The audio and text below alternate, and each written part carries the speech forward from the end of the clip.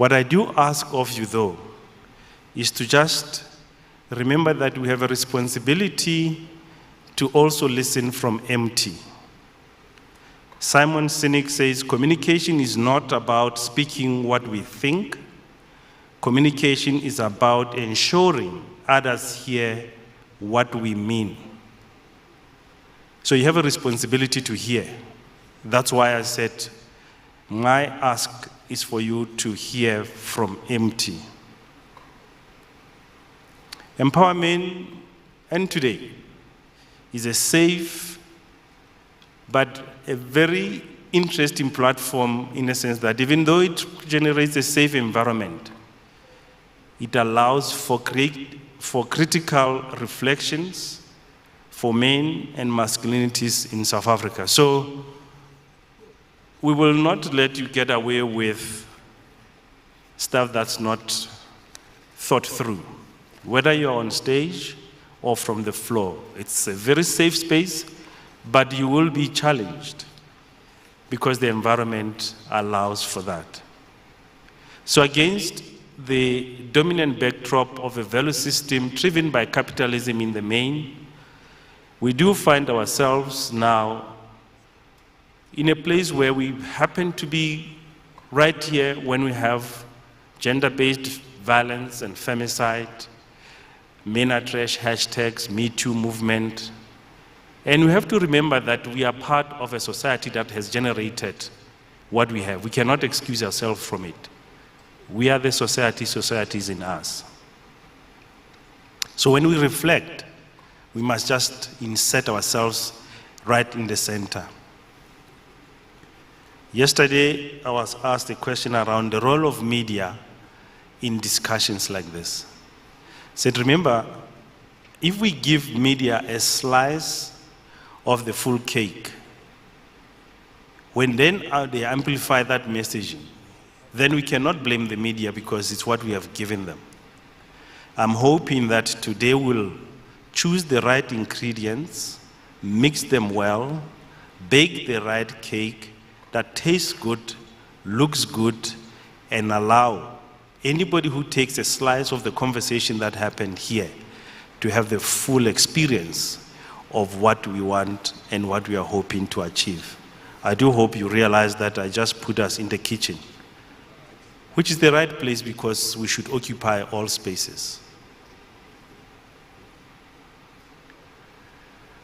So what do we hope to get out of today? Perhaps we must just take the wisdom of the farmers who plant seeds with the hope of harvest in the future. You have to plant the right seeds. And seeds have to be planted because they have to go deep into the soil, away from the birds that may eat them. But the environment needs to be conducive to that particular seed. That's why when we create platforms like this, we want to make sure that we create the right environment so that the seeds that we plant can actually have deep roots and shoot out. That's why I said earlier that unapologetically, it is a men's conference only because we are at a place where we are planting the seed so that when it does come out, at least it has had an opportunity to be the seed that needs to be. The other thing that I'm hoping we will take out of today is to remember not to be stiff, but to have the strength and the flexibility to be able to bend no matter what comes our way. A lot of us are broken and a lot of us are breaking because of that association with stiffness, even when it's not required. There's a friend of mine, an author, a thinker, who wrote a book. And after reading the book, I played back something to him.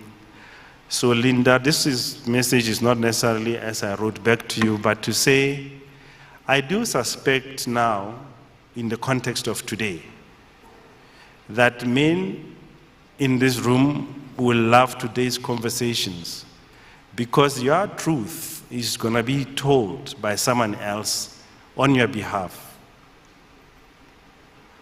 Women who will be listening to these conversations will also love these conversations because the secret about what keeps us awake at night is now going to be out in the open. And allow me to be a little bit binary for a second and then say men and women are going to hate today's conversations because now they will have no excuse to continue to behave the way they do to each other because now they know the truth and the sides of both coins. This is important for the next generation of youth that we look at as a lost generation in this country. We talk about high unemployment, and yet when we behave and what we do does not give them a good feel about what this great nation of ours can be. So when we play the Empower Youth video, remember that the youth are human beings, are people who have a responsibility and are custodians of our future. What we give them today is what they will inherit. If I was a youth, I'll take very little of what we are giving them against that backdrop of GBV, men are trash, and so on. That's why it's important that we redefine how we express masculinity so that that which we give them is something useful for the 21st century and the future. So there will be a video that will be played. Just remember that they are out there as individuals and people that are looking to say, what can we get from men of today? What we have, somebody planted for us some time back, maybe ourselves. So it shouldn't be a surprise that we are where we are. We are, however, resilient and born to be here at this particular time. As I walk off the stage, perhaps we need to ponder on the fact that the 21st century is asking us as men to walk softly, but leave very, very big footprints. Thank you.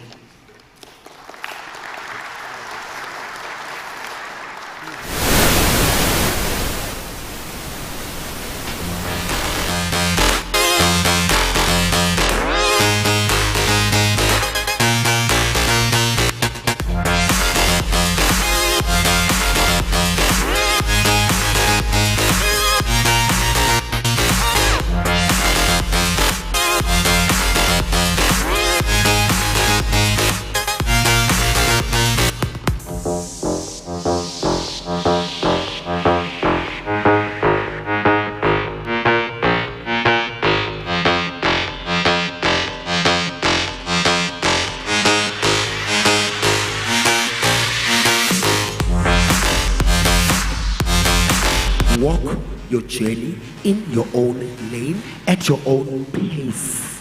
The popcorn, they get at the same time. Go panning, I pop at the same time. Mara, they are popper. We will anchor and take care of the costs for the tents, the food, and everything that will make this happen.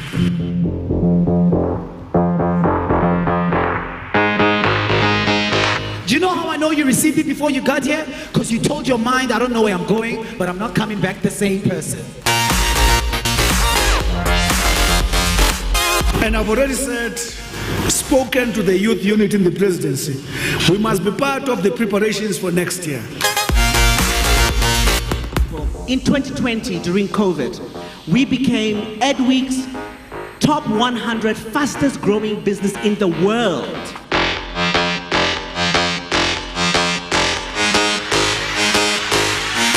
And I really appreciate the platforms and the engagement, and we're looking forward to partnering with you, because in you we see not only the future of Orange Farm, but the future of the country. Thank you. And can you give me, out of these 5 young people that must go into ICT, I will give them bursaries.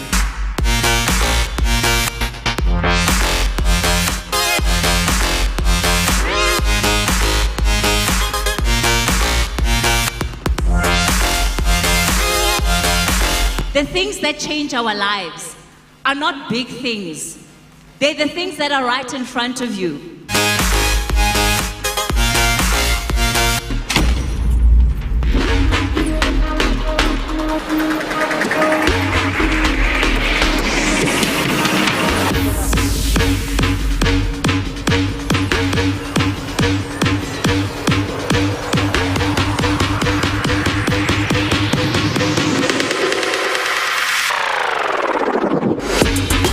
Migrate from being humankind to being kind humans.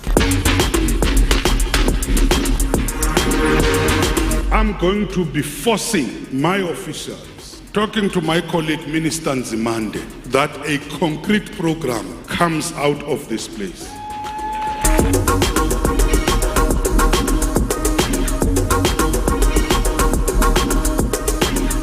Then as young people, it's up to you to dream big and think about what opportunity is a particular threat creating for you.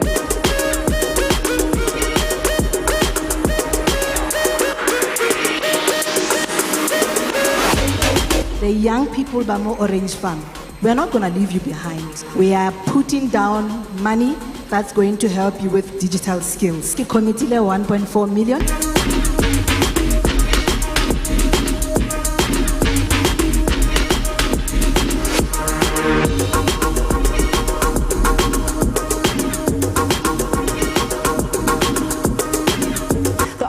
Empower Youth Transformation Program might just be its saving grace. Empower Youth Week will hold a summit in Orange Farm, south of Johannesburg, to empower the youth. Empower Works is playing their role in ensuring that youth are not left behind. We offer a range of financial as well as non-financial support to young people across, sectors that speak to development.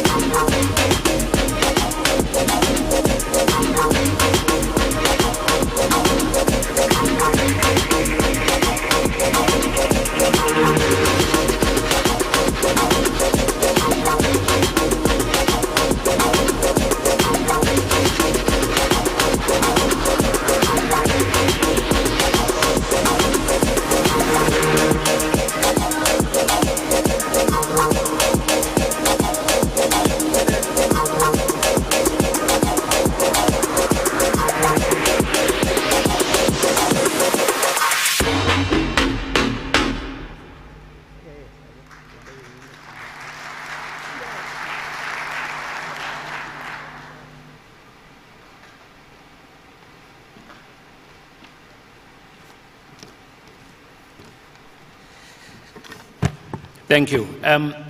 The Empower Youth team is here with us. So if you want to learn more about this program, because next month we're hosting Empower Youth 2023.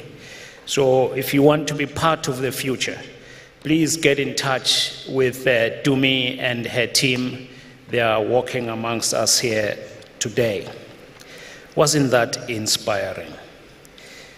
So Orange Farm, we're coming this year, we're coming back, and we'll be supported by EmpowaMen, who look enthused.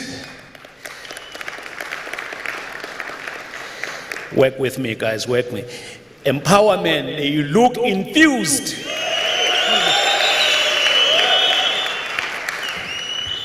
That's what I'm talking about. This is the men's conference, not on WhatsApp. It's the real thing. I'm now going to invite Sazini Mojapilo to come and give us context about our next panel discussion, which will be chaired by Sechaba Mutsira, who's just been here.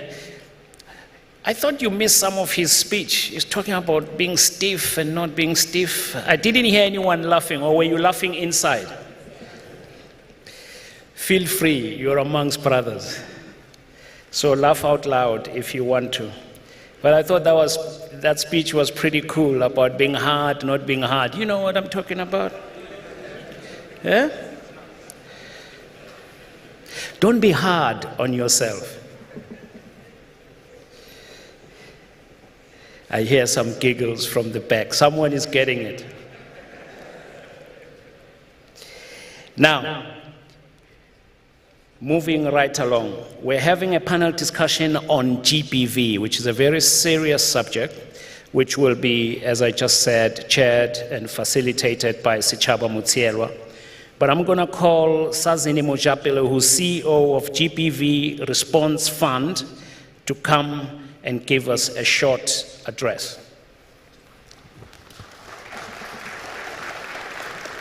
Oh, I'm told she's not here. So I will hand over to Sechaba to take it away. Sechaba. Thank you very much, Milton. We thought maybe it would be appropriate for her to listen to us first and then say, you see, that's why it's important that we have this type of conversations. I will start a little bit unconventional, so be ready to take your mic. Okay, have you got yours? No, lovely. Maybe even before I start this panel discussions, I'll start the outside within that debate. The room is full of Majita. Why do you look anxious? Well, I look anxious because Majita, the kopanare lo unwa fela. Oh, hare lo jola. Okay. But today, hopefully, we'll get into a little bit more. Dr. Joshua, you look relaxed in front of Majita. Why are you so relaxed? All I can say, Matota! Matota! Indoda ngoba namhlanje kusasa iphinde ivuke Matota! Thank you.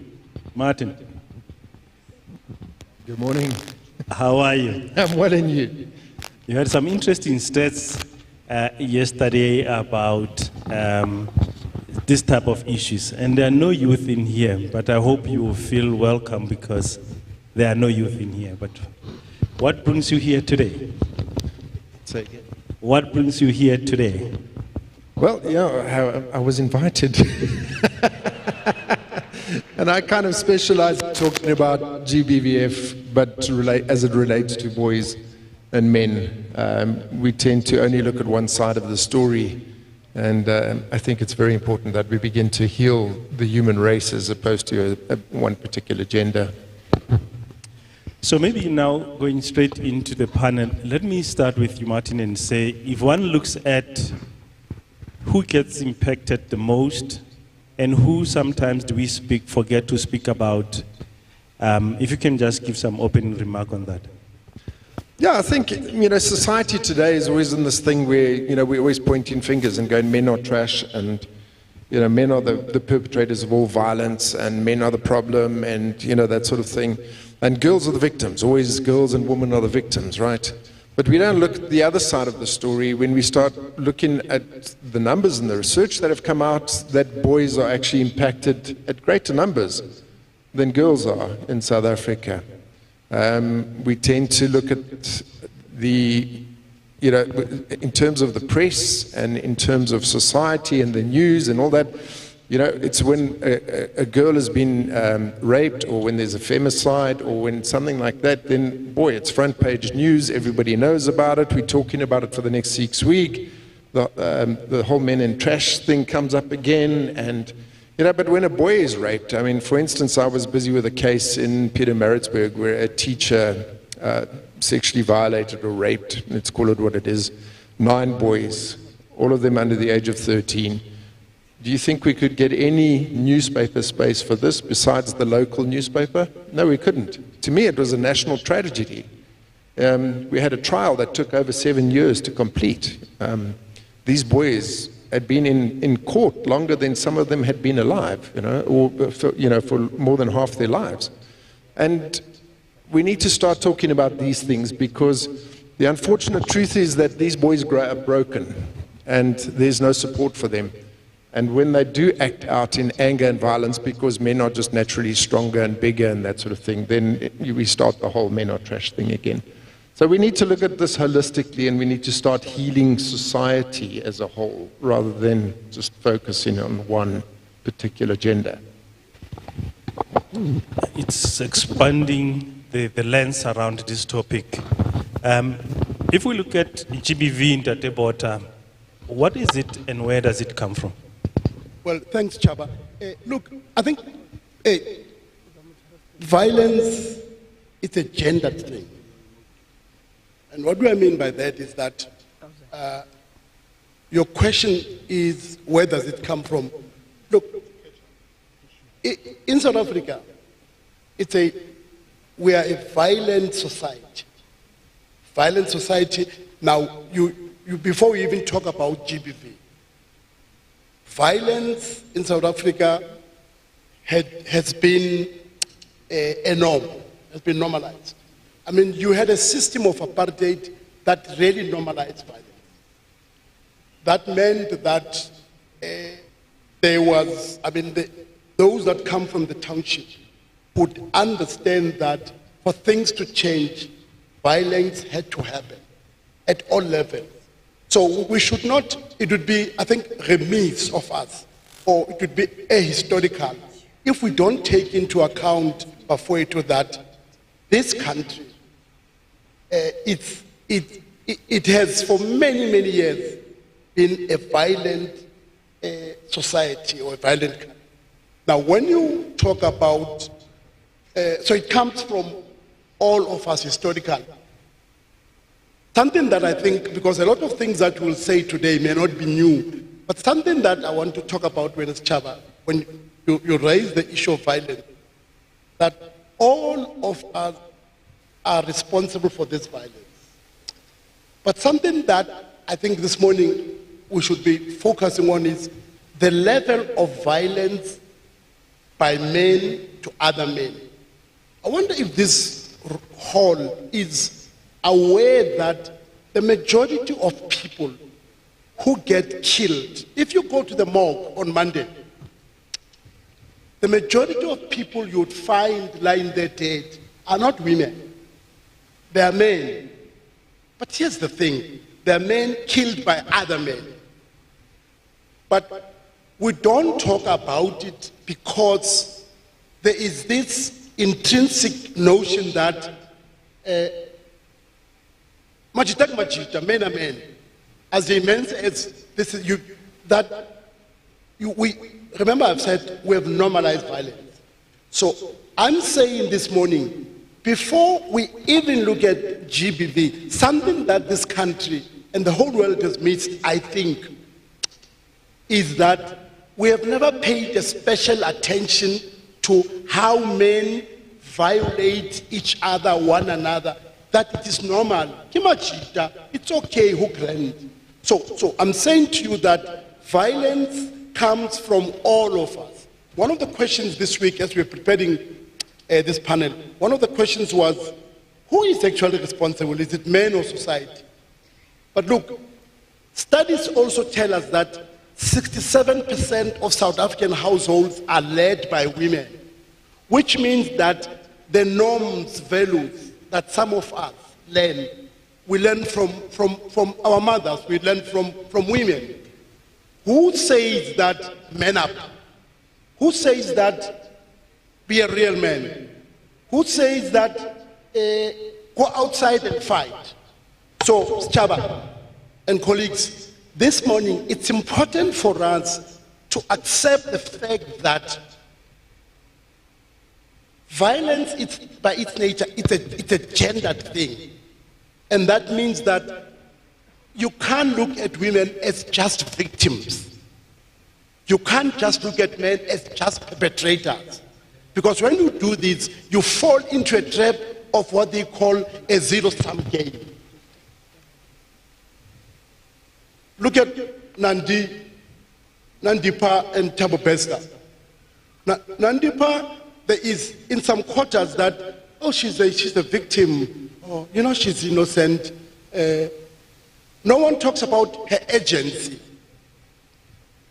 The point I'm making with this example, I'm saying that we should be careful as we begin to deal with issues of violence, where it comes from, who is responsible, by also being reflective and taking a back seat and say, but why do we always, without even thinking, think that when men violate each other, when they kill each other, it's okay because that's how men behave, that's how men were raised. So that for me, it's important. For as long as we don't do that, we'll continue with all the campaigns. I mean, for 30 years, I've done all of these campaigns until we're blue in the face, because we have not done one thing, which is to be reflective and say, but you know, Machita, why don't we talk about men loving others, men loving themselves? Well, I'm not talking about intimate love. Don't please go out and say, oh, Mbuselo, because we're even raised, all of us here, that when you love other men, there's something wrong about you. It's a fallacy. But look, Rona, it is accepted that we should not love each other. It is accepted that no, hey, out here, hey, out here, yeah,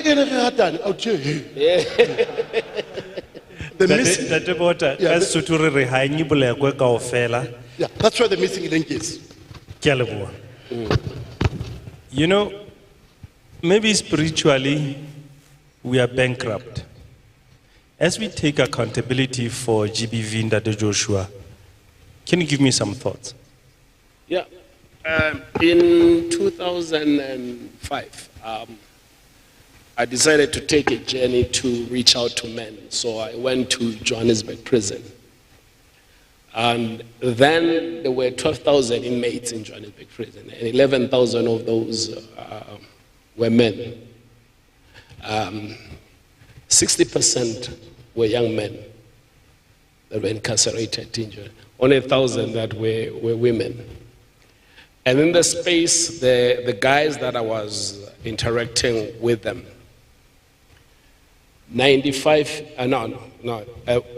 almost about 60% of them, they were raised by their mothers, you know.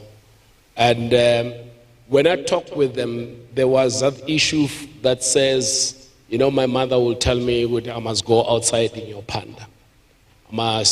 And my mother, when she will discipline us with my sister, with me, she will use hard things like a stick.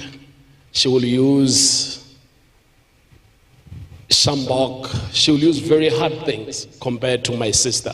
It says from there I picked up the traits of violence that I think to solve problems in life I need to use violence so that I solve issues of this life. I think the discussion that I had with those guys were very difficult discussions with them. But to a point where they says, one of the things for them, because I started asking them about their background, why they are not going to church. They said the reason that we don't go to church, the church is feminine. So we can't connect to the church. Because at home I'm raised by a single parent. I go to school, primary school, most of the teachers are women. And I go to church. When I'm in a children's ministry or Sunday school, the Sunday school teacher, it's a woman. People that sings in front are women. People who are taking offering are women. The only man that is the man there is the pastor. So they feel that they can't even connect with that because the church is more feminine than masculine. And so they choose to sit at the corners because that's where their masculinity is affirmed. What a tragedy. What a tragedy that trade-off is made. To not occupy the space and bring masculinity in it, but to abandon it. The same way that men make babies and abandon their women to go make babies somewhere else, to go bake babies somewhere else. To the extent that in some instances we are raised by single mothers because as men we make babies and we leave. When we have to hold ourselves accountable, we then shy away from taking the responsibility. I think as I come back to what was said earlier by Ndadebota about accountability, about looking at ourselves, and also appreciating that some of the most violated male bodies are men's bodies. One can only assume that we are all healing. For the boy child that we spoke about earlier, where can we start for their healing to happen so that they don't get to be adult like ourselves before that process starts? Martin? Yeah. Well, have we got 2 hours to carry on with this? Because this is deep, and there's a lot of silence out there because I think the guys are impacted by this. What do we need to start doing as men is we need to start speaking. We need to start speaking out. Let me give you some numbers. In South Africa, more boys are sexually abused every year than girls, right? 36.8% of all boys will suffer sexual abuse by the age of 16, 33.9% of girls. Yet the facilities out there are all, come on guys, help me out here, for women, right? There was a study done by a friend of mine who she looked at all these rape crisis centers and she went, well, there's thousands of them. They're literally, the government is throwing 5 billion rand a year at these facilities. And out of the thousands of them, there's 125 that said they would care for boys as well. Out of the 125 that said they would care for boys, only 4 had pictures of boys as victims on their websites, right? So what's the message they're sending subconsciously to everybody is that it only happens to girls, boys can't be victims.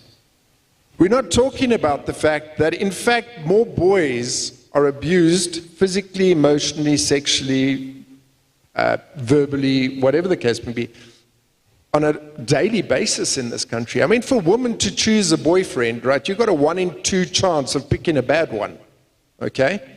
And it's not their fault. Whose fault is it? It's your fault. Because when we go to the braais and we start talking about things, we talk rugby, we talk soccer, we talk beer, we talk women. We don't talk deep stuff. We don't talk about pain. We don't talk about, you know, my wife, I'm having a struggle with my wife. Can you guys help me out? Because we as men, we like to talk about garbage, right? We don't like to get deep. And you can do that for the rest of your life if you really want to, because it's not going to fix you. The things that fix you, and I counsel men that have suffered abuse and violence in their lives, and I always say, it's the painful things in life that make you grow the most. So if you want to talk about beers, women, rugby, soccer, and cricket for the rest of your life, well, you're not going to grow. I just got bad news for you, okay? When you start talking about the deep, difficult stuff, that's when you as a human being grow. And you begin to see the value and start cherishing what your friends are about and what they're going through. So to fix this, we, men, need to start talking. And talking honestly. We need to stop going to the braais and talking about, hey, look at that chick, she's got a sexy, you know. I mean, guys, come on, let's talk about serious stuff, you know. We're married, a lot of us are married, and then you go and talking about other women. I mean, what's the point, guys? Come on, let's be real. Let's be real. Thank you, Martin. I mean, when we talk about married, let's talk about real stuff. Sometimes you get to a car wash, and if you were to ask all the guys to say, who got some this morning, they will all raise their hands. But they are lying. We lie to each other.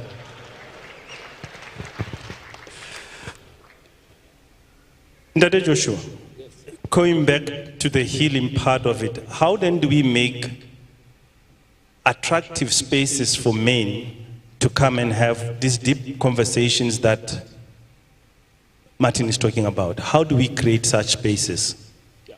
I think some things, they get lost into terms, and which media just perpetuate wrong terms. Like, for instance, the term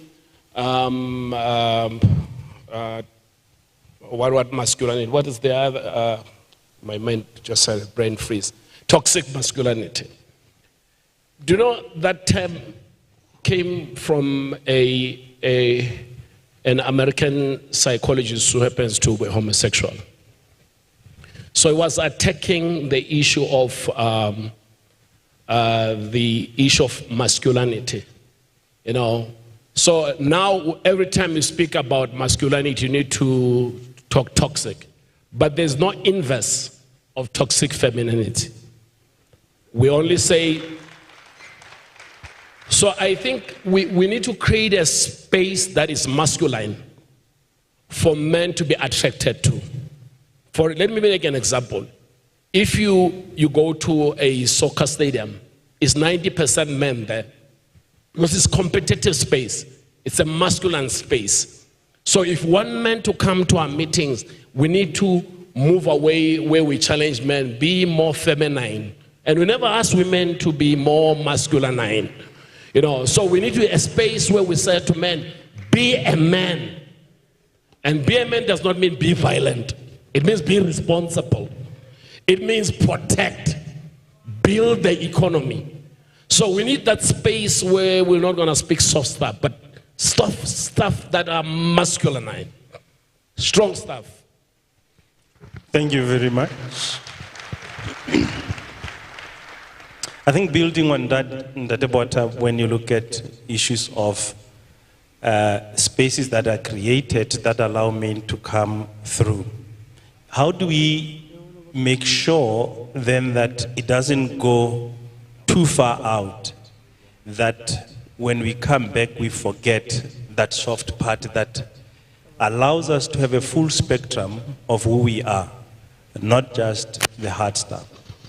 Okay, thanks, man. I hope, Joshua, you are not suggesting that you shouldn't talk about love as Machita. Love is masculine. Look, my theme, if you ask me this morning when I was chat, it's just one thing. If I get out of this and you remember one thing that I spoke about, men beginning to love each other, one another. There's nothing wrong. If I say to him, hey, and I think, Martin, you alluded to it, if I say that, hey, I love this man, I am my brother's keeper, why is that wrong? Why is that considered unmanly? Why are we taught to run away from and situate the issue of violence? That we are taught from being gay, from being feminine. I have deep problems with it because these are the seeds of violence. These are, if this is where violence germinates. So I'm saying that to answer your question, men must begin to create those spaces themselves. You see, we complain about Women's Day, about 16 days, about 8th of March, all of these, but we never, and then thanks to what EmpowaWorks does and should continue to do about empowering men, but we never sit back and say, but you know what, This, we can do the spaces for ourselves as Machita.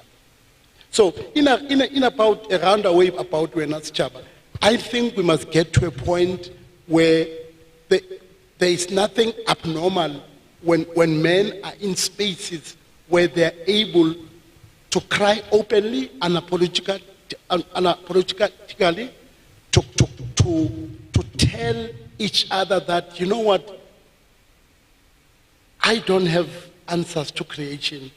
I'm not Alpha and Omega. But these are difficult things because you are then raised to believe that now you can carry all of this. So I'm saying that, Bafwetu, it's okay to be vulnerable.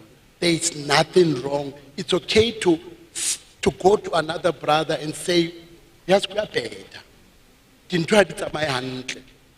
the brother embracing and saying, but also a brother walking with you.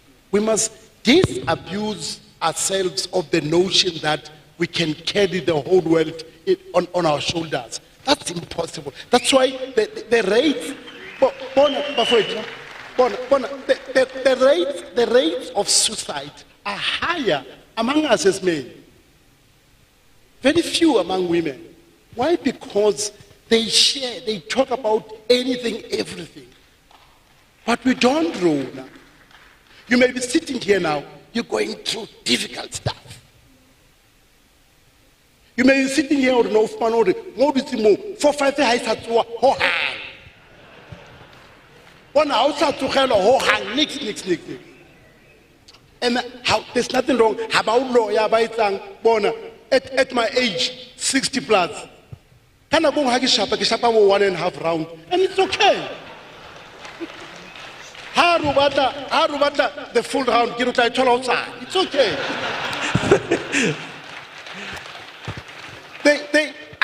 And I'm being vulnerable. And it's okay to be vulnerable. Hauna anything wrong. I am 60 plus. There's no way that I will behave the way I did 40 years ago. It's impossible. It's not human. So before you do, let's create spaces where we acknowledge that, it's okay to be vulnerable and talk about it.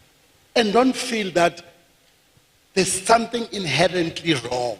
And these are the things, Chaba, if we don't create those spaces, these are the things that even lead to violence. Because then you have created these expectations. When you're not able to fulfill or to meet them, then there's disappointment, there's resentment, there's rejection. Thank you, Ndadebot. You know, when you're in these panels with Ndadebot and speaks quite passionately about this, I always remind myself how far I still have to travel to be able to get to the space of being vulnerable quick enough and not be so guarded. I had a brother of mine that was coming, and then he phoned me to say he's in hospital. And I asked him what's wrong. He said, you know, as we were building up to come to the EmpowaMen Summit, the issues that I'm going through came to the fore. That's why I ended up in hospital yesterday. So I'm wishing him well. He's listening, because then it started a journey for him to deal with what he has to go through. Martin, can you give us a quantum of how big the challenge is? A couple of stats. Yeah, I think we got a massive challenge, really, because we need to change the way society sees things and the way men think. And our concept and construct of masculinity, I keep saying that, you know, I like there's the slogan on the back of the jersey that says reframing masculinity. And I'm going like, essentially there's nothing wrong with masculinity. What we need to reframe is the way people see it and talk about it. But what I want to say here, yeah, you guys can applaud that, come on.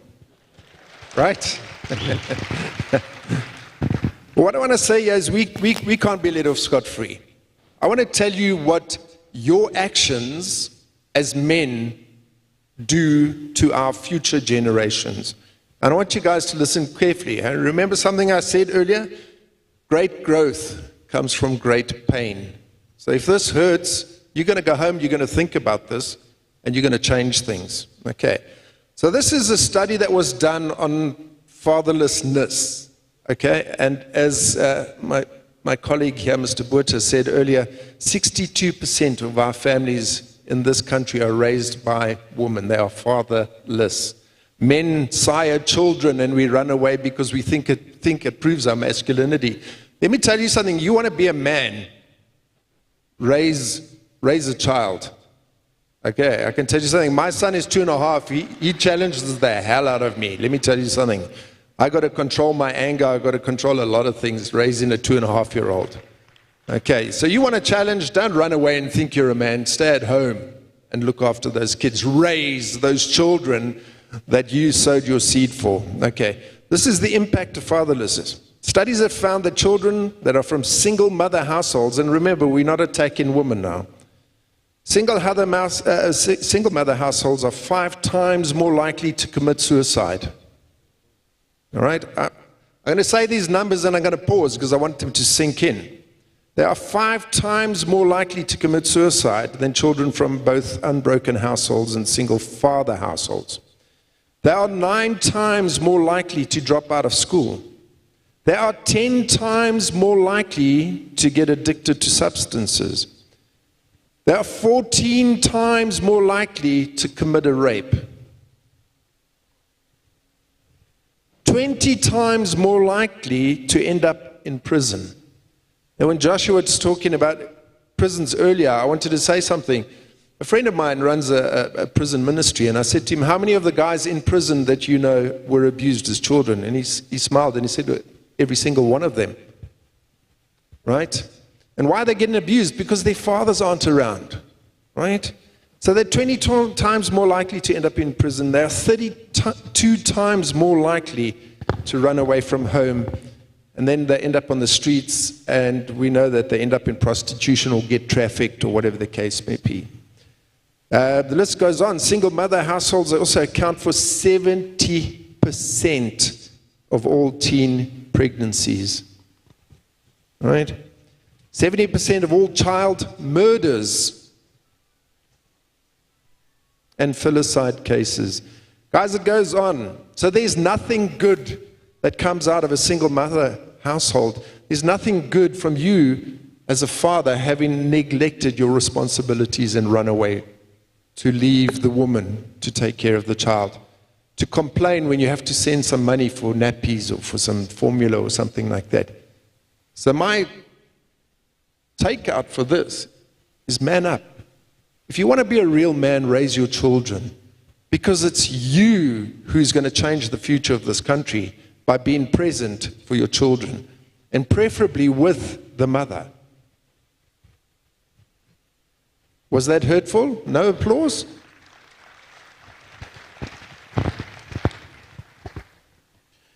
I think the challenge is huge, and we have a responsibility as men in society to make a positive contribution to change those numbers.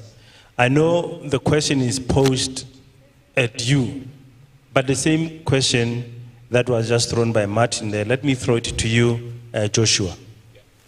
How hurtful was that? Say that again. How hurtful was it to hear the statistics of men neglecting children, and then the consequences of that in the life of that child and in our communities? You see, the issue about men is no longer a political issue, it's an endemic issue. We need to look at it more deeper. Men are hurting, and hurting people naturally hurt other people.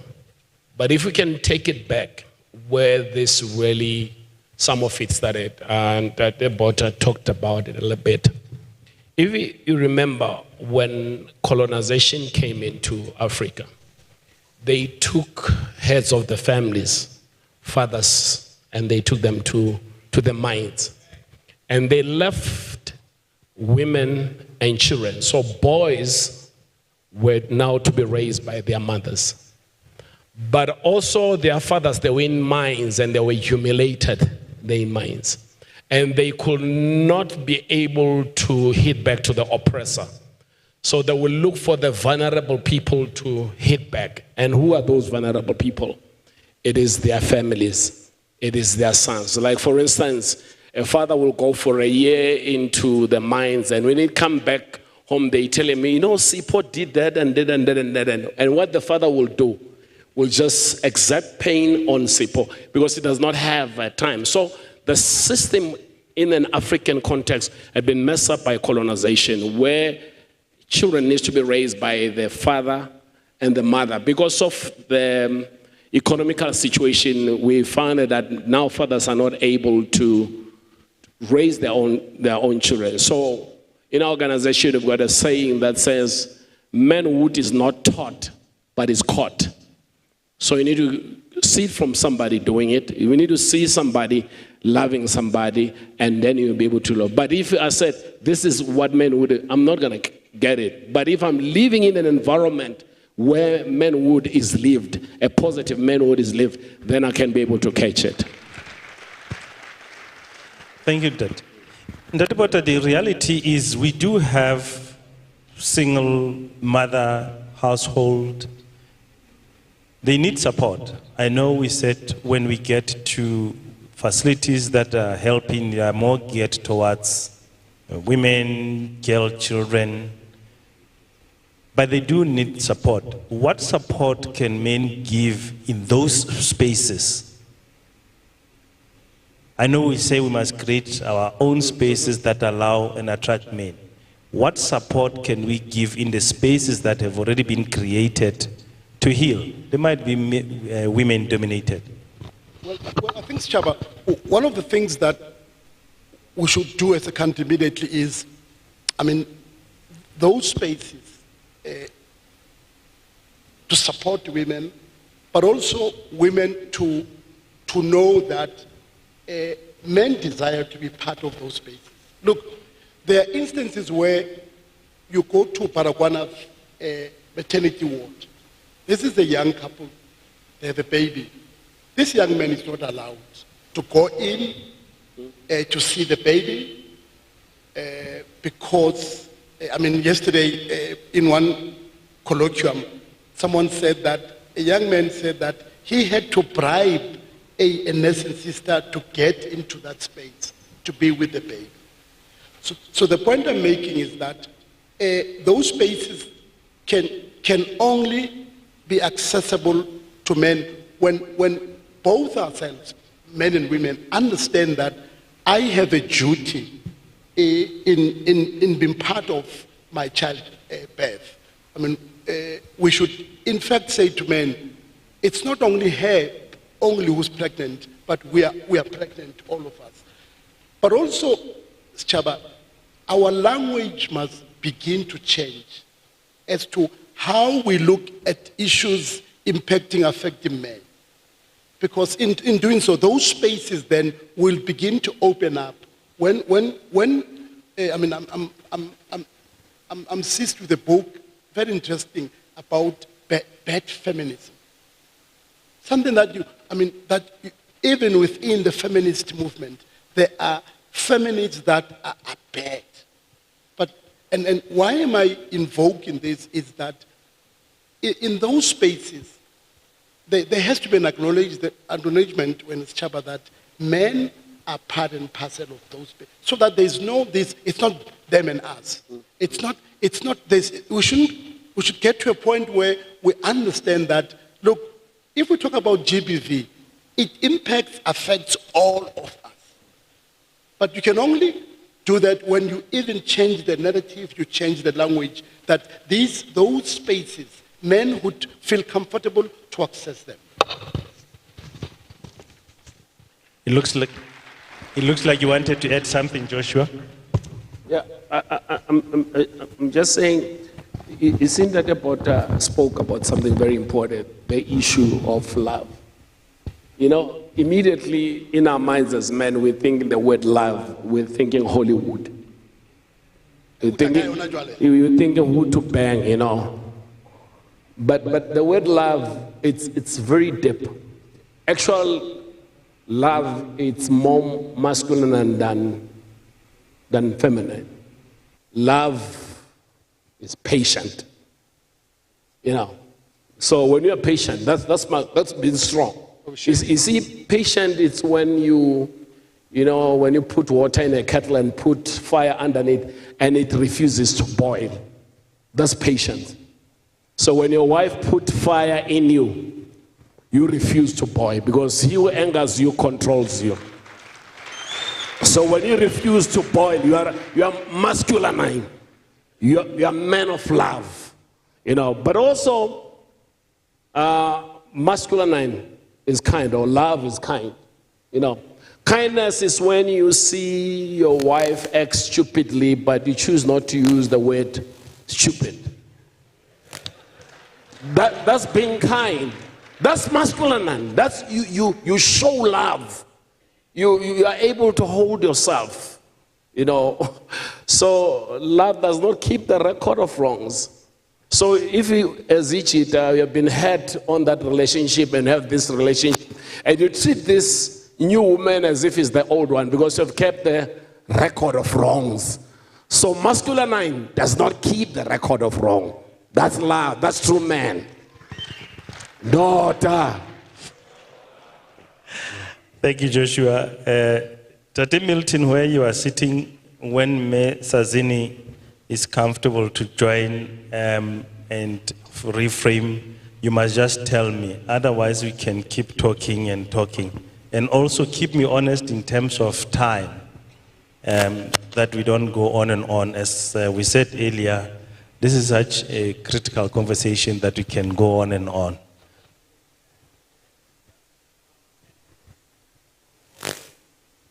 Okay. They're giving us another hour, is it? We can still go. I didn't get that, Martin. Another hour. That's what Martin said. Oh, that you're giving us another hour. No.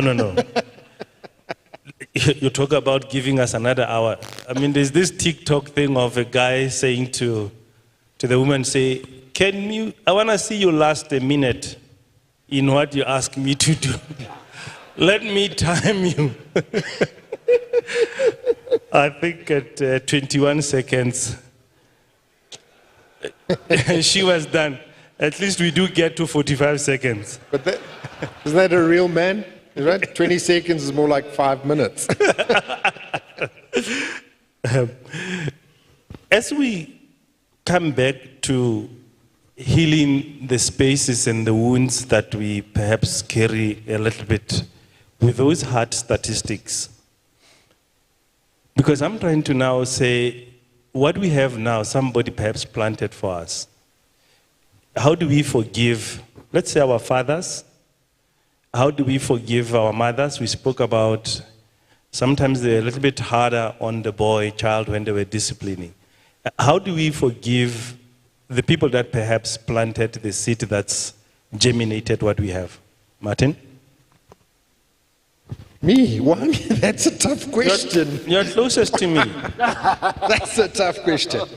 You know what, for me, you know what, I mean, just to give everybody a brief overview of my life, right? So I was sexually abused as a boy from the age of 5 to the age of 19. Spinning off from that, I developed anger, right? So I hated the world because I couldn't express the pain that had happened to me. I turned to addiction. I drank like a fish. You know, I always say there's no answers in the bottom of the bottle. I've checked thousands of them. And I turned to, anger, addiction, sex, pornography, all those things, and none of them provided answers for me. When I did started forgiving was when I started dealing with what happened to me. When I started going through and talking to people about all the stuff that had happened in my life, that is when I began to forgive. And I didn't forgive people to let them get off scot-free. I forgave them to let myself get off. Because I'd harbored that pain, that anguish, and that anger in my life. And all it does is cause disease and sickness, really. I mean, it just leads to you getting ill, you being angry all the time, you being upset all the time. you know? And all the guys I counsel, they have the same thing when I talk to them. And I go like, give me words for emotions. The first one men always come up with is anger. I'm going, dude, there's so many other emotions in the world. There's love, there's kindness, there's joy. Why anger, you know? But it's true, men that have been hurt kind of manifest in anger. Everything manifests in anger. And we need to start talking about those pains so that we can start dealing with them. And in that process, you know, I mean, I'm quite involved with the church, and the church is always pushing the narrative that you must forgive first. I'm going like, no, forgiveness is a process. It's part of the healing process. And you know that you're beginning to heal because you're beginning to forgive the people that hurt you. And it just starts with that, a simple thing, talk. If you're in pain, find somebody and talk. And if they don't want to listen to you, find somebody else and talk.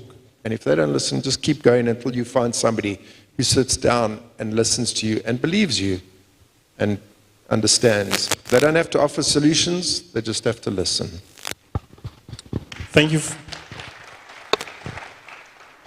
Thank you for your vulnerability, Martin, as well as your flexibility to bring us back to how do we take the steps towards healing. Same questions, Ndadebota, because I know sometimes you are teased that the reason why you are not able to dish out violence when somebody is violent you becomes a point of teasing you.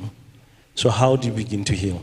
Well, I think it's important, like, when, look, if I've been abandoned, in fact, it's not my fault.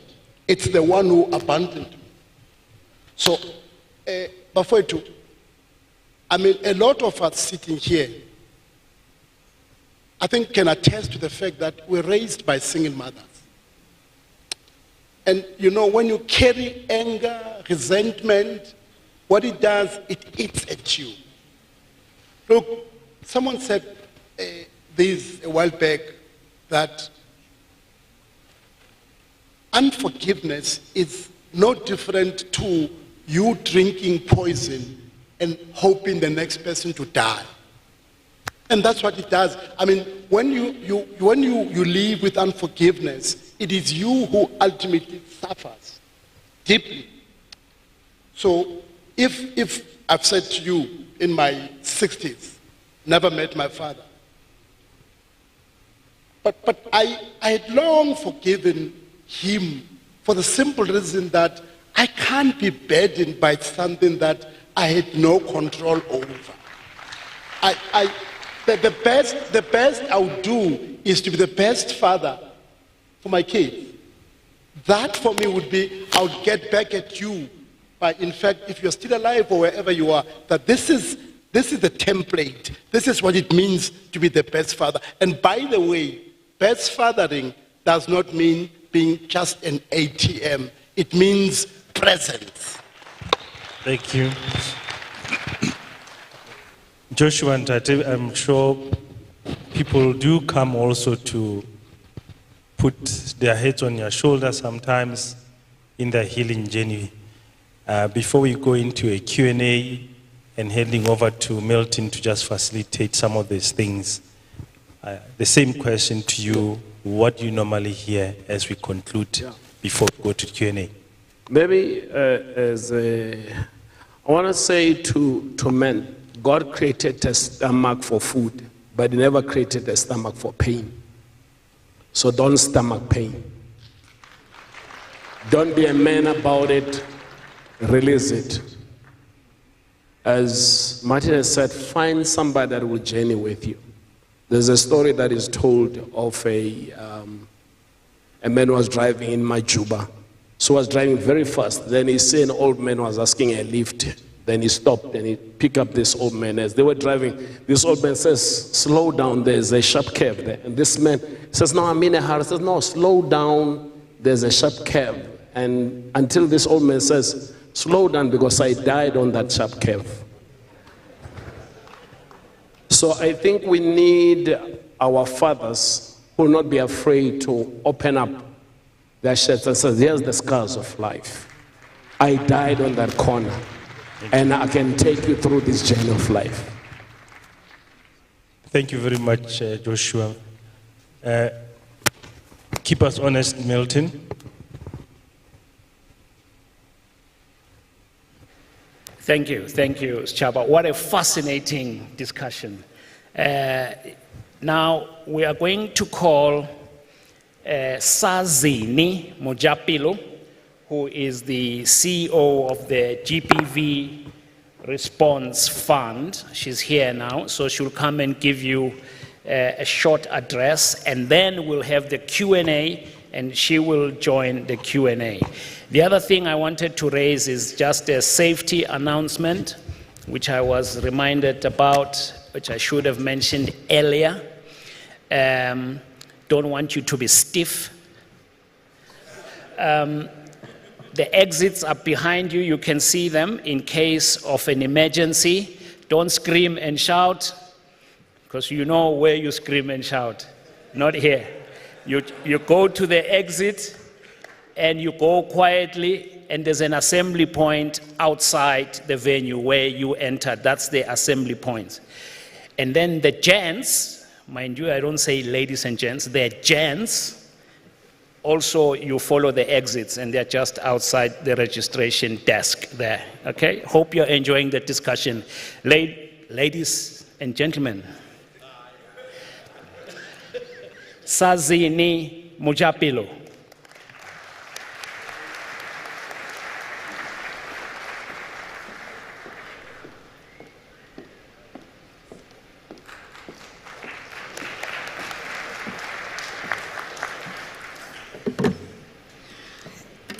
Good morning. I think he should have said lady and gentlemen. I think I am the gender that's representing the opposite sex today. When we, oh, what was that? You know, I know it. So when we said, as the fund, that we're supporting this conference, we got slack. But we are the Gender-Based Violence Response Fund. And I like what you said, Mbuyiselo, that we're talking about gender. Gender is both men and women. It is not one side. It is not one sex. It is not only for women or for female. It is both. So, as the CEO of the Gender-Based Violence Response Fund, I'm proud to be associated with this conference. I'm proud to be supporting you.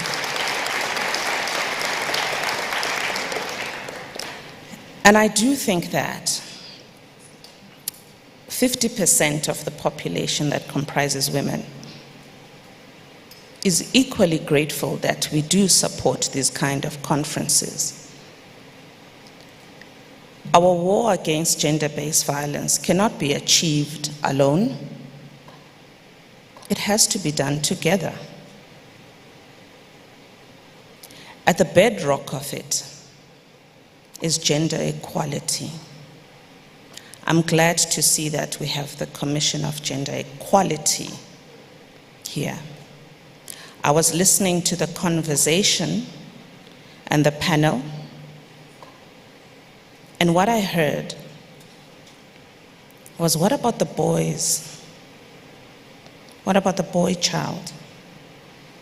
The boy you once were? I also heard from Joshua, how were we raised? Hurting men hurt others. I noted a very interesting stat.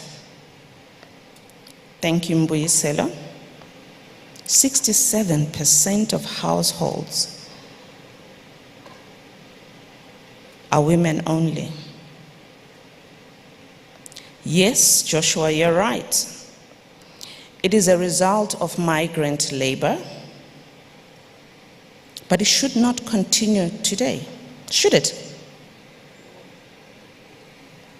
No, it shouldn't. You are here. So, as Martin says, why do you leave your families? Why do you not man up?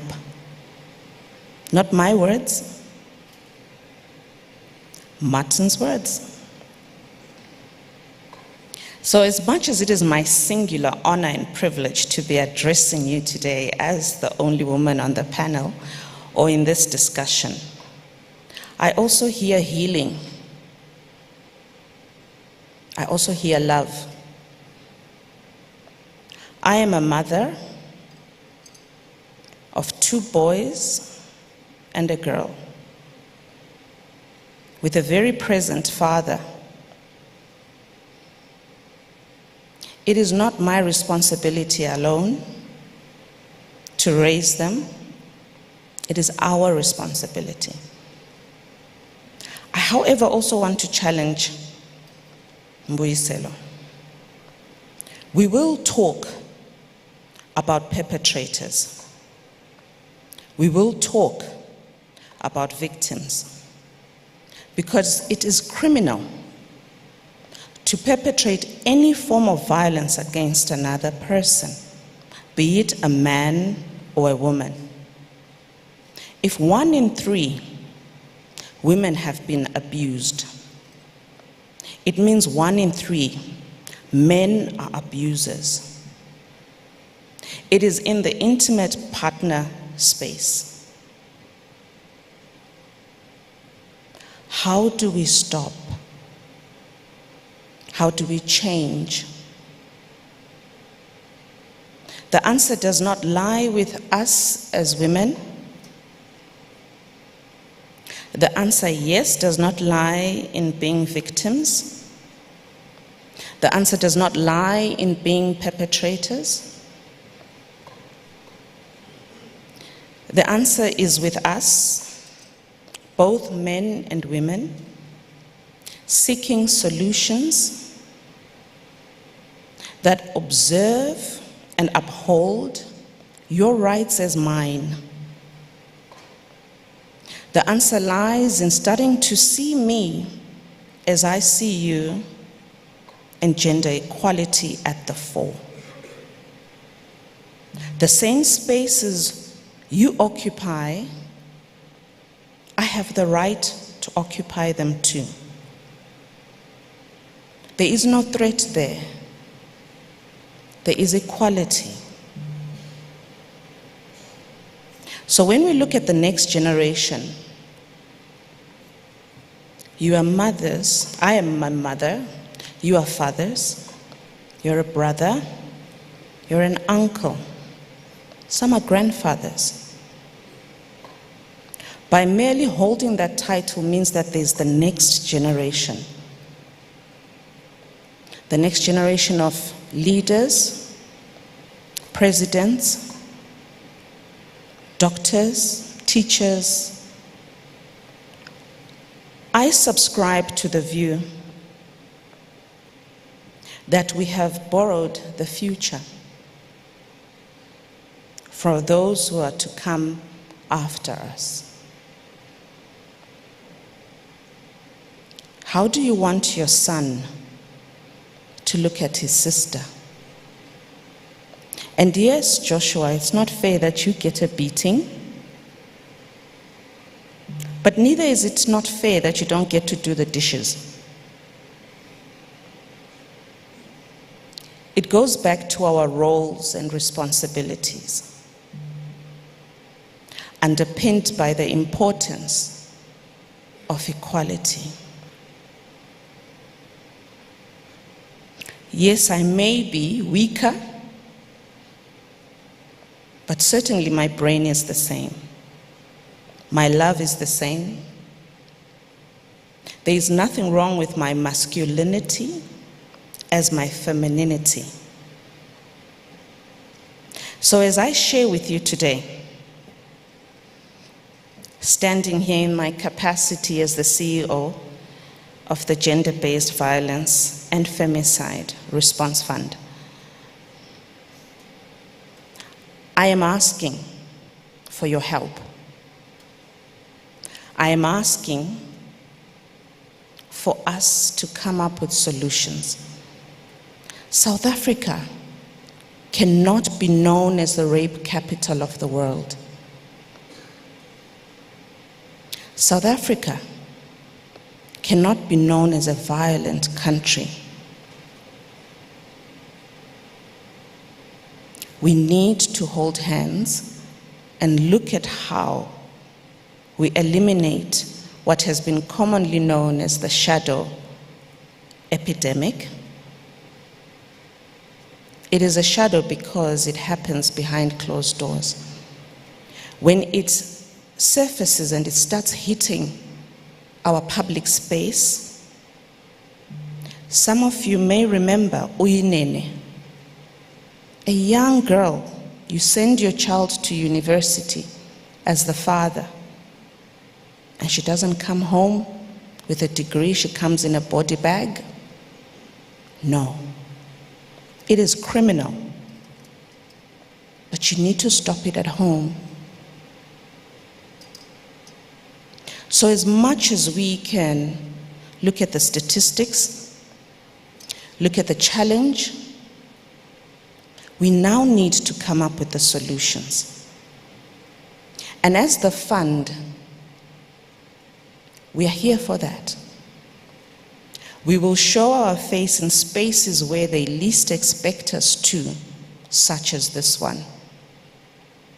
And I will hold the podium such as this one. We will support, we will enable, we'll be the catalyst for change. But it has to start somewhere. And I strongly believe it starts here. It starts with such engagements. They say you can judge a country by the way it treats its women and children. We do not want to be that country. There's a lot that is going right in our country, and there's a lot that is going wrong. Let's fix that which is going wrong. I thank you.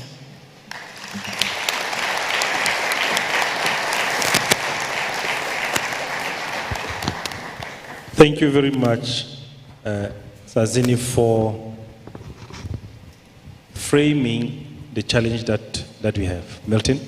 Yes, thank you, Chaba. Sorry to trouble you there. You're about to start your Q&A, which will be brief, I know. We all know about being brief, don't we? I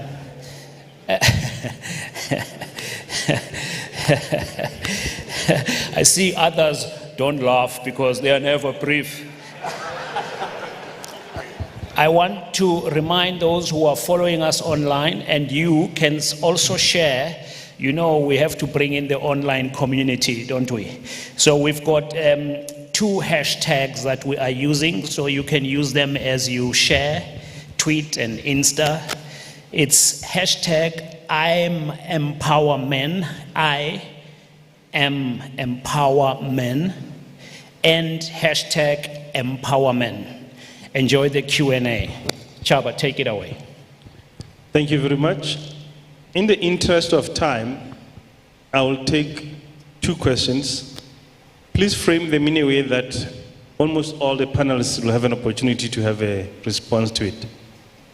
Resist the temptation to give an opinion as if you are sitting here as a panelist. I know you are burning to share your experience. I ask you humbly to ask a brief question and frame it in a way that it will be answered by more than one person. I'm coming closer so that I can see. Even coming forward, I still can't see. If there's one hand here, and then somebody right there at the back. So, okay. There are 2 mics. Those will be the 2 questions. Please represent this floor well with your question. All right, cool, no pressure. Good morning, everyone. Thanks to the panelists for this morning's session. My question is brief, and it's related to income parity and disparity And how much does that perpetuate the results of single mother homes or co-parenting from a distance? And what impact could that potentially have in raising young men and avoiding GBV? Man, I said ask the right question. Now you ask the right question. You are raising the standards. You're going to make the rest of the guys afraid. Can I have the second question so that we can take both of them? Good morning. To make sure that these kind of conferences do not become one of South African well-known talk shops, how do we make sure that GBV, when I'm CEO, how do we make sure that GBVF gets to be integrated in the curriculum so that at school level we have integration of messages that we seek to see achieved from school level? Because our worry is 16 days of activism is not doing any good job. The second last question is, how do we make sure that we avoid a situation that we have to come to Mosaic Teatro to have these discussions and use mottos like CNN where we say we go there, we go where the problem is? Thank you. Thank you very much for the question. We give you one round, you go for the second round. Ndate Bota? Well, I think I'm more interested in that question. Look, you are in a situation where you have been raised to believe that you must bring the bacon at home.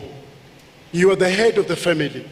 Now, there are structures that puts this pressure on you as a man. I mean, the church, Paul tells you, you are the head of the family. Culturally, now suddenly you find yourself that your partner, the CEO, brings home, after deduction, brings home 65,000. Well, now you bring home 6,500. Now, and the wife inadvertently says, says the wife, look, Chelete will make sure that fridge money, it will pay.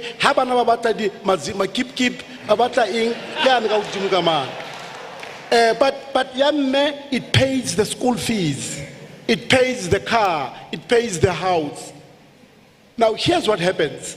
Already, you without anybody saying anything, because remember I said culturally, religiously, there are these messages that have always bombarded you.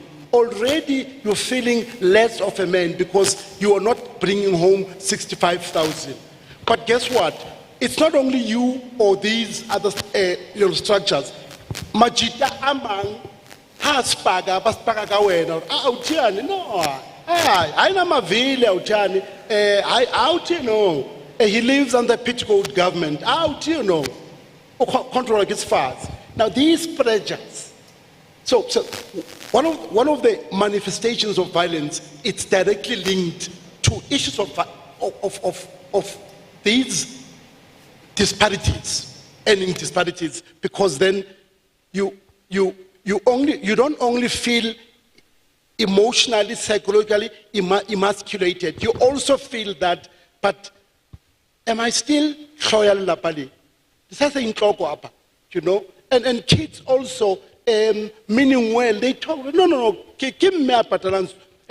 she pays for the school fees, she pays, and back in St. Michael's, and then that big car at home, imagine what it does to your self-worth. Puff and pass. Yeah.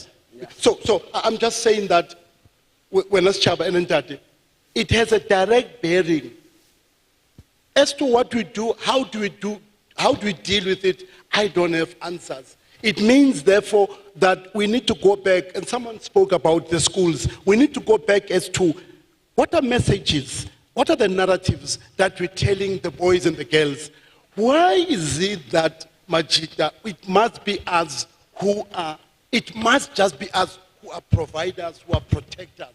Why? So that means These cultural things, these religious things, we must get to a point where we turn them around, but that's not easy. Yeah, for me, yeah, that's true. So for me, I want to answer the issue that this must not be a talk show. How do we take it forward? I like telling stories. So there was a problem in one of the game farms. There was young bull elephants were messing up trees, destroying the fence, and they looked for specialists to help them, but they couldn't help them until an old guy who used to deal with elephant, when he came to the game farm and asked a question, where are the old bulls? They said, no, we've taken them to another farm to mate with other elephants. He says, that's the biggest mistake. Because the old bulls, they are teaching the young bulls how to look for water, how to behave around nature. So what I'm saying today, I want to challenge every man here as an old bull. It's especially those old bulls that have left the township to stay in the suburbs, to go back to the township and says, how do we help this boy to look for a job? How do we help this boy to affirm his sexuality, to affirm his talents? So all bulls, so we're calling for you to come to the township so that this does not end as a talk show. And we have a funding at the right end button, right, to do that. This is the GBF fund, is it fund? It's a fund. Fund, yes, okay. For me, good questions. Firstly, I want to state something. Your masculinity is not based on your salary. You cannot outspend a low self-esteem. You can drive a BMW, a GL wagon, you can wear a 100,000 rand suit. If you're still an idiot, you're an idiot. It doesn't matter what you're doing. So let's be honest about these things, guys.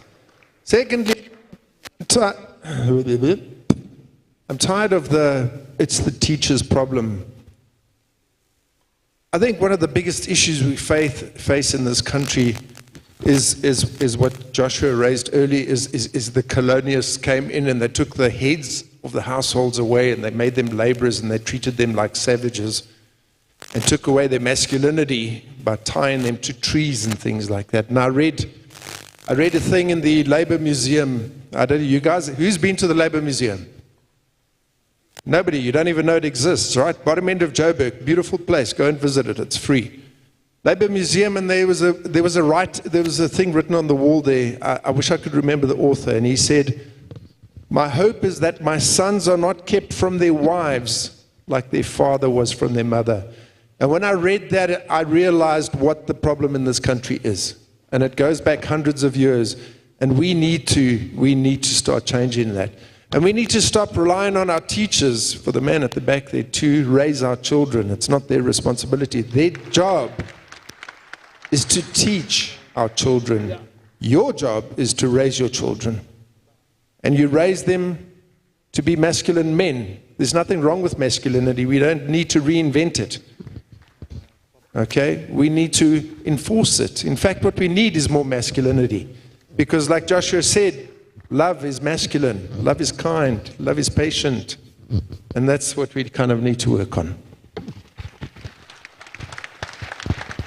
I think the question around funding ABCD, the interesting thing is you are here.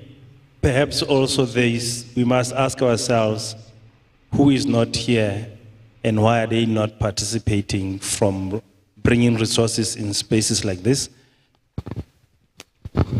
Is that your question? Oh, okay. Okay. Thank you.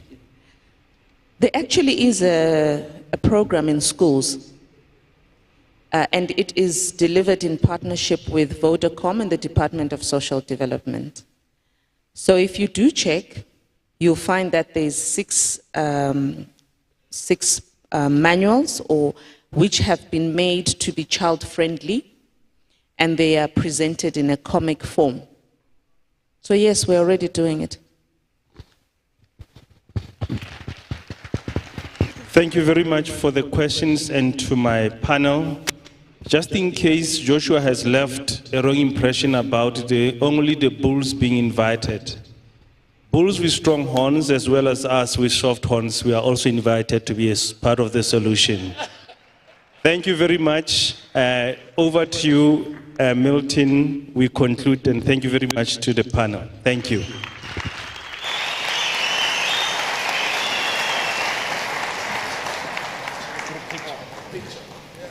You need to come closer. Just move closer.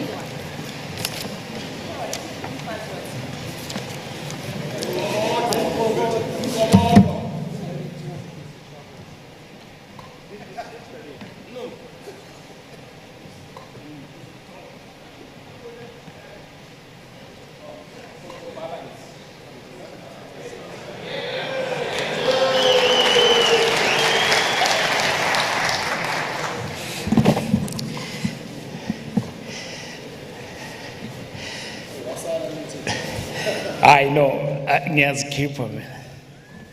Yeah.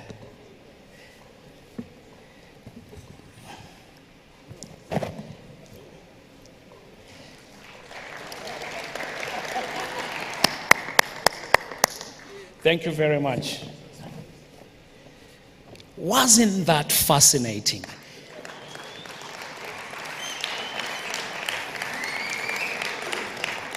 So, as a young bull myself, I was touched on my studio when someone quoted a CNN slogan.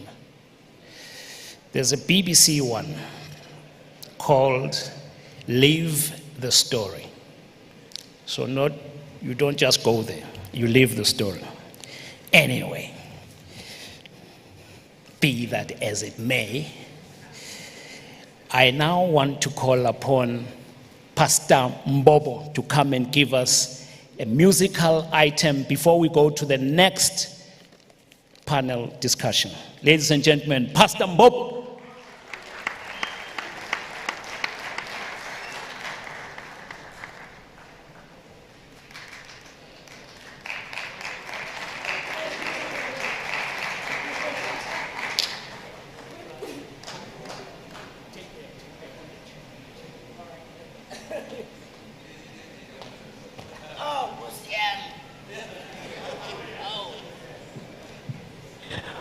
Sanbonan mo baba. Sanbonan mo baba. I want bongo baba just to put it's like this.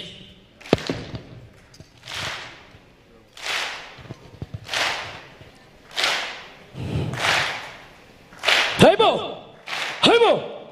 Heibo! Thank you so much. All right, the song I'm going to sing is that what is a man?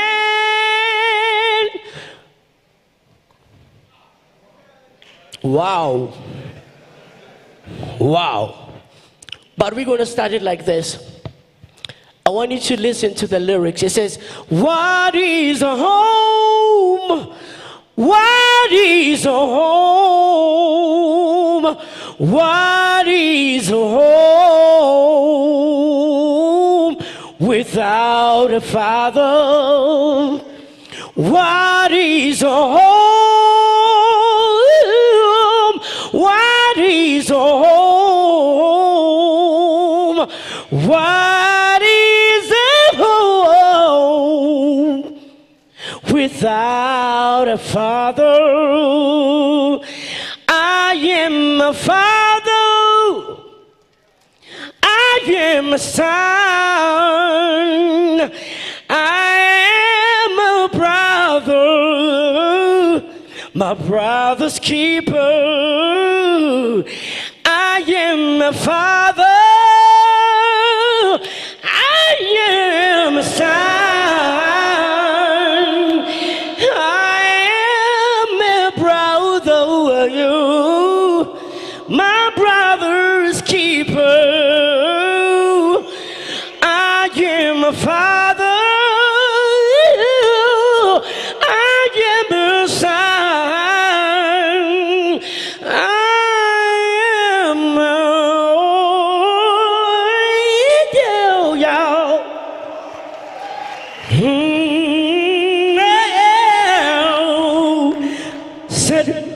We are EmpowaMen.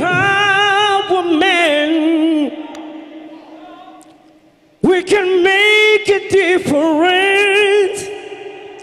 We are EmpowaMen. We protect our families. We are EmpowaMen. We can change the world.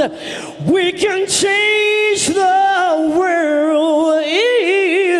We can change the world. Yes, we can.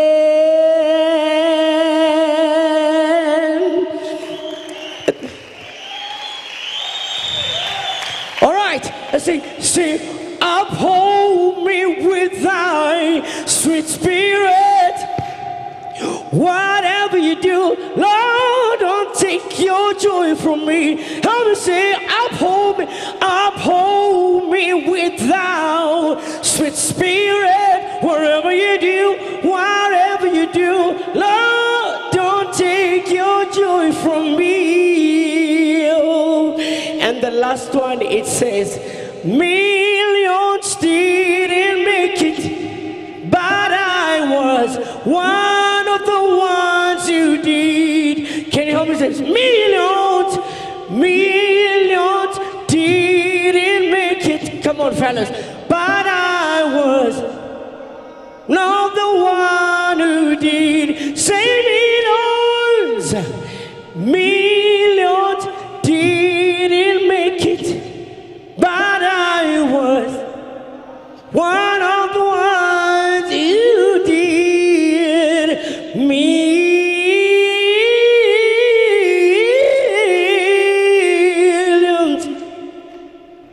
didn't make it, but I'm one of the ones you did.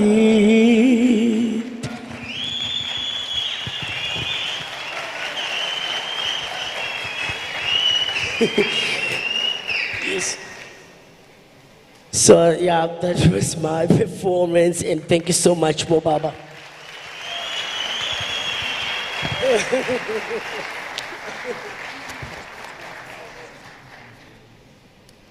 Pastor Popo. Wasn't that beautiful?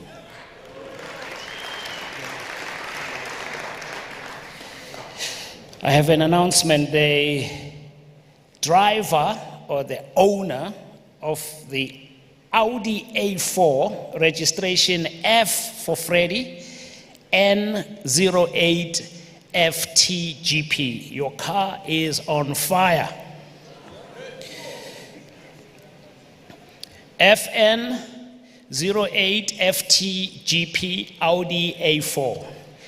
Please take a fire extinguisher and approach your vehicle soonest. Now, after that wonderful rendition, and I couldn't help notice that Pastor Mbopo is wearing a Steve Biko t-shirt. And it reminded me of something I read when I was young from the Steve Biko teachings. I write what I like. It is better to die for an ideal that will live than to live for an ideal that will die.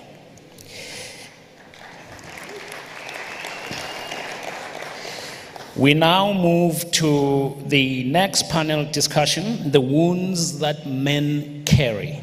So we carry wounds, even if we lie at the car wash that we got in the morning. I call Sechaba Mutsielwa, the co-founder of EmpowaMen, back onto the stage with his panel, who are Pastor Siabonga Sukati, Dr. Jerry Gule, Leslie Sidibe, and Hakim Lisolang Anderson. Please come to the stage, gentlemen.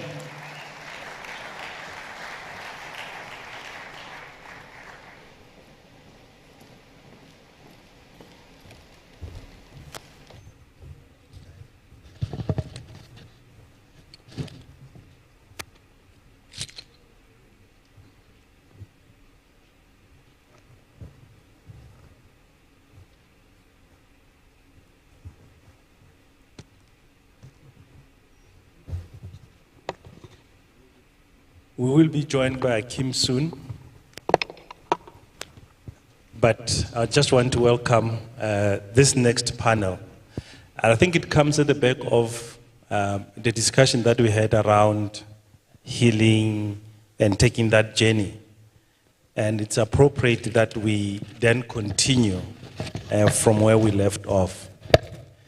Because it all starts with, I think, acknowledging that we are carrying wounds, and to a large extent, then they dictate our behaviors. And also acknowledging that we do have a problem in our hands. And knowing that the behaviors that we see exhibited perhaps sometimes by our children, that they come from what they see and mirror. But we definitely need to move forward with solutions. So we get to that point about the wounds that men carry. Maqeba. What wounds are men carrying? As a general opening statement, before we go a little bit deeper into the wounds. Thank you, Sachaba. Morning, gentlemen. Jerry Gule. When I was about 6 or 7, my brother and I decided that we were going to become murderers because of what we saw around the house. My father at the time, in his drunken stupor, would beat our mother, and this is the woman we loved. So at that age, we decided, when we grow up, we're going to kill this man.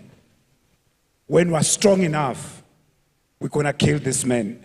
In our preparation this week, this panel, one of the things that I had said was that not all men carry wounds. And one of the brothers actually said, well, you may actually not realize that you are carrying a wound. And I reflected on that because in this experience, these thoughts came back to me to say, there was a time, in fact, when I planned to be a murderer because of what I saw around the house.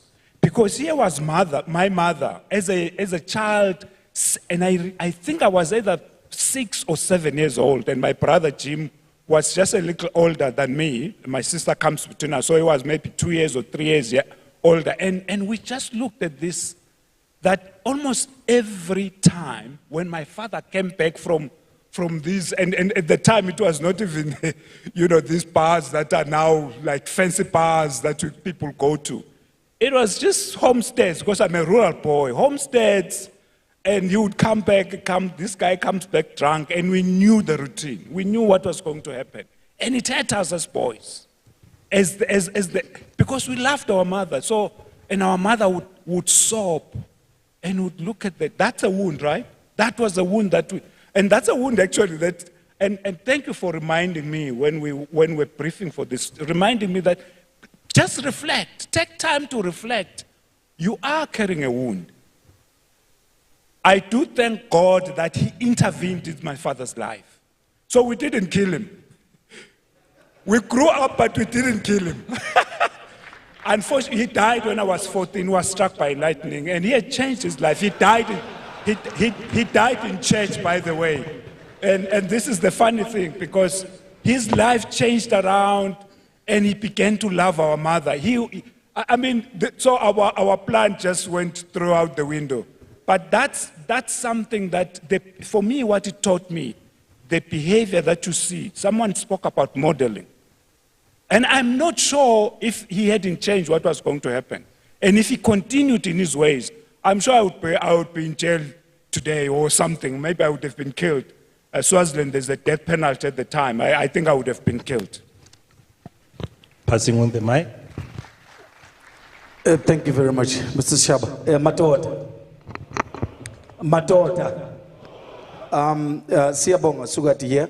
I think I share on the same sentiments with Mr. Kule here, that, whether we like it or not, your emotional wounds as a child or on your childhood stage, they have a major bearing on your adulthood behavior or your reflections as an adult. How you behave, it is somehow a sum total of the things that happened, on your childhood. So in other words, on your subconscious being, you always have those things that actually were happening at a childhood stage, and then you develop those wounds. Sometimes you might find that you have attachment issues.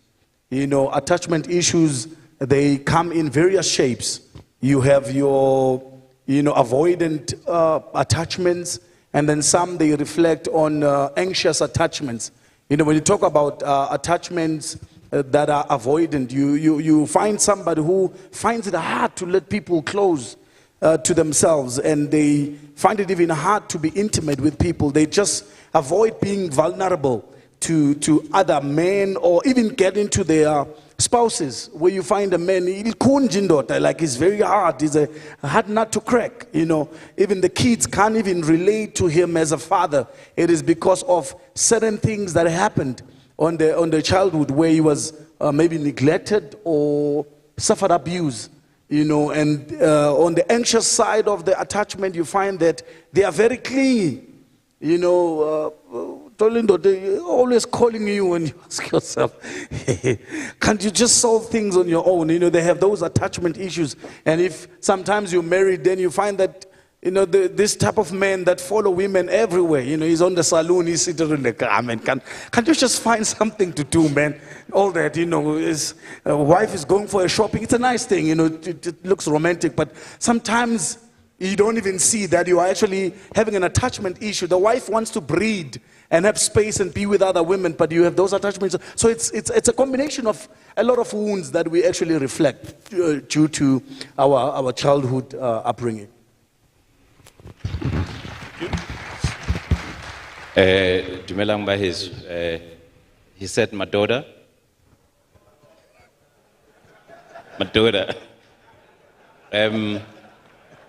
So just by way of background, I think it's a very difficult conversation. Do you start at the beginning, or in the middle, or where we are? So just a little bit about myself. Some of you know me as, I was honored, really was a privilege to be the CEO of South African Football Association in 2010 when South Africa hosted the World Cup. The problem is that I forgot to read the name of the short name for that organization is called SAFA. And so it didn't register to me that I would suffer. So, so I suffered. And then just before I joined SAFA, I married an actress.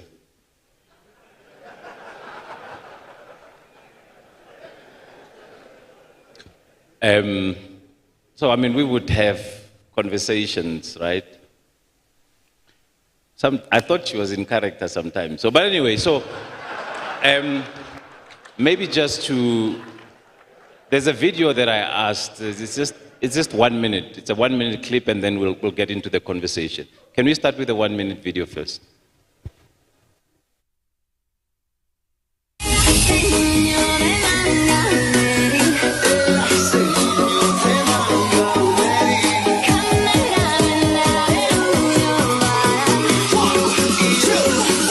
If a man is at home all the time and he's the breadwinner, that's a bad sign.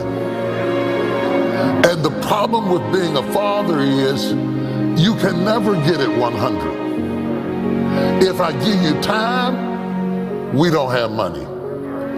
If I get the money, you don't have me.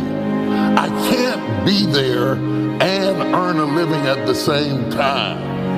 I'm limited, and I have an obligation to make sure your life is better than mine. That's part of it. Am I right? The difficult thing about being a father is that everybody wants it now. The kid wants it now, the wife wants it now, the job wants it now, the opportunity is now, because in your early years are your earning years. So, thank you. I'm not sure if you're clapping for me or Bishop, but here's the thing, right? We talk about wounds, and there are wounds that we carry, and there are wounds that you can see. But there are certain wounds that we cannot see. I always say that there is no prosthetic for a wounded soul. You know, if you had an accident and they had to remove your leg, you could put an artificial leg or an artificial hand.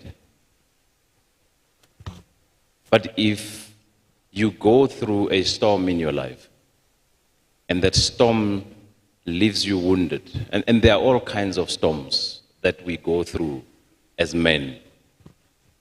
And when you go through a storm, there is no prosthetic for a storm that a man goes through in his life. Now, I accepted the invitation to be part of this conversation on one condition. I usually don't put up conditions, but here's my condition: that we would have an honest conversation as men. That we would be, I think it was my brother Mbulelo, he spoke about vulnerability. It's amazing how we crave intimacy, but you cannot be intimate without being vulnerable. But here's part of the problem. Part of the problem is that when you become vulnerable, and there are men here who are willing to have an open and an honest conversation, and they're willing to be vulnerable. The problem is that some of you are speed. Some of you cannot keep secrets. So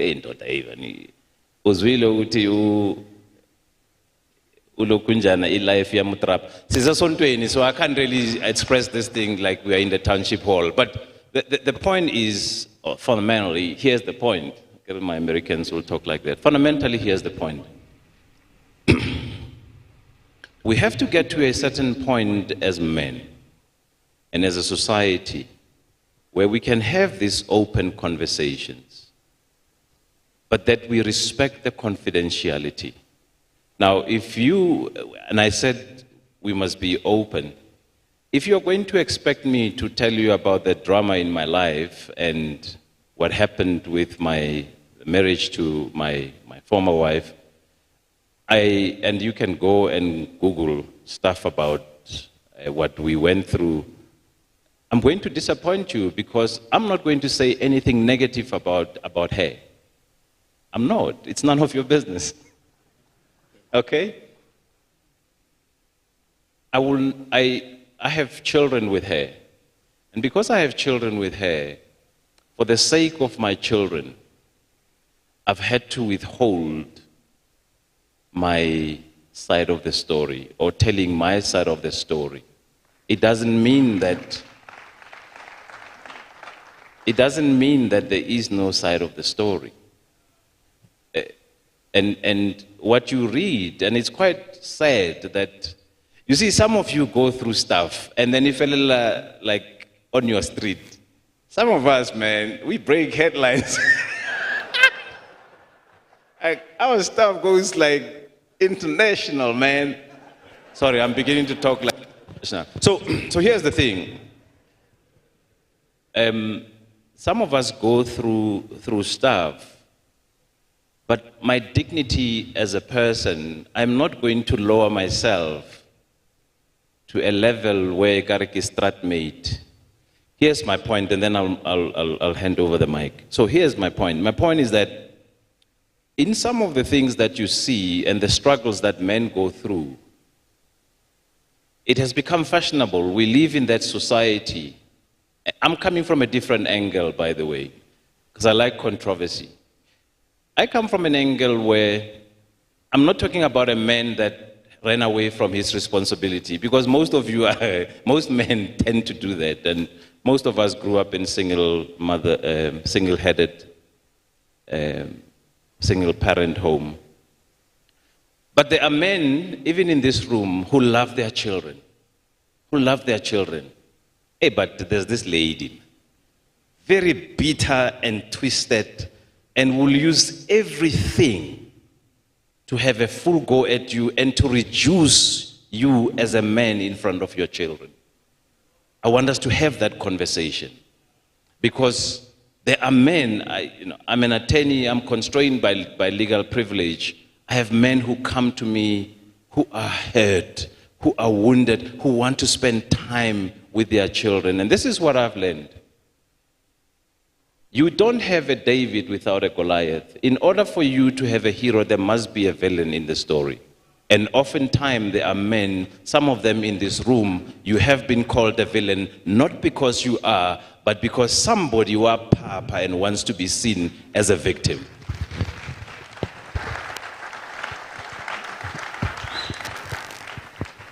I think for the people that came late, you're lucky people. We said the space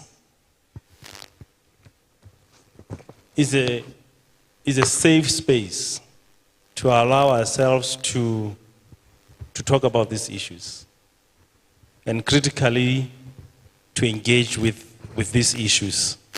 And I think just looking at the panel before and now, we are doing very well on those issues. Leslie just spoke about the fact that some wounds make headlines, others don't.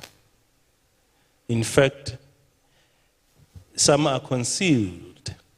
I don't even know if maybe my mother had cesarean or not, because some of those wounds are concealed. You spoke about seeing your mother being abused and how that affected your formative years. Now, you must have processed something to the level where you began the healing. What was that journey that you had to process, knowing that you had that wound so young? Yeah, thank you for that question. Yeah, I think the quickest way maybe to answer that question is that growing up as a boy, among other boys, and becoming, going through puberty and being a young man, knowing this thing about, you need to have girls and all that. But I think that situation, one of the things that, in as much as we were aspiring to be murderers at some point, me and my brother, but one of the things that we did not want to become was to become like my father, beat women. It was something that, and I would just ascribe it to God's grace, that you see a bad thing and you say to yourself, I don't want to be that. Somehow that's what happened. I don't like what I'm seeing, therefore I am not going to be part of that. To such an extent, Butiguchi, my friends and I were talking about this, just reflecting our university life when we were at varsity, when there was a gentleman who abused girls and was chasing a girl across campus. And I remember the gentleman coming together and saying, not in our campus and not in our face, we're going to stop this. And we chased and we defended. And that's something that started with, it's something that I think, and I say it's God's grace, because it happened before even one realized that what my father was doing was repugnant. But fast-tracked when I was 19 years old. So when I'm 19 years old, something changed in my life. And that changed me for life. It changed me for eternity, if I may say, because I allowed the Lord to invade my life. And that, for me, is something that has been really, really fundamental in how I present, in how I live. We talk about pain. So one of the messages I wanted to say here, that my wife, as we were, after a long time of marriage, and I got involved in politics and all that, and with young children, right? So with 2 young boys. One of the cries that she made to come to the point of what happened to me, having experienced that, my wife said to me at one point, we sat down and said, I would like you to be a hero here at home to these boys. I never forget that statement. Because my absence, work, getting involved in some of these political shenanigans, you actually spend less time at work. After work, you go to these political things that you attend to. And my wife was missing my presence, and my presence, and my kids were missing my presence. And she said, please, I would like you to be a hero. I had to leave politics at that point. Because the way these boys are now setting, what you were saying to me, you were sending a message. You are an absent father. You need to be here. The thing that I had said earlier on in my life, I don't want to be that, it was coming in a different way. So what is the message there? For me, the message was the best thing I could do as a father for my children, and to actually live the dream that I wanted to live, was to love their mother, listen to, and to be present for them. That's what's changed for me. And that's what has led me to be where I am today. Thank you very much. I want to welcome Hakim on stage. And then after a response, I'll put a question through to him.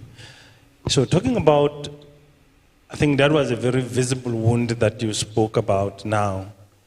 If I maybe in your context to say, what are some of the other wounds that people presented with, and how are they progressing on their journey for healing?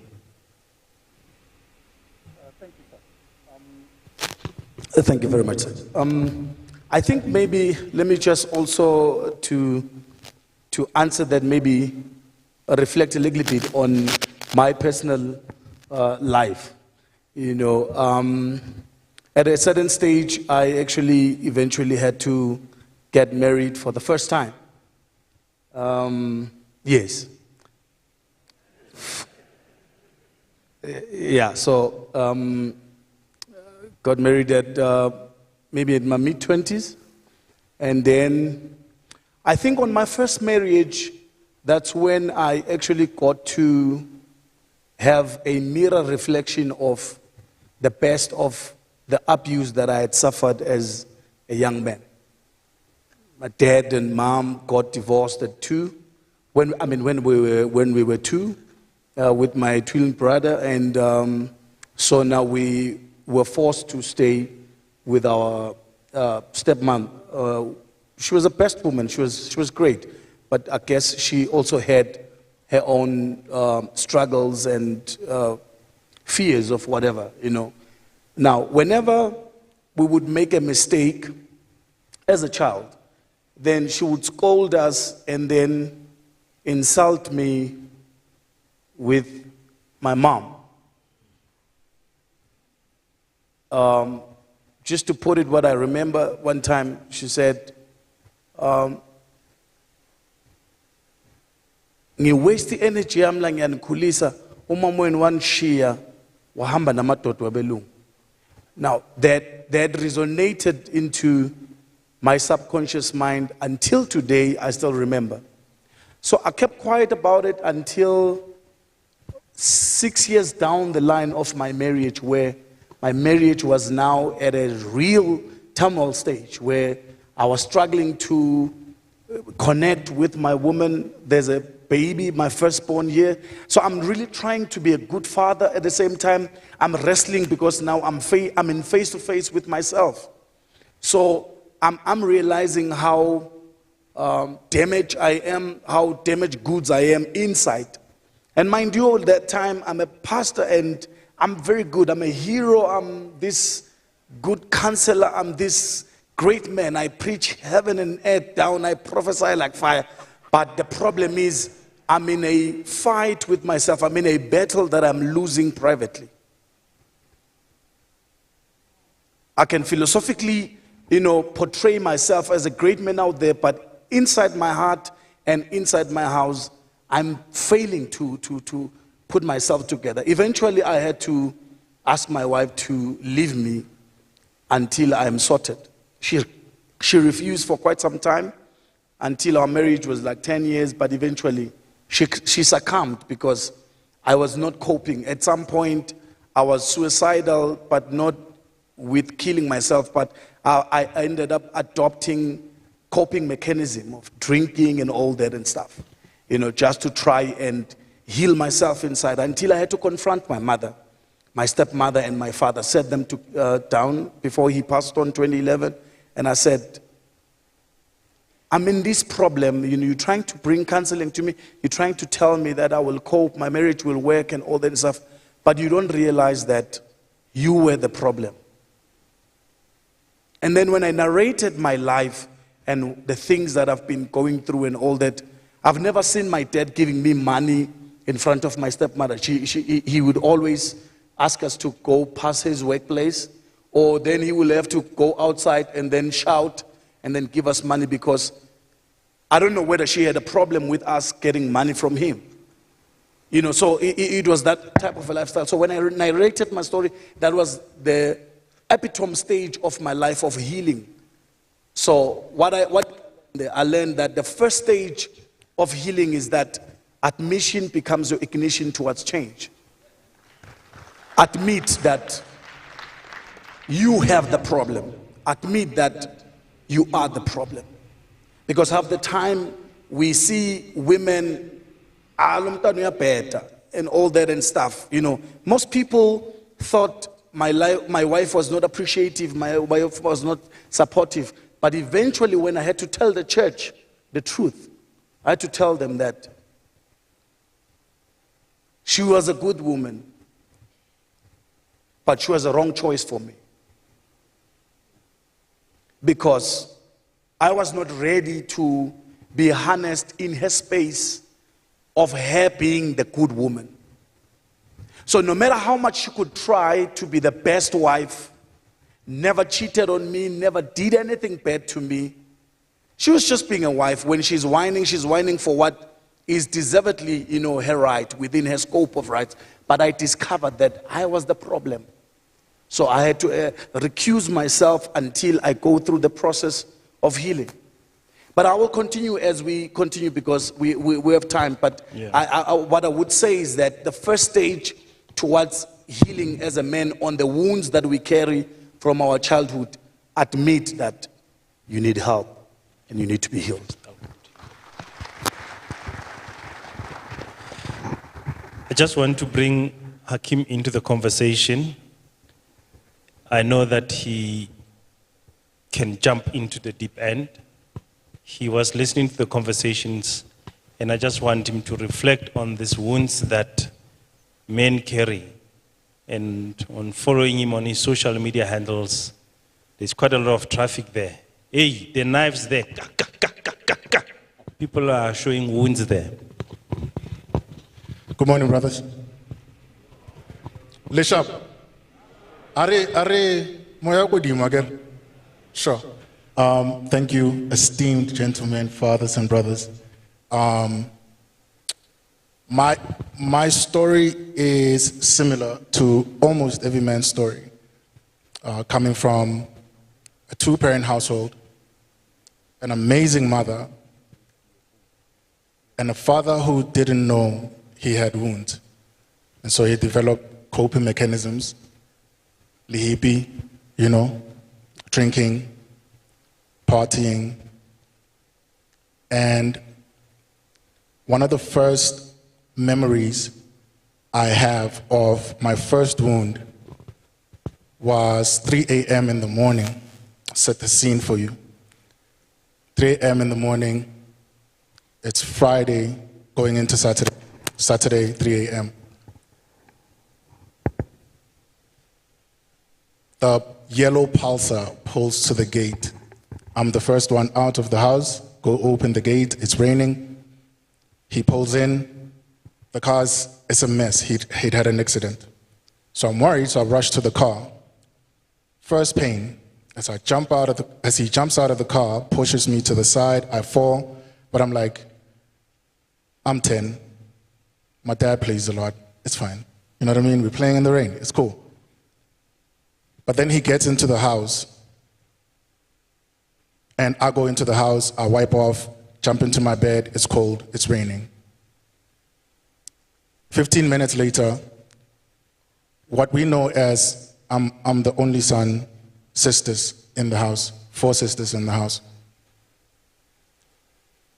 I hear room divider falling to the ground, plates falling. My mom and my dad are having a screaming match. What we know as children in the house is that you don't intervene. Because I don't intervene, I'm a boy child. How's my mother raising me? My mother's raising me as a strong, independent, vocal black boy.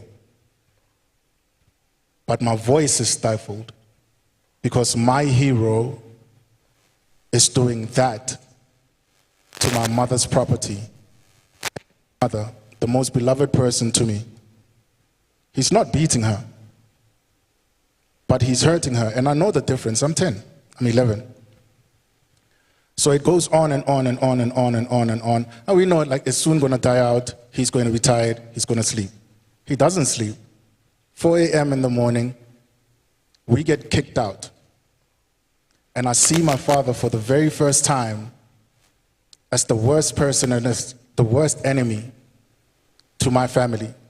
We had to walk in rain. And in my mind, I'm questioning, how is my hero doing this to the woman he says he loves? And I know the apology is going to come tomorrow. I know it's routine. It comes. It happens all the time. But this is the first time I felt abandoned and rejected, helpless, voiceless, and useless in my life. No one talks about what happens in the family. You don't confide in your cousins. You don't confide in your uncles. You don't confide in your aunt. Only when you do something wrong will the aunts come and you get sorted out as a boy child. Weeks later, months later, years later, I am depressed. I'm suicidal. I'm cutting. I am drawing anime, but it's always blood. My parents don't know how to interpret this, so my mother then suggests to my father that I need mentors. Now, I'm telling this story because then I grow up and I start being fantastical about my story. So whenever I meet people, men, friends, I start rapping. So obviously like that gives me an avenue to express how I really feel. But then I start painting fantastical stories about my life. And I start lying about it. And I start performing being okay. I start performing realness, right? I start performing realness. And I wear these masks. And I'm everything to everyone, especially black women, just so they don't go what my mother goes through. And I start being the rescuer. And I start being detested by men because I'm telling black women what we're going to do when there's a pattern. Now I get alienated and I get abandoned and I get rejected and I get used to it, obviously, by friends, by the boys, by the squad, by the clique. I get rejected all the time. So I get used to it and then I build the skin around me where I'm not going to ask for help from men or from women, because if I ask for help from a woman, I become a burden. If I ask for help from a man, he's going to take my story, find out the real story, and then he's going to chale me, or he's going to embarrass me. Social media comes out, and I carry on with the story. What I don't realize is, just as my father did, I developed coping mechanisms. Lying was my coping mechanism. Performing goodness, performing greatness, performing being the good guy, the nice guy. Now, I don't know if you follow me on social media, but I said, I hate nice people recently, not when I was lying, recently. I said, I hate nice people because we're performing being okay, and there's an agenda and there's a motive behind that. But behind all of that, there's a lot of pain. that we don't talk about because we can't trust anyone. Behind that, there's a lot of wounds that if we were to open them up to the women we choose, that we fall in love with, they've never seen a man open up and be truthful and be honest and be real and be a human being. I suffered a lot of heartbreak and a lot of rejection and abandonment from the people that I loved the most. And because of that, I became a holistic transformational therapist, because I'm a reading man, I'm a studying man, and I know now that whatever problem we have as men, like my brother said, it only takes you admitting to the fact that you have that problem for you to actually find the solution. But if we keep performing, and if we keep pretending, and if we keep lying, and if we keep being fantastical about being strong and being great and being big and bold and brave, we won't get the help that we need. Not the help you want, but the help you need. You will not get that help, and you won't even be brave enough and honest enough to stand up and say, bro, I'm struggling with this, and I'm struggling with that, and I'm great with this, and I'm great with that, but can I fix the things that I'm struggling with so I can be full and I can be efficient in everything that I do? I told you the story of my father because I see it in a lot of us, our peers, our fathers, our uncles, even our mentors. I see it, I deal with it every single day. So today I'm going to encourage you, brothers.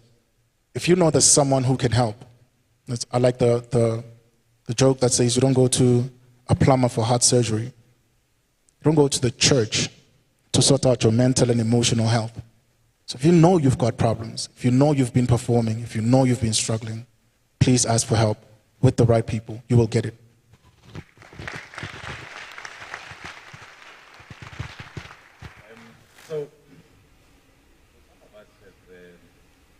We've gone through some stuff, and I will not tell you that having gone through a divorce, a very public and humiliating and very painful divorce. And if you really knew my true story, divorce was the last thing I ever wanted for myself. If you knew where I came from. But you know, you try and, people try and go to different things to find solace. Some people go to drugs, alcohol. My drug of choice was church.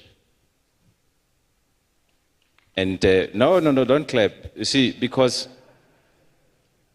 you see, I have found, very sadly, not all churches, of course, and I don't want to come across like this guy who hates churches, but there is something about a church that does not respond to the pain that people are going through. That there is, it's very painful to find that that actually the church has a tendency to kill its wounded. A church is supposed to be a sanctuary for wounded souls. No one should feel embarrassed to walk into a church. So I go to Limpopo, I attend a wedding. There's a pastor there who presided over this wedding. After the wedding, he calls me and says, man, I love the way you spoke, man. I want you to come and address the church the next morning. The wedding was on a Saturday in Polokwane.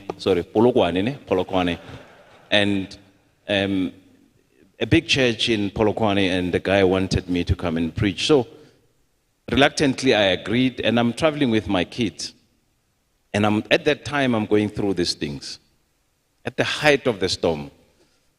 So firstly, I didn't have plans. I was going to drive in and out. But then I go into a hotel, Fusion Hotel, and those that know you, it's not a very cheap hotel.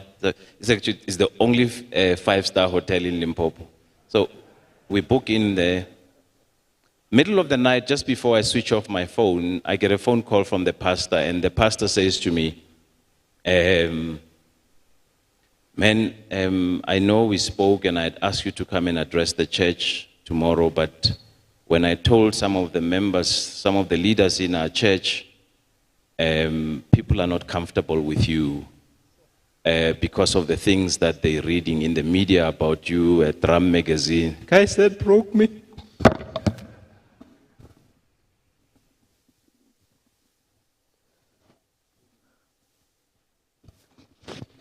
It was the most painful thing I ever went through. That you can have a church because they read a tabloid writing things about you that are not true. That a church would deprive you the opportunity to tell people about Jesus. That is a wound I carry. But I'm not angry. I'm not bitter. Because I understand that many people go through stuff. And there are people who lie. There are people who lie. I was accused of match fixing. Now let's talk about that for a moment. Match fixing, guys, is a criminal offense. Do you know that in all this investigation, not even a single policeman called me? No, not even a single policeman to call you. And when the NPA took a decision to say that there is no case, they never went to you that where I suffered. They never told you that the matter was investigated by the police and they found no evidence. Because if I was involved in match fixing, guys, arrest me or bring me before a court so that my name can be cleared. But here's the thing. The mere fact that you have a wound, my brother, it means that you overcame that which tried to kill you.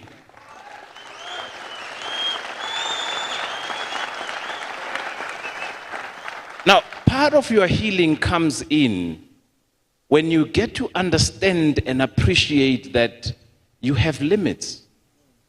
We all have limits. There is a thing called PSI, pounds per square inch. There is a thing called RPM, revolutions per second. Okay, please play my next video and then I'll keep quiet. Please play my next video because this is from the movie Fast and Furious, Torero. Please play the video and then I'll make the point.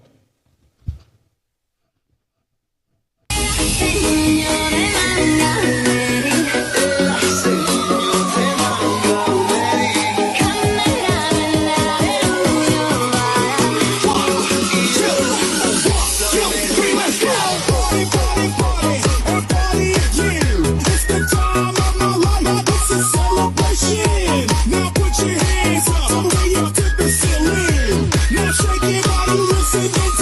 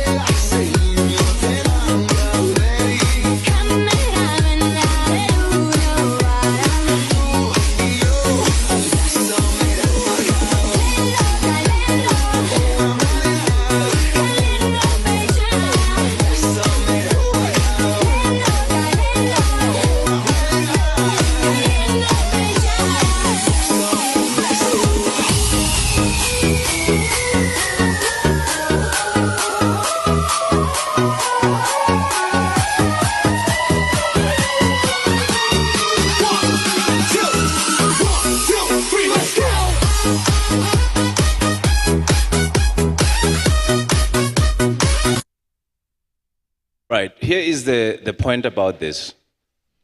One, Toredo drove a car that didn't have the capacity to perform. So he had to build the capacity. One of the things that becomes a healing moment in your life is when you realize as a man that you have limits. You have to go to bed sometime. And yes, I know Christians like quoting scriptures like, you have this treasure in earthen vessel. Well, even Jesus went to sleep on the boat in the middle of a storm. You have limits. You have limits, and you have to admit. You see, I always say that when you are a man and you take a shower and you look at yourself in the mirror and you see a pregnant woman, there's something wrong with the man in the mirror. And you have a responsibility to get rid of that pregnancy. Well, go to gym. I mean, I'm not talking about abortion. Here's my point. My point is that we all have limits. We need to get to a point where we build a network of brotherhood, where I know that if I'm battling, I can come to you. But I go back to this thing about confidentiality. That Bafwetu, we are not going to succeed if I confide in you. You know, yesterday we buried a very good friend. Some of you may know him, Hamilton Brahos Rachefola, an amazing man. One of the things that was said about that man, and I want to pay tribute to him, as a brother and a mentor, the one thing about Hamilton was that I didn't realize until yesterday or this week just how many people he mentored. I mean, half of the church stood up of people who were helped by Hamilton Rachefola. But here's the thing, none of us knew that he was helping us. Can we have the spirit of Hamilton Rachefola? Help each other, help a brother who's going through something difficult without you telling the other people and gossiping about it.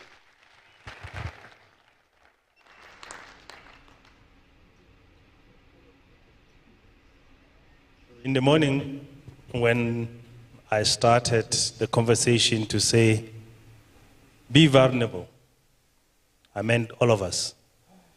We are running out of time, but I'll give one person an opportunity to ask a question. And then the hand went up first. Once again, like a teacher, I always remind people, we all have stories to tell. Please, a question.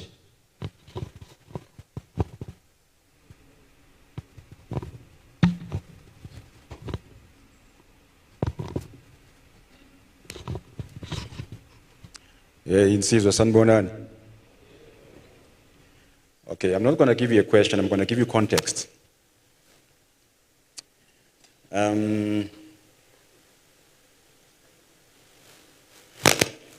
Before we talk about a lot of things that you talk about, which I think they're important, yes, but they're on the peripheral. You're not talking about real issues. You're talking about issues, not real issues. First of all, we're all spiritual. Most of us here, our problems have nothing to do with the things that you see on the, these are the outcomes of the things that are actual problems. Now, let's first talk about a woman. We come here, we're speaking about the outcomes of our wounds. What woman are we exposed to right now? No one is talking about that. Context. When men react the way they react, some are at fault, yes, but some are not. Let's go back to who we are. Umuntu wesilisa, men are very complex people, spiritually, for the reason that you're supposed to come and be that head of the home. Equally so, the woman is the one that makes moves. But what quality are we exposed to? Now, Let's bring it this way. Most of you here are going through problems because you're thinking that your father did this and this and that. I agree with you. But what's his problem? Why is he drinking? His problem is, amasiko we ran away from, and he became a church leader. But I'm not telling you that. That's another problem. We as Africans, we are speaking in English. English, as we speak, has got its own culture, processes, a lot of things. We are addressing a problem with the wrong language, and we are Africans. I thought I wasn't going to find Andres Fazanela, but I'm seeing these women. When I read the invitation, there was something about toxic masculinity. I said, what nonsense is this? You cannot bring that rhetoric into a bandlenil so, because now it's a female speaking, it's not a man speaking now. You cannot do that. Men's issues are deep. Most of you here, the people that think that are your fathers, they are not. Then you have this woman that comes to you as wife. She's behaving badly. Do you know what's happening? It is because your grandmother has come through to be this particular person because there's something that you need to address. But there's church issues that you can address with the prayer. There are things that you have to address and see into. This is who we are. A lot of men now you find on the streets, people you call hobos. They're not. Most of those people that you see on the streets, they're actual kings. To run away from who they are. You look at this person, Utipara. She's royal. He is royalty. His problems are the fact that there was no sigo. Then you ask yourself, why are South African men the ones who are supposedly beating up women? But the rest of the continent is not happening. Because those people, they're not listening to what the white people are saying in the West. South Africa's constitution is supposed to be what the best. It's not. It's a compromise document to neutralize you as a family man. Now, let's talk about homosexuality. Let's talk about homosexuality. Siyatshelwa that you have to accept this. Siyatshelwa. How is the man going to be a man and hold this thing when he's supposed to be told that you need to neutralize your masculinity? You have people in the industry, mainstream industry, who are speaking and formulating opinions. It's people who are born of Shebin queens. It's people who are born out of broken families, but unfortunately they got money. They're in the media. They have clout. They have money. People are listening to them. Family structures are spoken to by people who are not supposed to be talking about family structures. I was expecting with some of the people in the panel, people who are spiritual, to make you understand it from that spiritual perspective, because that's who we are. But in fact, with all of you here, I respect your opinions and what you've said. But unfortunately, we are addressing the wrong thing from a different language. Just before I give someone a chance, so I said I'm going to give you context. I once met an old 80-year-old granny, Nomkulu, who was about 102. This woman called me, this granny called me and said, Mpanawam, Matiyebo Gok, what umfazi uyathakatha. Context, I'll explain. What? I'm telling you, this is my husband. You would expect that what I'm telling you is supposed to come from him, is coming from me. Umfazi uyathakatha. That was very, very embedded. Why? Because he's saying to me, in essence, that you are dealing with a very complex animal, which is female. And as such, you need to up your game. We were led by queens in this continent. We never had a problem. Andres Fazana mean a lot to us, they're a lot to us, but what quality of female are we having? Fortunately, we have crap. So we don't dindwa. It's fair for our women. No, not disrespect. Sorry, not. I want you to understand. No, sorry. I want you to understand context. I'm born of no, hold on. Okay, apologize. Let's wrap it up with 30 more seconds. Okay, I apologize. Puti, thank you so much. No, I just want to round up. I want to round up. No, there's no more time. I want to round up. No, thank you. I apologize for that. Thank you very much. I wanted to explain there is no it more better. time. Please hand over the mic. Thank you so much. Back to you. Siyabonga baba. Maybe we need to also have respect that we are a diverse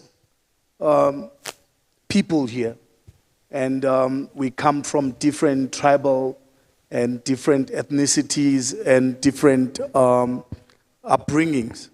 So noma singabantu abamnyama, but we have been raised uniquely, which makes us to come here and have these conversations. Now, we cannot impose certain belief systems to each other just because maybe we are trying to bring out relevance out of the spirituality subject. It's a very broad and subject matter, which if we would dwell on that, then we would miss the main context of what we are all about. At the end of the day, whether you are a white South African, whether you are a black South African, the sum total of your childhood upbringing, whether you were brought up by a spiritual person or not, at the end of the day, you are a sum total of how you've been brought up, and then also the environment in which you grew up, and then so on and so forth. So I think maybe we need to have respect of each other's uniqueness. Again, when it comes to the issue of abantu besifazane, I wish to submit this, that there is no wrong woman. Absolutely, there is no wrong woman. There is no trashy woman. There is no whatever woman. There is a danger of a man who is trying to find himself choosing a wrong, suitable candidate woman for his life. You choose a woman who is complete, who is capable of being a best woman and a best wife to some other man. But you choose that woman in your own space of maybe due to your capacity of affordability, maybe due to intellectual capacity of engaging with the woman. But the question would be, out of the choices, is your purpose in life connected with this woman? So half the time as men, we choose women that are very good, but who are not capacitated for our growth and expansion.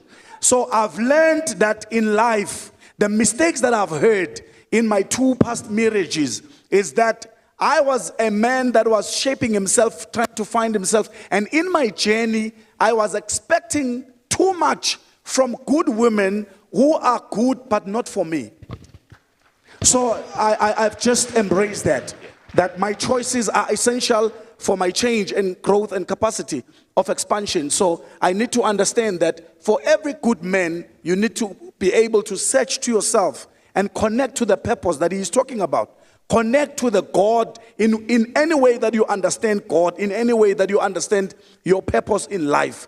Connect to that, and then you will find a suitable helpmeet for your expansion and growth in life. Thank you. Yeah, thanks, my brother. We are out of time for this session. We're going to have the whole afternoon to debate and discuss some of these issues. There are issues we need to debate and confront. There are people who are battling financially here. There are people who don't even know what they are going to eat after this. There are people who've lost businesses. There are people who are out of jobs. We can go, the list can go on and on. I think it's important for a conference of this nature to begin to isolate those issues. There are people who are battling with their own sexuality.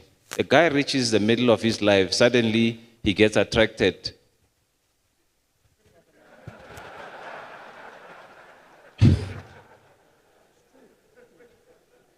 So a conference of this nature ought to isolate issues and then begin to look for solutions and interventions. And part of the answers comes through the testimonies. So, nekikupa re be patient, because some of the answers, if you'll catch it in the spirit, my brother. Tule bandleni.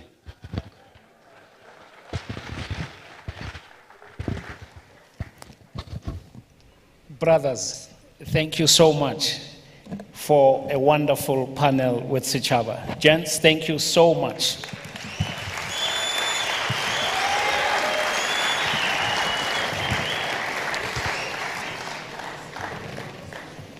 The stories are incredible. We want to hear more. We want to continue the discussion online and when we are networking. The testimonies are amazing. Speti zinja ze game la.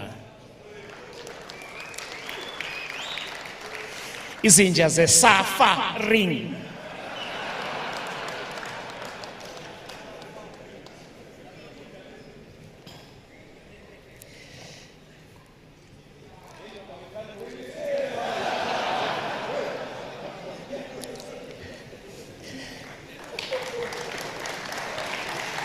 Thank you to the panel, and apologies for moving into your break time. Yeah. So what has happened in the interim? We've cancelled the tea break. If you have a program, you would have seen that this should have been tea break by now. We should be coming back. So because siyazi ni daring nina, isn't just a fast and furious. Till lunch. So thank you for your patience. Moving right along, we are now going to the next discussion of the future of a boy child. But before then, we want even Morocco, chairman of Heartlines, to please come and introduce the concept of fatherlessness. Should maungana time alamba ngepulsa elfika ngo 3 a.m. Even.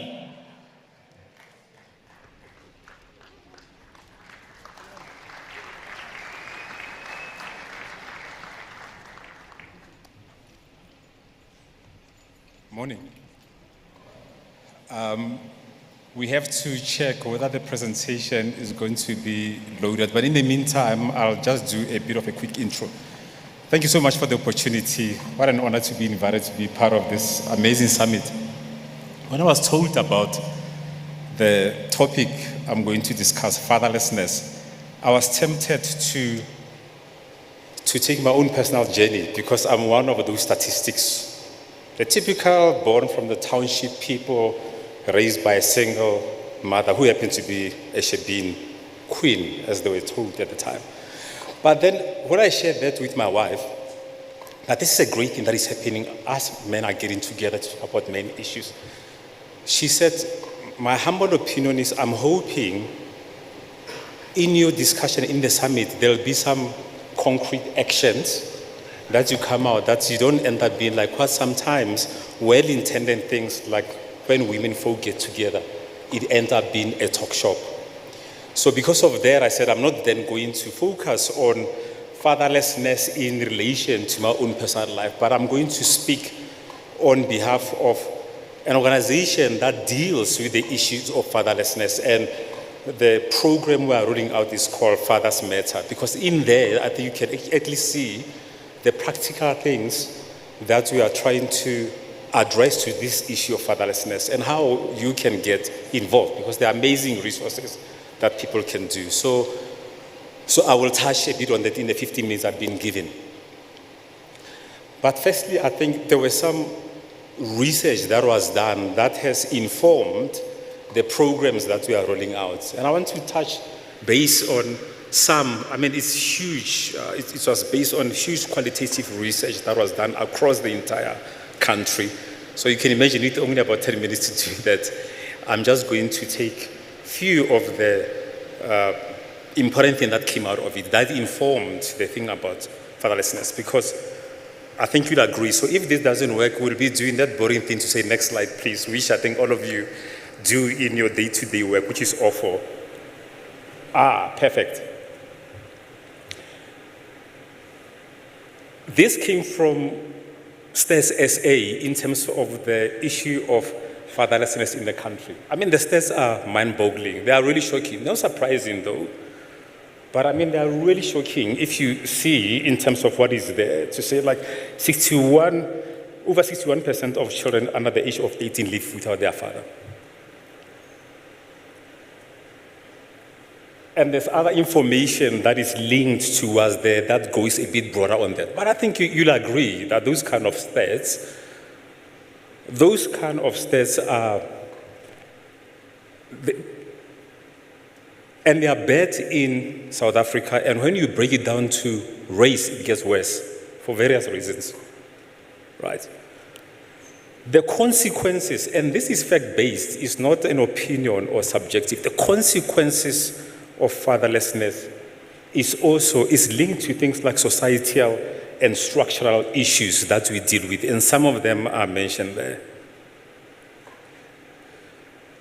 As I'm going through this presentation, one thing is going to be quite apparent. There's a motto that I live by, which is everything is connected, and you can never know the full story, including the connectedness of those two statements that I did. And I hope it will come automatically to show that everything is connected, including the issue of fatherlessness, the cause of it, and the effect of it. I hope it will be obvious to you about it, that it is a huge issue that is shaping our country.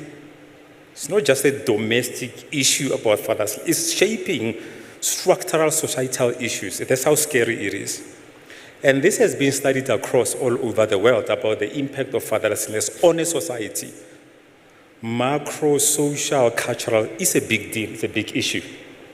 So let me share with you just some of the findings that we found from the research that we did. As I said, it was across different ranges and across the different countries. Firstly, descriptions of fathers, the positive things, when people automatically, and you ask them just like that without preempting, fathers, what are the things that come to your mind? Look at those amazing, wonderful associations that are positive about a father, right? From provider, hero, anchor, stability, caring, respected, love, involved, and all that. I mean, that's what should be defining us as fathers.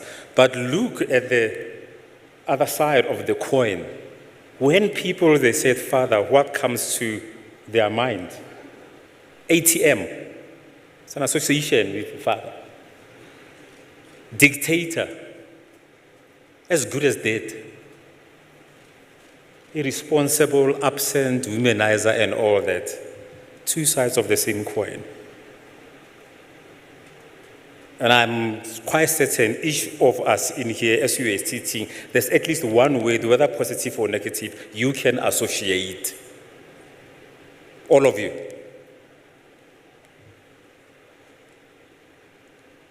Because of the interest of time, as I said, I'm not going into deep of research. I've just taken some salient points. Their statement there of provision as a lens to describe fatherhood is actually quite important, and I don't think it's going to come to you as a surprise. That's when people talk about fatherhood, they cannot do it without thinking about provision. Now, that's got huge consequences if you think about it. Huge for everybody, for this society. Because whether it is negative or positive, provision, so obviously, in a very simplistic way, you can say if you are a provider, a good father, yeah, if you do not provide, you are a bad father. The problem with this simple thing is things are not that simple. What if you cannot provide because you can't? I mean, that's the impact of it. You can't. It's not like You are a deadbeat father who is not. You've tried everything. You've tried to hustle. You can't. Can you imagine that impact? But it's even worse. What if you can provide, but you are an absent father? So that's why this lens of how women in the research we're doing and men, how we look at ourselves to say is about provision. It was interesting, the CEO of Heartlines, the organization I'm a chairperson of, one time we were having this chat about this provision thing, and we said, oh, at face value, it might seem like, oh, it depends if you are a low-income father. But it was interesting, both of us, we were saying, my goodness, if both of us lost our jobs or lost our income, even us who are supposed to be so woke, we still look at ourselves as a provider. That's what determines us. Can you believe it? It's like, so it's a man thing. It's not like, oh, it's because of if you are poor. Even me, if I had to lose my ability to provide, whether I like it or not, it will impact my role as a father. Even if I know fatherhood is beyond just provision. So there were lots of things that were said about barriers to being active fathers. I'm just going to double-click just on those two, which I've already alluded to, the unemployment and lack of ability to provide, and notions of masculinity, like definitions and all that. This is quite important about how do we define ourselves as a father, and where do we get that definition from? We've just been heard earlier on, there was someone who was asking a question who was mentioning something about homosexuality to say, is it that definition is... Right? There were some hectic things that were said, which it was like, I wish some of the language was not used before, but I say I'm glad it came out because these conversations might be happening around the braai when we are together, so we might as well say them even if we don't like them or we agree with them or not, I say. So, things like, for example, just picking up on systems like government. All the people who are saying the legal system is biased against fathers. It doesn't care how good you are, how horrible the mother is. Just because you are a male, you are going into those court proceedings with one hand behind your arm. It's likely they're going to listen to her, their visitations and all the stuff. It's stuck up against the male. That's why they cannot be active. Things like interpersonal relationship, and that's why they are called interpersonal relationship. They are personal. It might be exactly the dynamics between the couple. Others was about the environment, and let's not forget it. Like if you look at migrancy and the situation, let's not forget the legacy of apartheid, and it's going to be with us for the rest of their life, where it was designed, excuse my French, to cut our balls as black males. It was designed that way. Let's not kid ourselves, right?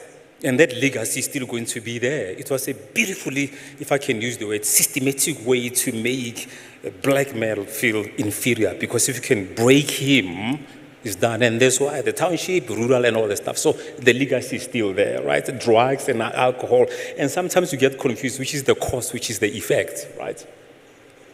Cultural issues. Lobola, exactly. I have not paid Lobola, so I'm told I don't have the right to play a father. So issues like damage. There is no damages that were placed, so you're not a father really, and all the things that are about all culture and all that, right? Now, let's look a bit on what we've alluded to before on unemployment.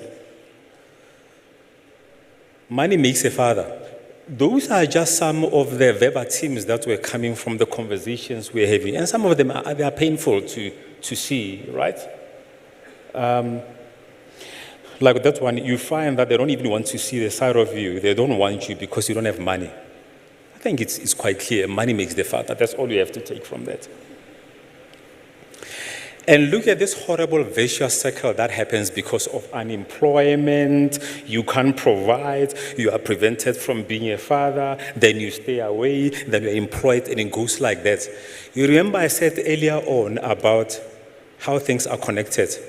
If you look at that, can you see how a corrupt government official can lead to a father? How the link happened. A corrupt politics and the lack of delivery, how it contributes to men feeling they're worthless. Because of that has not happened and there's been corruption, there was not unemployment and the kind of people were not employed from the right contracts, then it leads to a father. So a macro picture on this country has got a direct impact on a day-to-day of what's happening in households. Everything is connected. So I hope there's a politician who can know that when it's all just about taking the tender and making money about it, the impact that they're having is beyond just service delivery. It's about changing the fundamental structure of this country.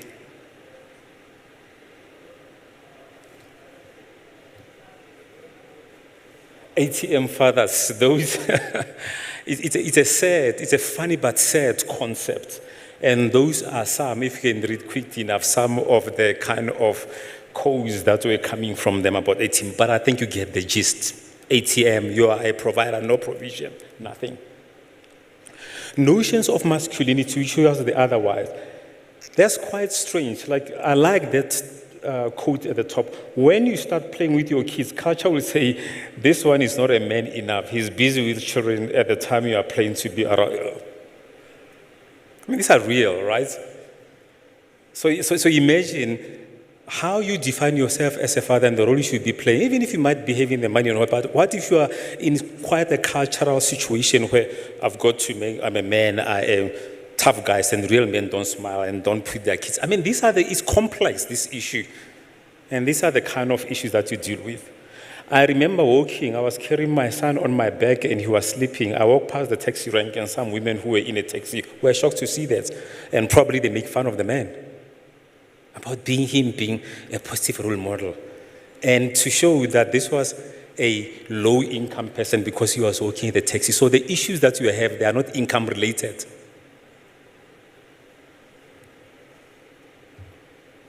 So, on a positive thing, when we ask them participants what they wanted their fathers to do more than just provide, there were beautiful things that they were saying that make sense.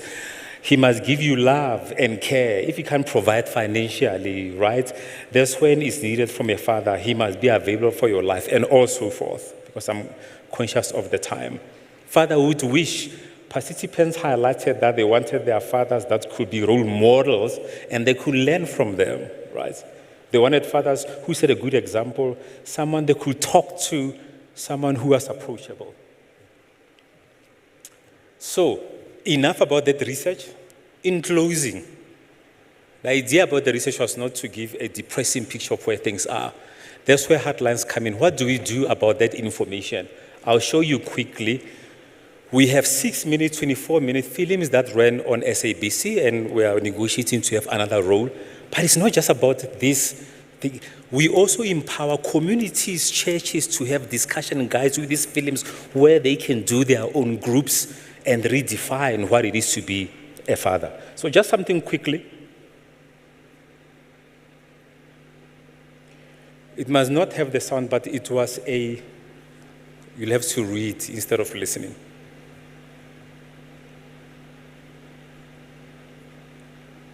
Talking over it, and they were specifically chosen with the sensitivities of the dynamics of this country.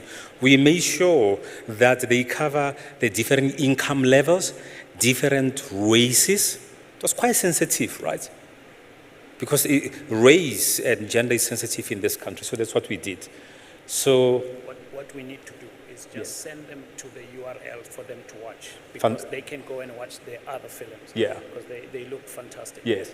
So in closing, this is what has been achieved in terms of the distributions that have been done across churches, workplaces, where the material of those films and also practical discussion guides to change the narratives about fathers and empower fathers. And it shows all the stats, which has been amazing. Thank you.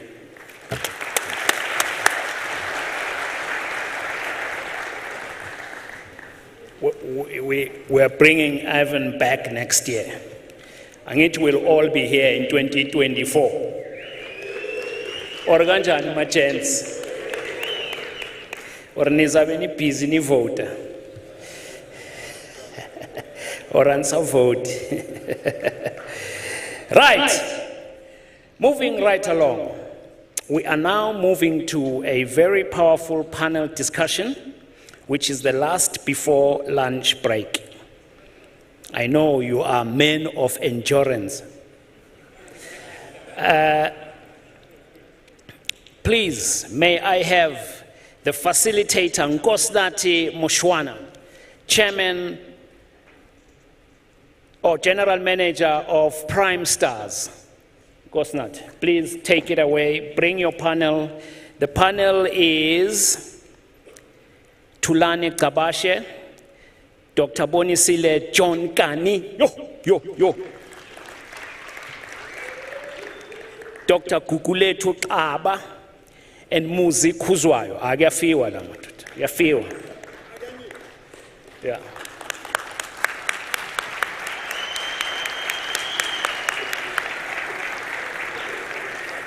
Amanje ngeni izinja zezinja zegame.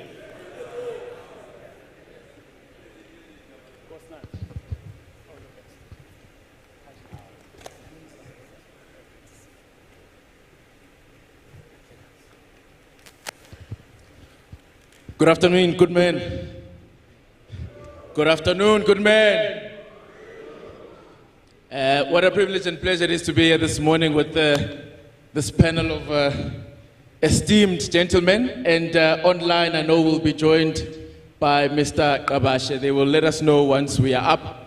I'd first like to thank Mr. Masiza and the team at EmpowaMen for this opportunity, for this important conversation. What a panel. Please, one more applause for these incredible gentlemen. Dr. John Kani was described as an actor, an author, playwright, and a director.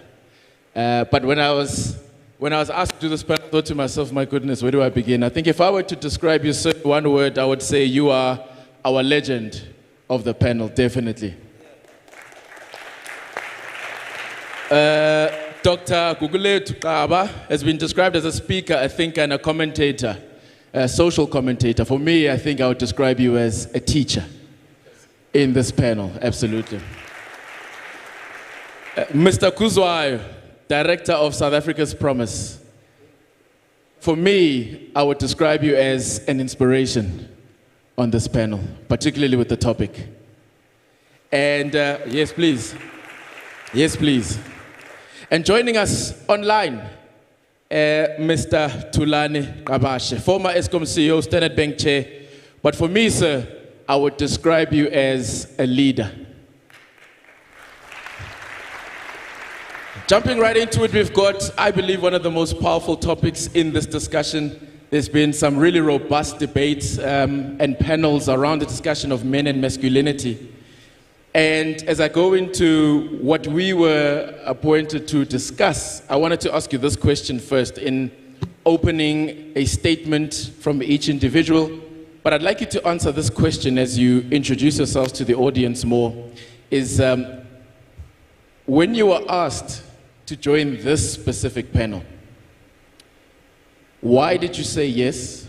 Why was it important specifically for this topic, the future of a boy child? And what is it that drew you to this? What would you like us to see coming out of this panel? So when you got that call from EmpowaMen, what was it that drew you to the future of the boy child? Why is it so important? Maybe let me start with you, Dr. Khan.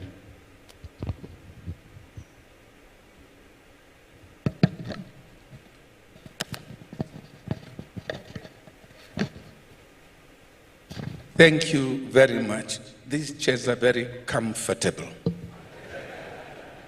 And I hate to be very comfortable. Okay. I was born in New Brighton, Port Elizabeth, aka Gqeberha, without consulting me. And I grew up in a family where my parents did not understand family planning. There's 11 of us, and we were all an investment to my parents. Literally an investment. No mistake, don't put English into it. They brought us up and they sent us to the best school so that we could look after them when they are old. And don't talk about black tax. It annoys me. I said yes to this invitation because it gives us an opportunity, like the panel before us, to open up and understand what is going on. My few words in opening, I just want to say to my young people, the youth or the boy child, this is a boy child. That's right. That's right. I'll be 80 in August.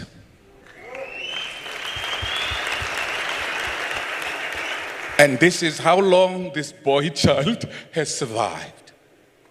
In order to be an artist, a writer, work in this space, you can't lose that boy's curiosity, that boy's excitement, that boy's wonder at the world and what the big lights and the cities and the villages. To become a good writer, that boy must always be the voice within you. But I just want to say, I want to apologize sincerely to the boy child. Wow. I haven't been what I preached as a father. I called you. I said, we need to talk. You sat down eagerly with your eyes bright, waiting to hear, to engage with my father. I talked for 30 minutes and I said, thank you, you can go. But I started by saying, we need to talk. I did not give you a chance to talk. I talked. Wow. Yes, sir. I called you and I said, I'm worried about you. I didn't give you a chance to say, what are you worried about? I continued telling you your behavior, your focus, your attention, the things you're doing, you're not doing them right. This is what. So we've never talked, we've never engaged. Now I'm surprised how you've turned out. I need you to reverse the process. Let's rewind, my son. We need to have a conversation. I am concerned about me and about you. For me, that is the crux of my engagement with my children and my grandchildren, is that we need to have a conversation. Where I need to get off my high horse of being father and get onto the level of being a builder and inspiration to the younger generation. A conversation. A conversation. A conversation, Dr. That Kanda. is why I said to the Empower Works, I'll join the conversation. And kick it off, you have the conversation, and that's the essence of what we're wanting to have today. And we will bring in the audience to have their say, particularly in the context of the boy child. And it's an important point you raise about still being a boy child. Because even in the work that is done with men, we forget that the journey from boyhood to manhood is for life. And the boy inside remains, whether through wounds, through lessons, and through pathways. Mr. Kuzwai, why did you say yes to this conversation? You know, I used to run a soccer team. I was the president of a soccer team. If you are 2-0 down and you're at halftime, you can do one of two things as a coach. You won't get anywhere. You need to have a team talk. And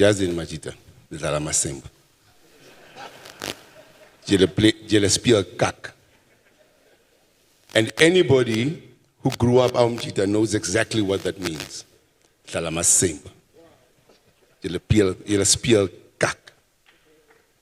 And they go there. I was once in a team, in a game where that was the situation. And just before halftime, while I was the president of the team, I was also Mutopati to a team. And Umuti Besu was Sardine. That's the best muti for a team. So I had to go and buy a tin sardine.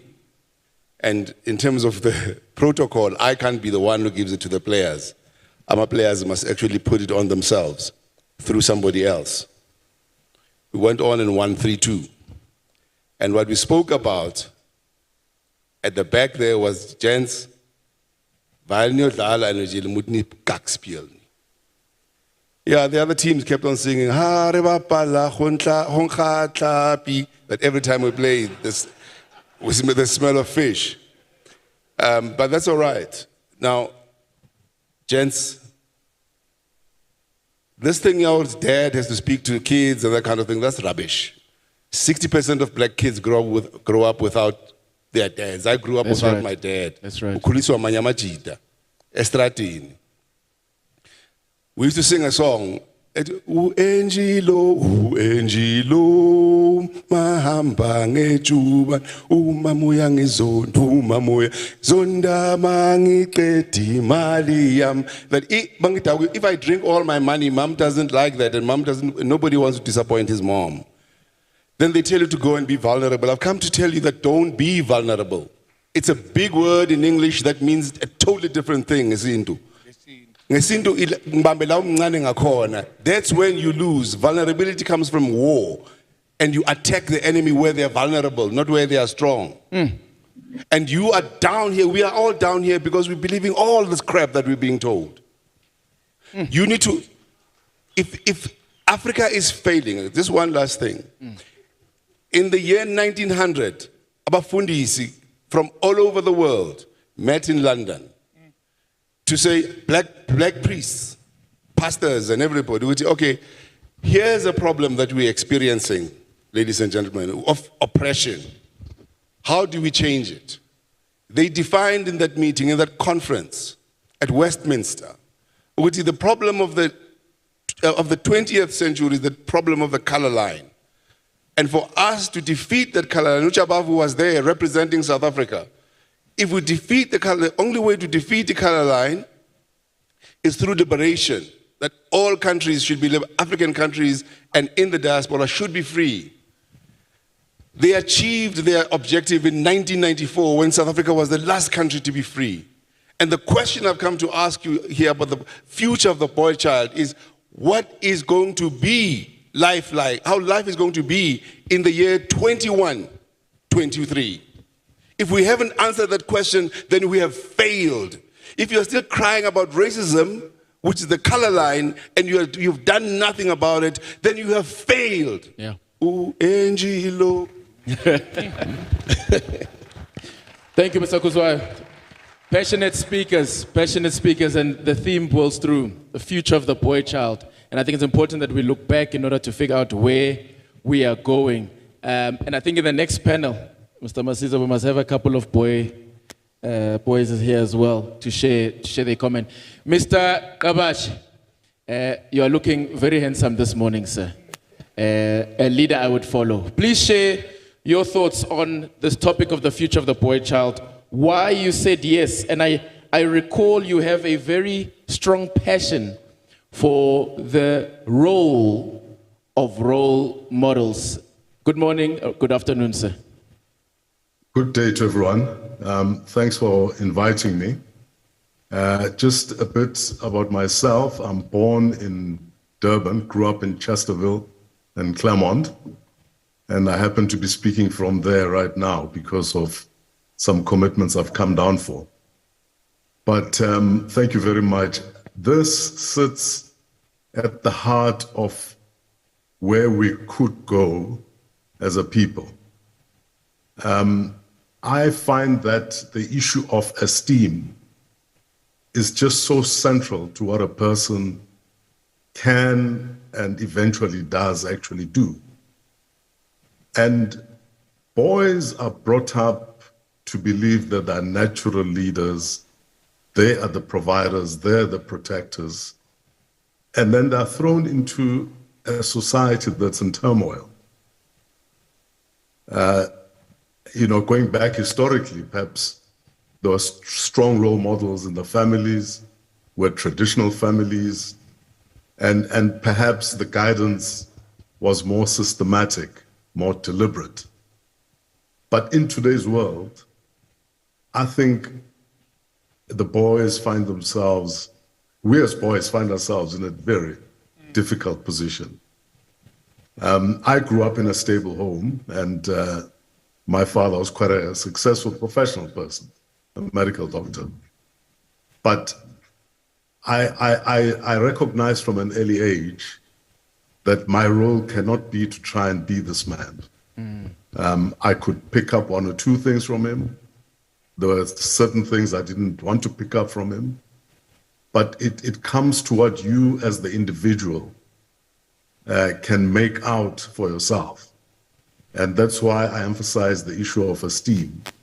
Because if then you have a low self-esteem, because you just don't see how you're going to do all these things you're expected to do, you really have a tough road ahead.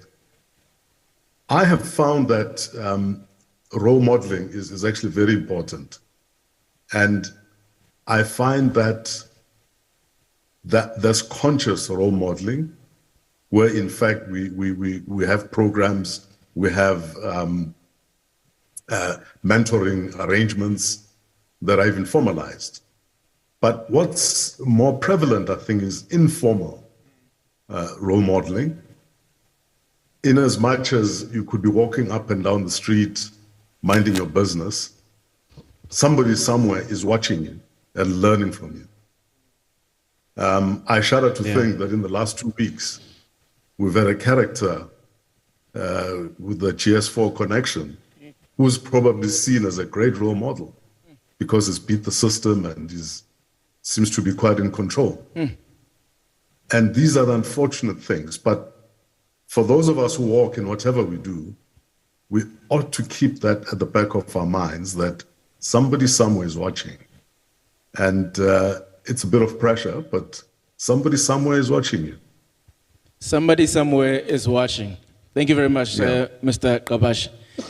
And I think an important point to raise, because as we unpack the conversation, I'd like the panelists to contribute to the narrative, and possibly, in your context, Dr. Kani, the narrative that's been put out about boys and men, more recent, very negative in what has been put out in the space. But what I'm learning, what has already hit me this morning, is that when we speak of the boy child, we speak of younger boys, young men. We go to schools and we work in schools and we point to the challenges that they face and how we're going to fix their problems.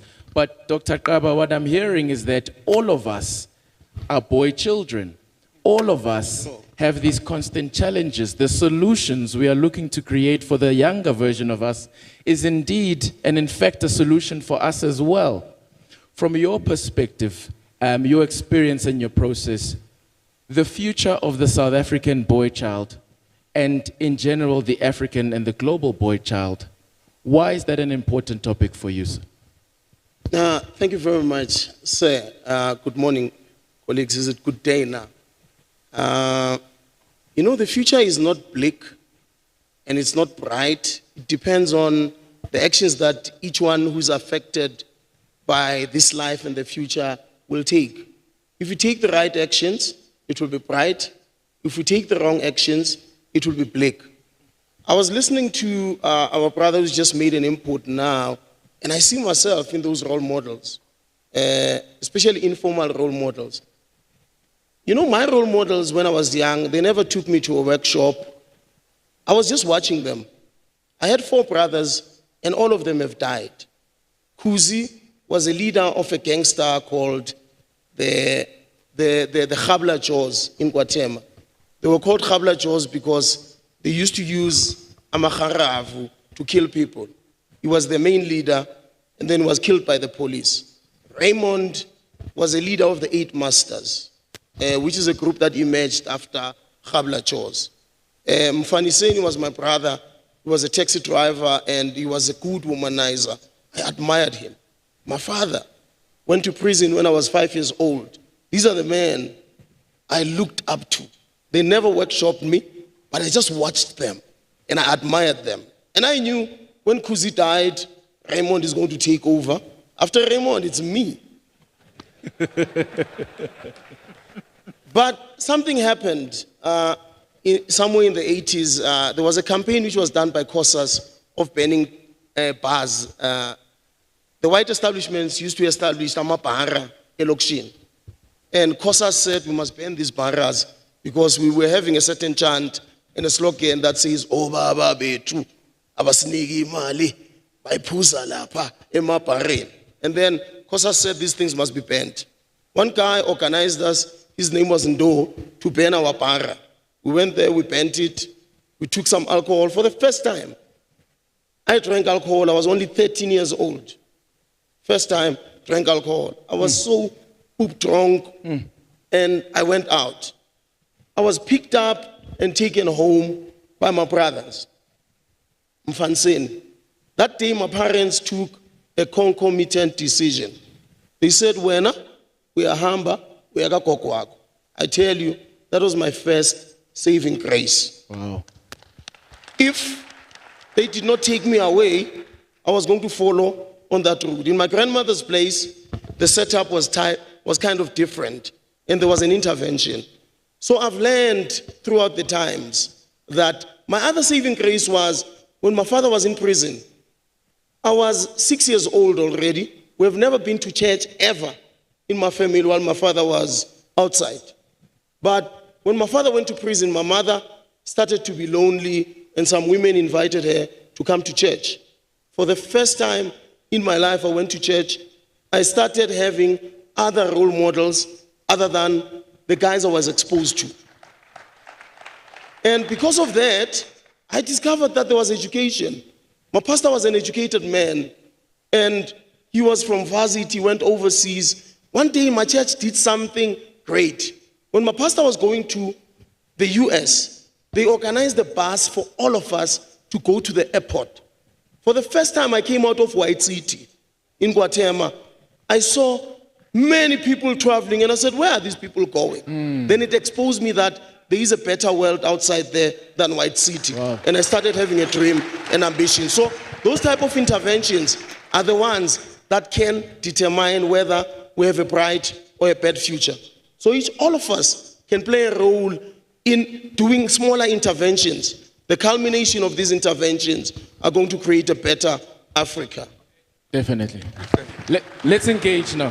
Let's engage. I'm very happy I've got panelists to respect one another, and now let's engage. If we disagree, let's disagree, but let's unpack it. Mr. Kabashe, yourself as well. At a point of order, I will stop and ensure we come to you. I just want to check a quick exercise. We're talking about role modeling, the roles of mothers, fathers, and I want us to get to the crux of where we need to go. But before we know where we need to go, we need to know where we are and where we come from. There are challenges that boy children have faced that we are unpacking.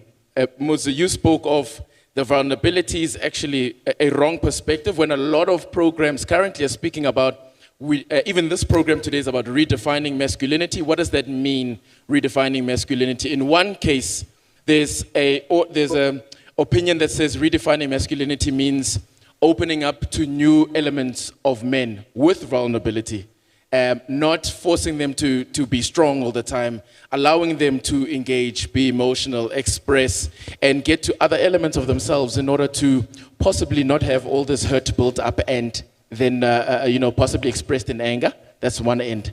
And on the other end, we've got a group of men who speak of redefining masculinity is about actually celebrating it at its root and pure cause, and where it comes from, and what it means to be a strong man and leader in society. There's a debate. I just want to check one thing.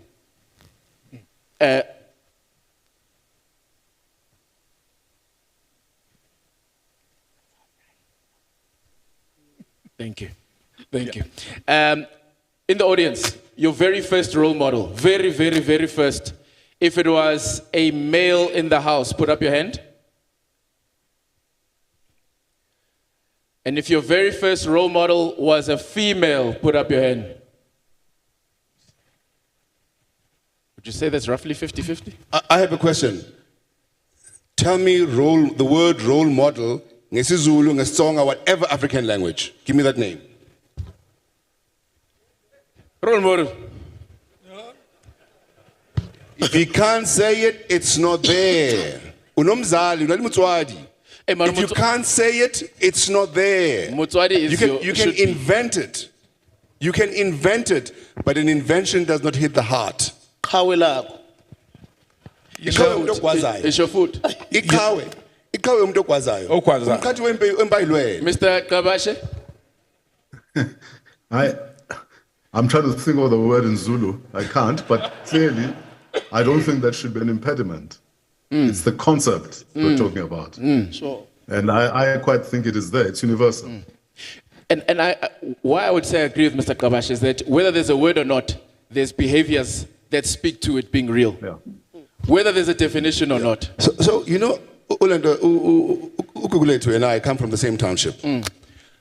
He was talking about the gangsters. They were the worst. And our school was we called it Nkambini, in their section.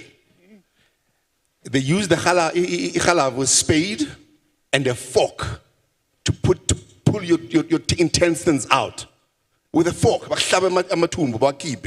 That's how bad they were. And he was going to be the leader of that gang, right?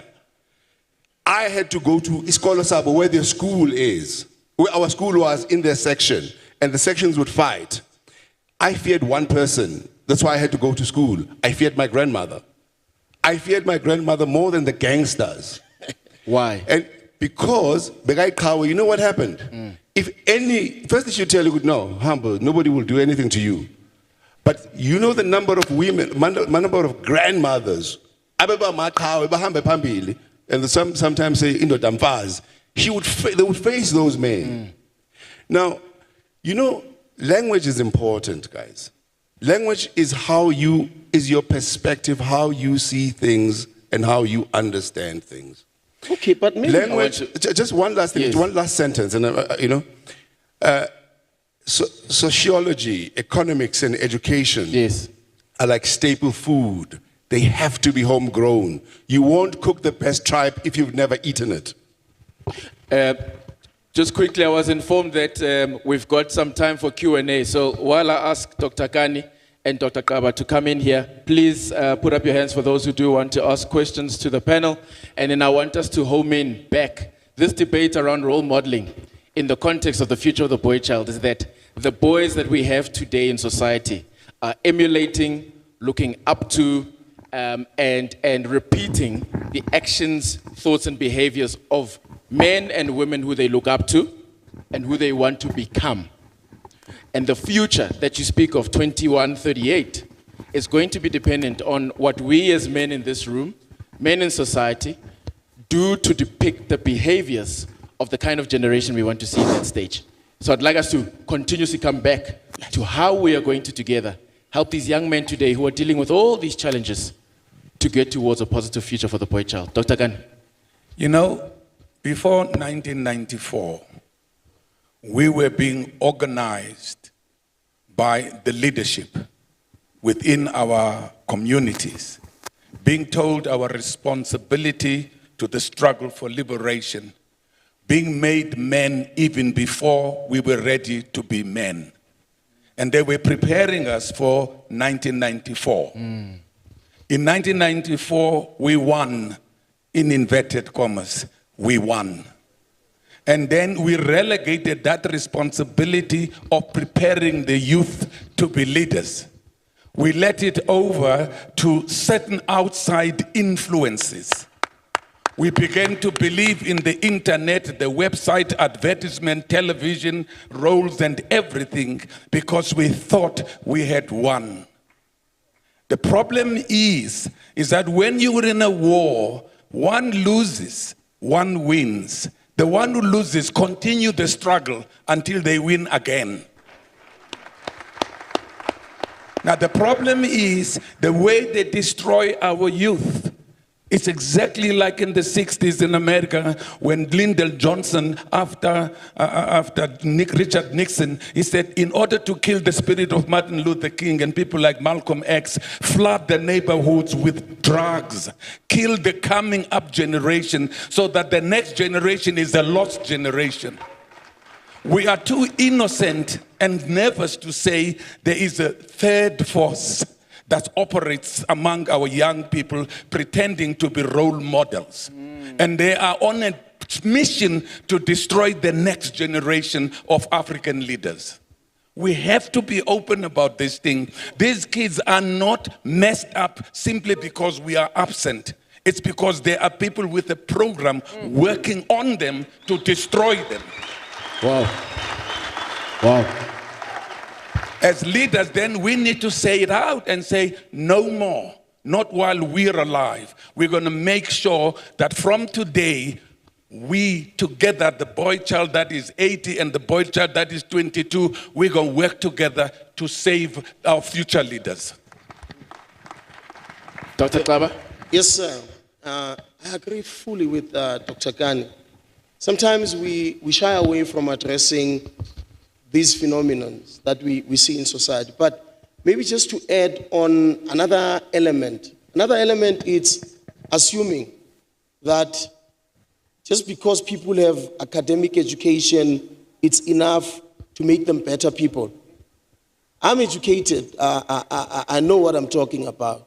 But I know that there are things that, unless we are organized, unless we are deliberate in advocating for them, our people will never be able to tap into those knowledges.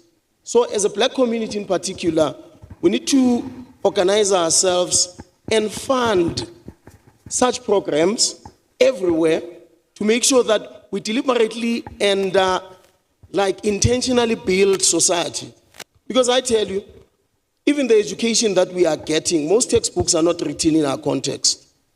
If you go to GIPS, TUT, and many universities, more than 60% of the textbooks are written by foreigners in their context with their agenda. That's why we need to start writing things which are advancing our own agenda as Africans. Because if you're not going to do that, and you must not think it's only the ones which are about the economy. You must worry about a religion which is written to perpetuate, because I'm a Christian, but there are certain Christian books. When I read them, I realize this Christian is very racist. This Christian is driving a Western agenda which is anti-African. Sure. So as African Christians, we must write African Christianity which is informed by African values. If we fail to do that, we're going to continue to be dominated and to be disintegrated as we are. Thank you, Dr. Klaba. I'm getting quite a number of important themes as how we need to contribute to really inspiring a brighter future for the boy child. I'd like to open for 4 questions in the audience, and we'll spread those 4 to each of the panelists. 4 questions in the audience. Please, a question, straight to the question. What is the question? And then we'll have the panelists taking on one. Remember, we do have Mr. Kabash. So there will be 4 questions. Please, no background, and I understand these are important people, but to the point, straight question. I need 4. Thereafter, I would like us to then focus on the future. What do we do to get to the boy child that we envision for 2138? 4 questions from the floor. The panelists will answer, and then we are going to focus on action. What do we do?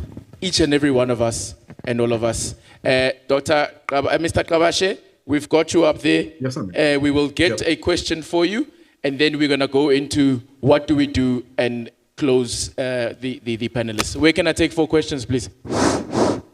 4, any 4. Sorry. There's a hand, there's a hand. I'm already having a mic. This side. Which side? This side on the floor.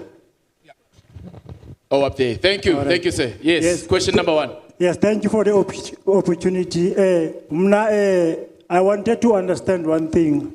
There's a confusion about all of this thing of future of a boy child because of the different system in our society. For instance, I'm a Xhosa. As a Xhosa, we have systems, for instance. At the age of 18, I'm supposed to go to the initiation school, whereby I'm taught about the behavior, how I carry myself as a man. And other cultures, they have other different systems. Then how do we integrate this system? Because there's a confusion. We are together, but we fail to integrate this system. And lastly, there was a contribution was made by someone who stand up and say, you want to give us a context. I relate to what he was saying, but he was cut short. I don't know whether he was irrelevant or he was taking long or he was using a language which is not acceptable. Yeah. Then, lastly, around this thing of confusion is that as a boy child at home, as I said that I'm a Xhosa, what can I do whereby I find out my father who's raising me, giving this system, suddenly change or become something else, or Muslim? I'm with you. I'm with you. Yes. I'm sorry to cut you off. No. We agreed on one question. I'm sorry to cut you off. They are moving us forward. So can I take a quick question here? Quick question. So that first question is about how do we then integrate the impact of culture and the impact on society on defining the future of a boy child? And I'm going to ask for quick answers from the panel because they're pushing us through. So how do we integrate those? This is a men's conference. Yes, sir. Asingesabe ukukhuluma indaba njengoba indaba. Ngicela ukubuza ukuthi isende yini? Yini isende? Sabo. Okay, I've got a mic as well. I don't need to translate that one. Next question quickly, please. All right. Especially since this is about the future of a boy child, I'd like any of the panelists to respond within, Baba spoke about other agendas. There's the LGB, whatever alphabets. How do we make sense of the future of a boy child with these other influences? Thank you.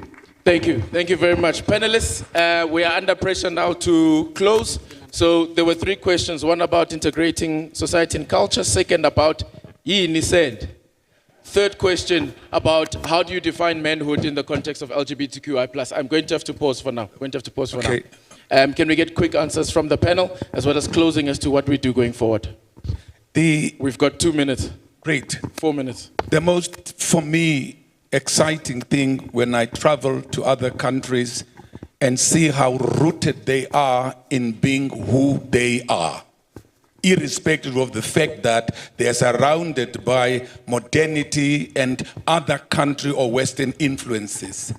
The problem with the African, especially in a place called South Africa, which no name at all, is the southern part of the continent. we take this culture and replace our own.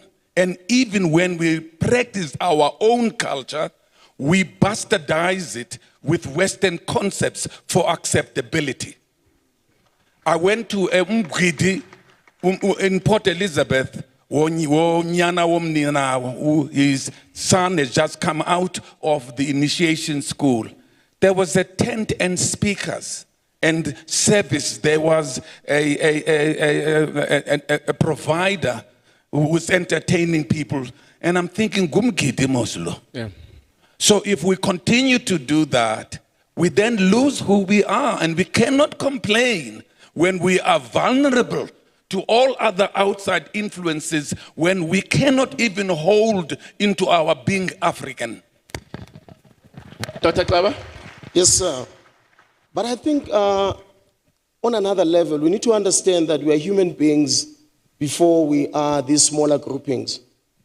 All these groupings that people chose were individuals who broke out from the bigger group which is human beings. Yes.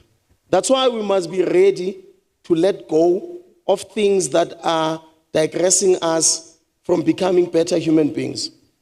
Doesn't matter what choices certain individuals make in terms of what they want to be called, as long as it does not disrupt building the best human being possible, then we're on course. Because we used to cut children's fingers, and we thought that was culture. Why did we stop it? Because it was not embracing humanity. Right. We used to cut children's faces. Why did we stop? Right. Because it was not enriching humanity. We used to twala abantuana as a cultural thing. Why did we stop? Right. It was not making us better human beings. So whatever If we have to make a good choice between what to keep and what to discard, we must ask what makes us better human beings. Fantastic. Whether you want to embrace those who are calling themselves LGBTI, we had a conversation with Dr. Gani at the back to say, if it's there in our language, it means they've always been there. Itabani, they've always been there. So the question is, do we allow them space to live as normal human beings as well or not? We're not saying we want, they were there. Yes, sir. But how did we allow them space in those days? Why don't we allow them space in these days? Right. Did they stop us from being the people that we are? No, they did not stop. So everything that you focus on, you want to oppose, it's going to grow. Be careful. Humanity. So let's embrace humanity. Humanity. Mr. Kuzwai, we've got a minute from your perspective, and then Mr. Kabash. You know, when ndoda angazi uba igama lakho nokuthi wakwabayo kodwa mina ngokhuzwayo qaba ukumede kandaba phakathwayo qhathwe empahambe phambili angeke sithi sisembizweni sizokhuluma indaba udaba olubaluleke ngalendlela engaka wena uzosibuza ngesende ugezeyana ekseni ukayini lo ogeza lengane ozenzile uzenze ngani kufa ingane lana uzosibuza ngesende wena hayibo mana uhlonipha nesizwe hawu yini uphethe uhlanya yini hayibo ungaphindi uyenze lonto usihlaze kanje phakathi kwabantu man hawu Mr. Kabashe. Thank you. You know, I think we are in a global world and it is very complex. And we cannot isolate ourselves. So whatever we do, whatever our cultures and what we learn at home, it has to help us navigate this world, which is a reality.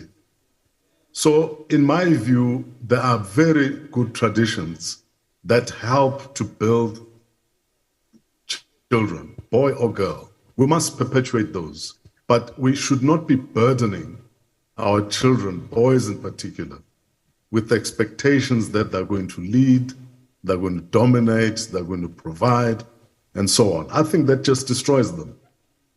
You know, if you consider that half the graduates coming out of your science, technology, engineering fields are women, and it's probably increasing. They need to understand that they have partners with whom to work in this world. Not that they have people that they need to protect and provide for and so on.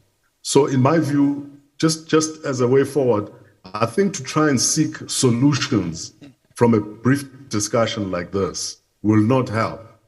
What we need is to agree how we keep the conversation going. How do we carry on engaging each other? And I think the solutions will come down the line. Thank you very much, sir. Thank you to a fantastic panel. How do we keep the conversation going? From my end, I would just like to again thank the panelists and EmpowaMen for this platform. To those that are looking to get involved in more conversations, my organization, the Youth Start Foundation, as well as through Mentor a Boy Child, we are actively running activities with young men around the country. Men like yourselves are needed to get involved as mentors. Please come talk to us as Mentor a Boy Child.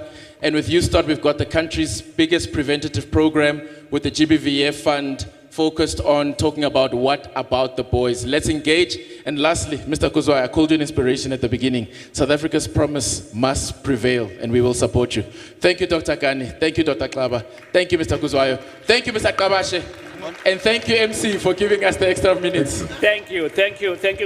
Please come to the front for a photo op, as they say. Thank you. What a wonderful discussion.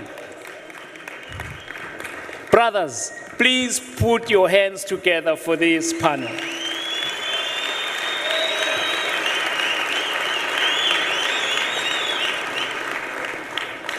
Siwina ngesardines la.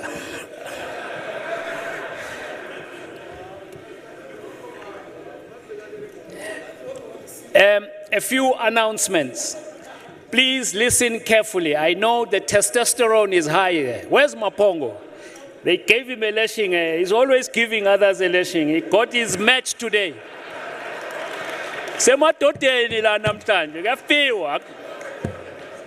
Kote kotayo. Kute manigi nigi.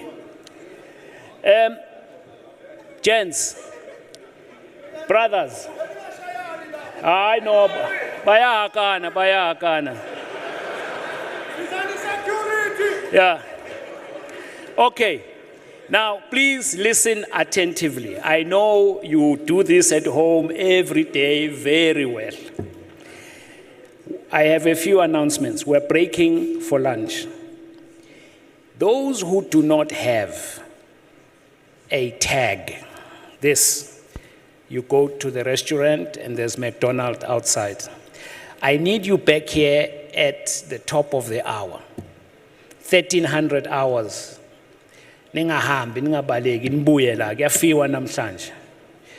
And then we have got books by our wonderful brother, the author, Abna Muriri. They are outside, 250 rand. It's nothing for you guys, ngamatenda wenu.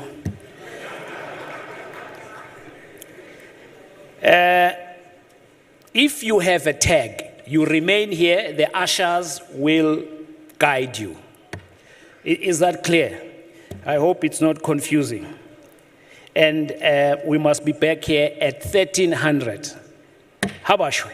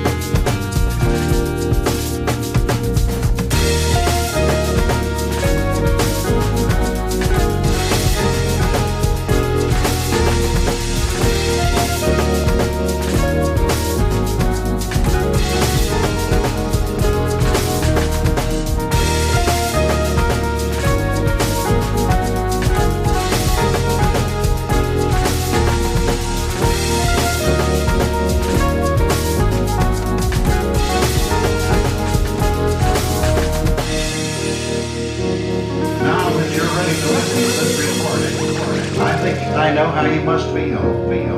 You're naturally curious, perhaps a little bit skeptical.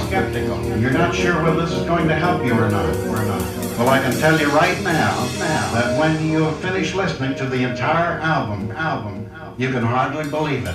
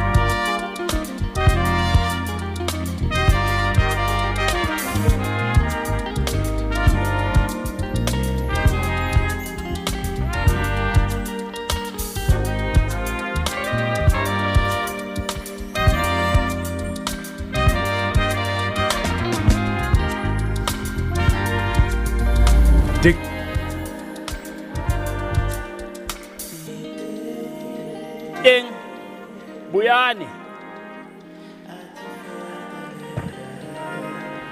5 minutes to start, 5 minutes. Everybody come back.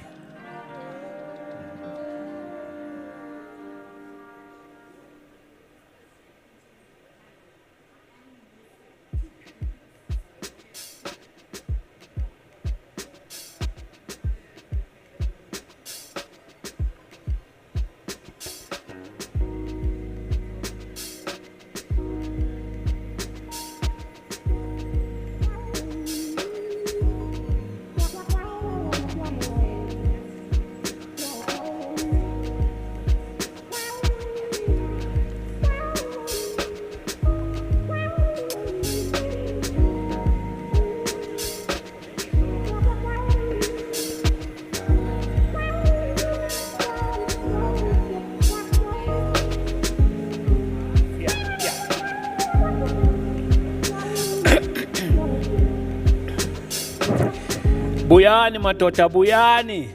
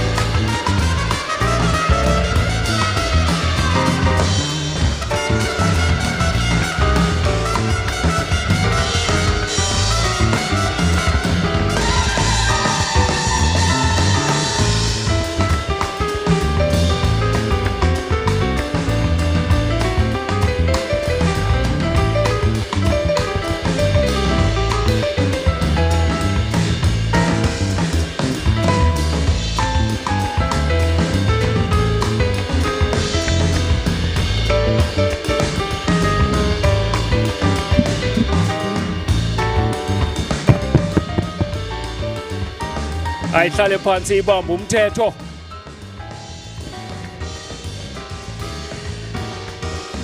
Ayihlale phansi ibambe umthetho. Abantu be-Instagram laba bayazi lento engikhuluma ngayo. Or nishiswa istamp.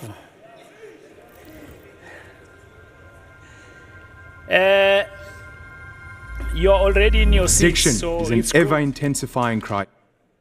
It's good that you're already in your seats. Angikwazi ukuthethisa nina ngoba senikhona. Ngifuna ukuthethisa laba abangaphandle. But i-microphone ingaphakathi. That's a big problem. So ngibathethisa kanjani laba abangaphandle ngale microphone engaphakathi. That's a dilemma. And bahamba slow. Hey, after lunch kuyafiwa. Nizwile i-testosterone beyigcwele la before lunch. And akakabi no cherry one esimlwelayo. Seyisukile nje. Hey, men's conference ay. Come.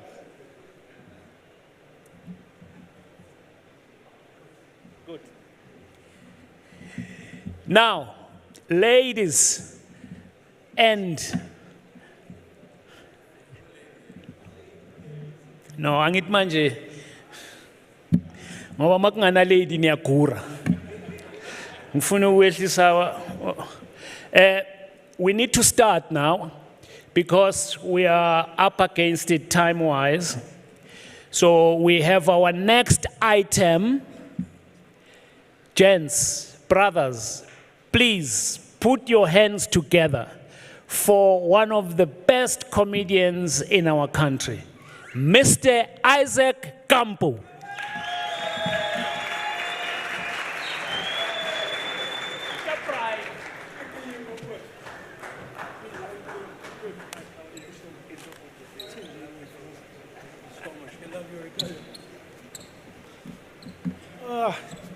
Sanonan, how are you guys doing? I'm very happy, man, to see men on a Saturday. Abanye babaleka ukubayenzisa iwashini endlini and being sent to the shop to buy things they don't know. Oh, yeah, that's a better mic.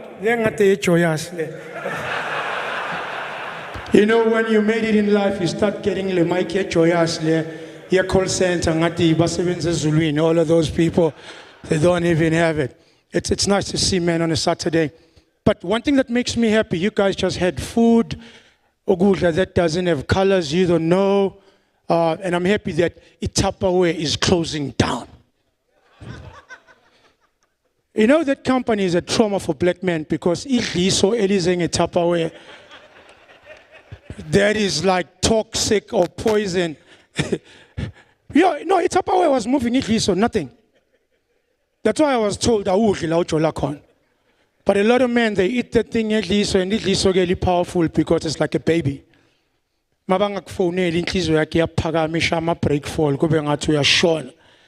I tell men all the time that a man controls three things. It's his lust, it's his anger, and his appetite. That's why these guys, when 3 months are shut, a man can't always be eating at home. And then you know you messed up when your kids mama suit but should so you've been eating all your life, but now you're married and you starting to get all fat and stuff. But I'll tell you one thing. Women will always compare us to things they've never been or had. The way our first bang is funny corner, but compare no Jesus. Do you know how hectic that is?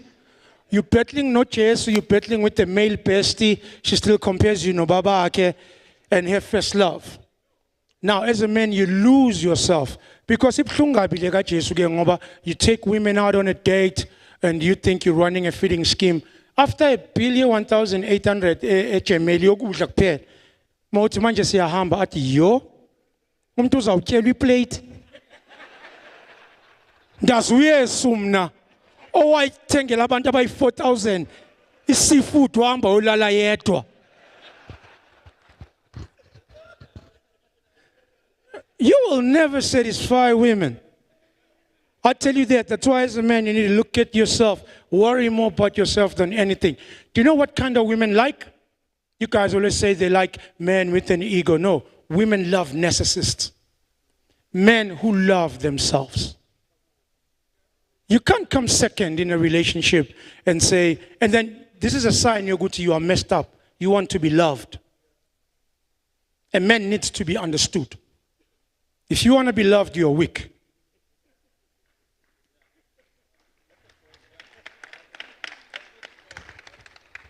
You can't be loved. You're too old for that. Do you know, it's so sad when you're in a relationship and you're not understood.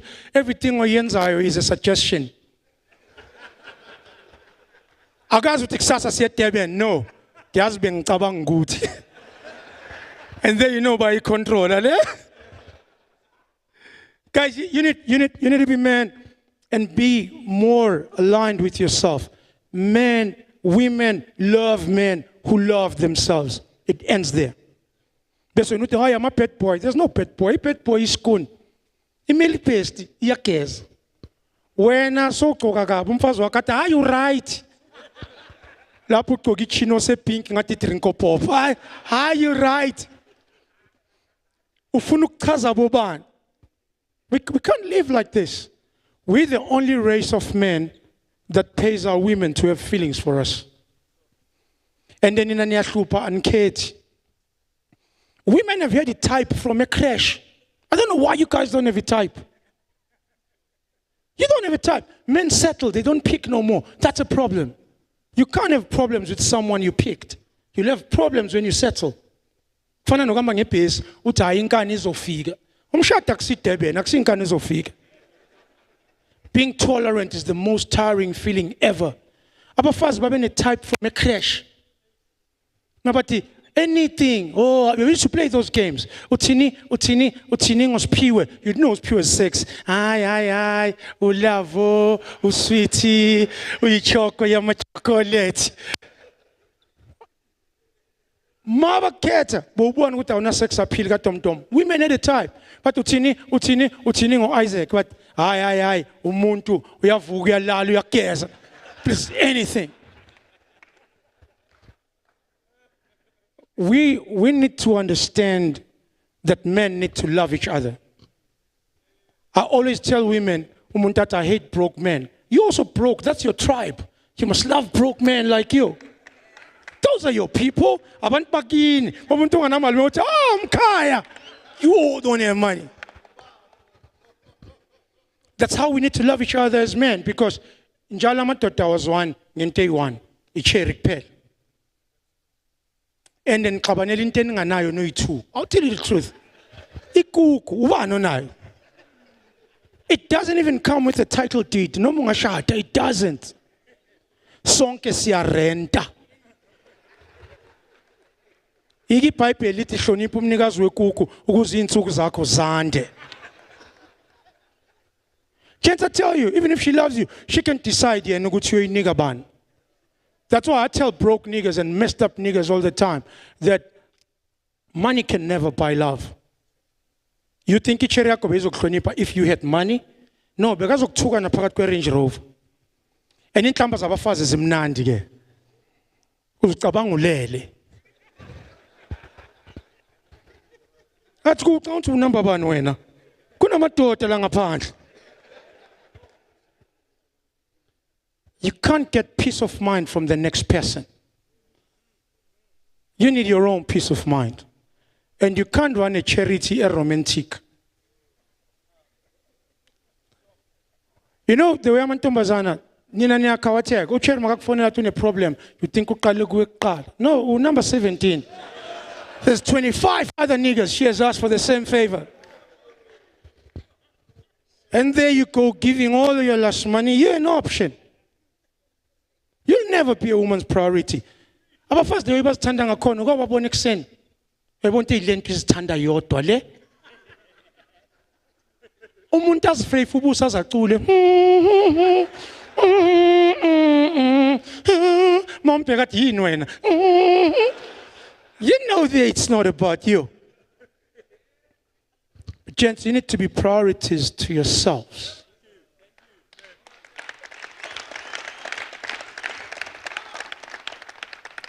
Now, mind you think on a soulmate. Oh, not soulmate. You know why women marry us? Makatulka na bangan bag.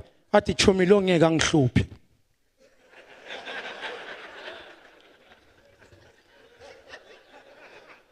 Then ngimangala amadoda ashadile asiqhoshela ngomkhaba wedliso.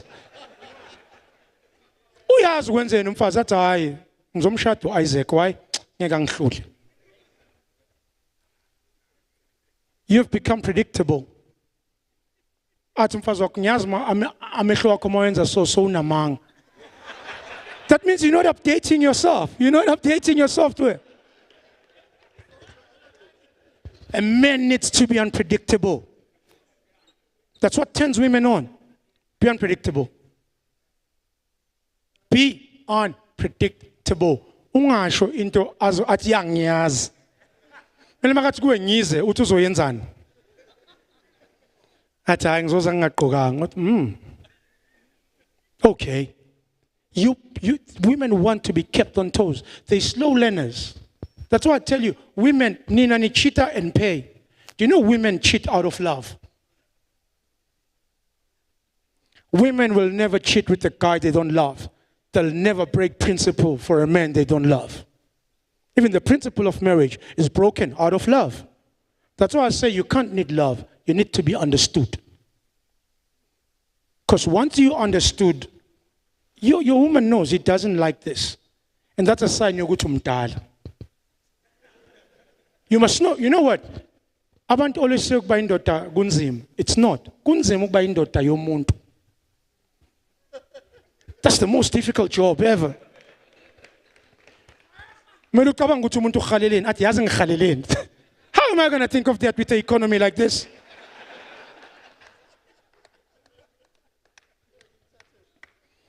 I love men. Men I race. That's why I'll do any. I always take the side of men. And kubhlungu ukuba indoda omnyama ngoba sina kwi-counseling. Akaze utshele nomama wakho ukuthi bakuhethile uzothi bowuyaphi. Yena ayakwini amjolweni. But gents, I tell you one thing. Money will never buy love. Women will pick who they want. A woman has picked you. Don't think you've picked her. You know, I think of us as men as a race. that in 500 years' time they'll write history about us. Umuntu nomuntu gents makadakiwe akayolala kokwapho. And I don't know why njalo ningafuni ukuyolala nodwa. Amantombazana manje can't even read. You can't get bedtime stories. Why ungafuni ukuyolala you-one? Because ushate the and the baby ngisafunda right and the because of beauty, something you won't even take. A lot of men are in prison for things. Gents, ubuhle bomfazi is not hereditary. Do you know if I look like the women I've dated, I'd be Tyson fucking Beckford right now. Ngabe ngimuhle, bathi ngifana nabantu engingajola nabo bonke. Ngabe nishaya ama-fleet mangifika la like you why le ntwana imoyile, le ntwana yinhle. So in 500 times, in 500 years, they'll write history about us. And it has to make sense. Imagine if they write about us now, sebafunda ngathi iBhayibheli. But kwabasemlazi chapter 55 verse 4. Athi umfundisi emlazi kwakukhona intombi, emlazi kwakunodladla, emlazi kwakuneqomo, kodwa ngicela uMamsithola ayifunde. Mamsithola will read it in King James Version. And thus he came upon 2 young men who were at the level of being husbands. They were tossing each other over a concubine who looked like Mangosuthu Buthelezi. And her name was Zodwa Wabantu. Ibambe ma. Stella uMamdlamini ayifunde ngesizulu. Athi kwase kuqhamuka ababili ababedonsana ngesifebe esasimbothe ingubo eveza izithende zomdidi. Igama lakhe kwakunguzodwa wabantu kaqhubeka ma. Kwase kuqhamuka amadoda wayesethi kuba uJesu madoda zinsizwa nibangani. Waphendula oqala wathi Jesu ndodana kaDavide ngihawukele. Ama-istropes ayishumi nambili. Ivevliko ishampeni ithengwe yimina. Uma ngithi siyolala uthi usadansa. Ndodana kaDavide ngihawukele. You know Jesus was calm abheke wesibili athi nsizwa. Athi i-room divider kanina iGlezerina ye-Avon ithengwe yimina. Uma ngithi siyolala ngimthola ume nale ndoda. Wayesephendula uJesu wathi kubo madoda zinsizwa ayikho lento eniyibangayo. Anazi yini ukuthi umnikazi wendovozi ilowo ovuka ayigeze ayishefe ayigcobe igayinagadi. Nizoboshelwa into engekho. Miyekeni bazombona abanamehlo. Base bethi kandodana kaDavide uyinja Jesu cishe saboshelwa amasimba. My name is Isaac. Thank you.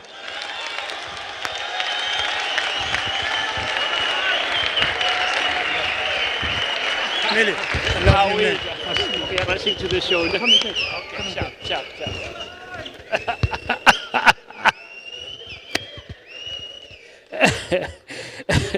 Wasn't that amazing? Ukampuke loyo. Top. First grade, eh? Understands his audience.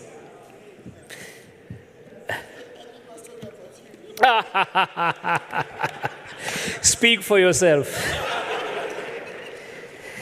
Right.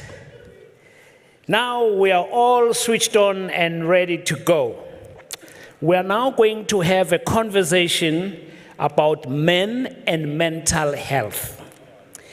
And this panel is going to be facilitated by Martin Manamela.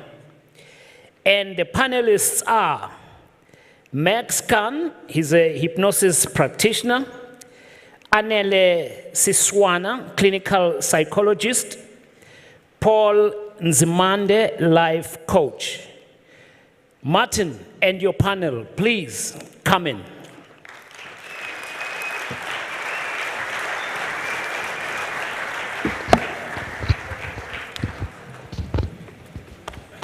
Thank you, sir. Thank you, sir. A very good afternoon, everyone. Are we all happy? Have we just had a good laugh? We're good. Nidlile. Well, there's one thing, though, that I've heard this other time, and they said that if you see people sleeping after they've eaten, it means they think about sex. So, if you're going to be sitting next to someone who's going to be dozing, you know what he's thinking about. Beautiful people, thank you so much, Mr. MC, and thank you so much, everyone. Thank you so much, EmpowaX, for giving me this opportunity to facilitate this beautiful but yet challenging conversation about mental health. I've got a question, though, before we even start. And that is, when you talk about men, what kind of men are we thinking about? Are we only talking about heterosexual men?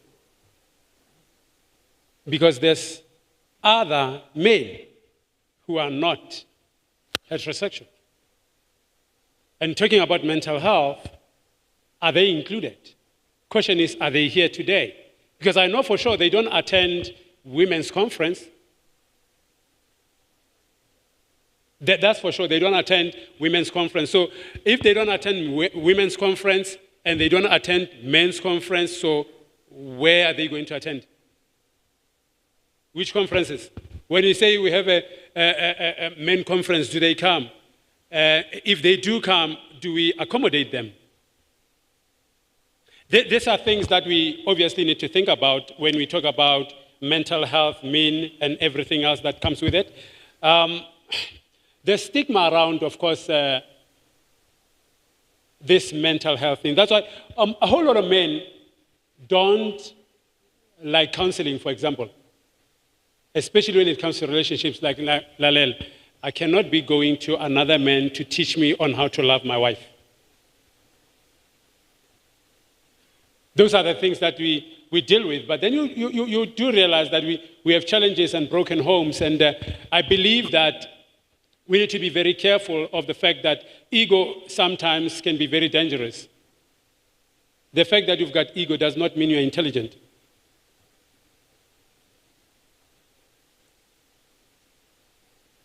How can we support each other? To the men that, experience suicide, or they have suicidal thoughts, when another man comes to you and talks to you about the fact that he's having a challenge in this area or that area, how do we support them?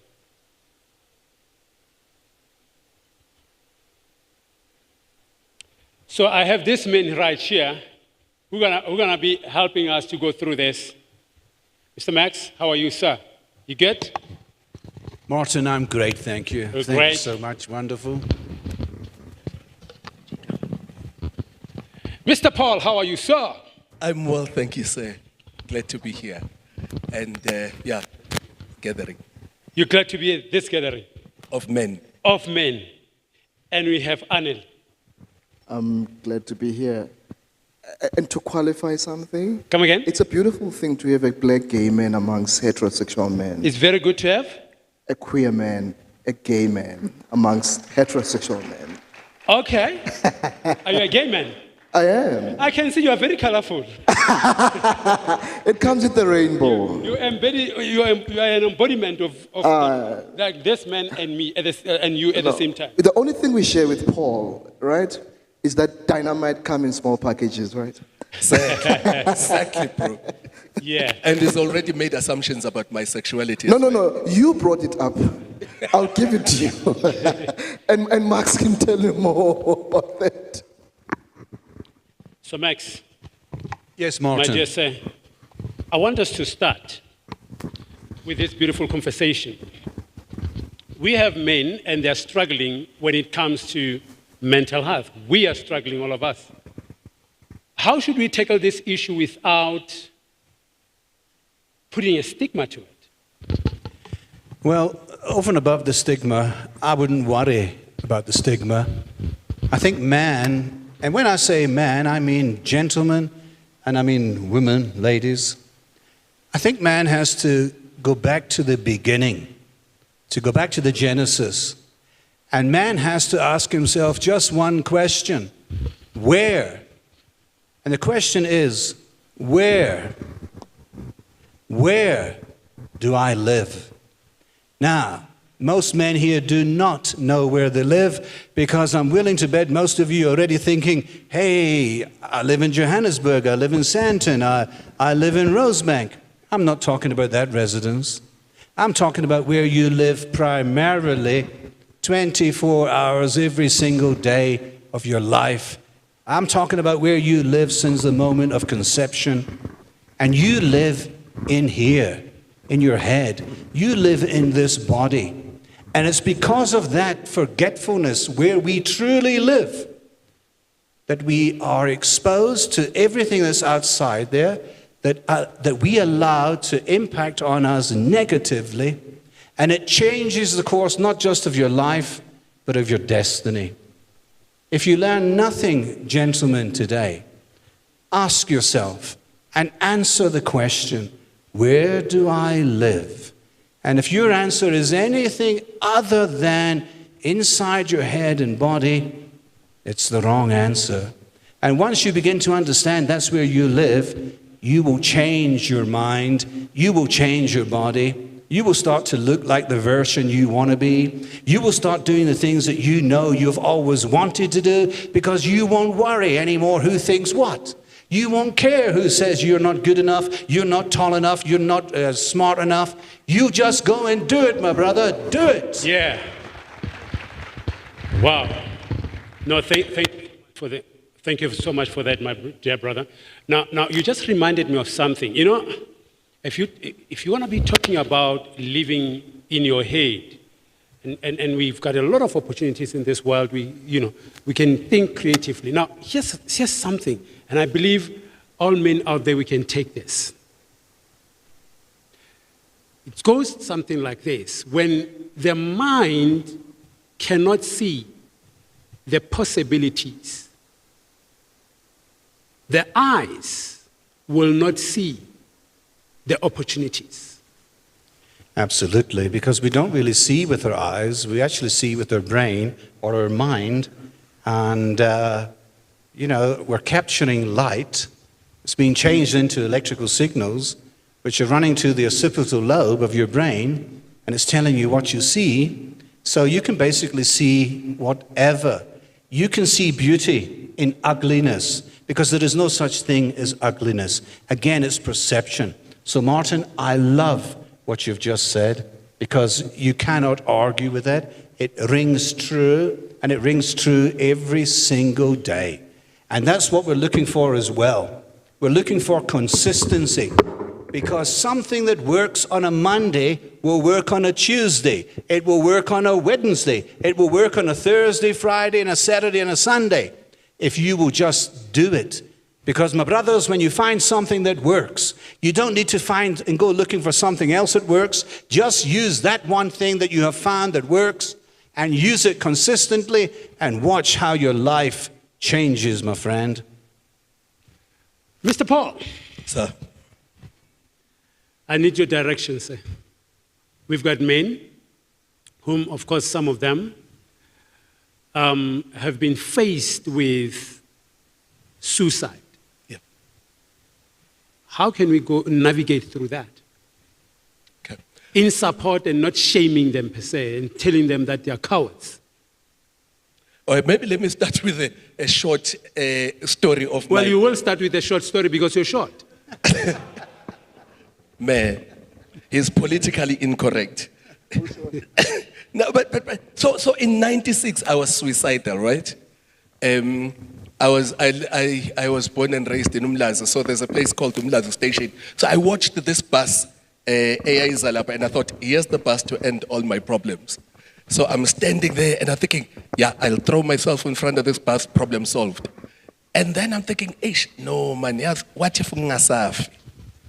Gizongafi, and then labantu laba sebezolo bengibuza, how kodwa wena ubuwenzani?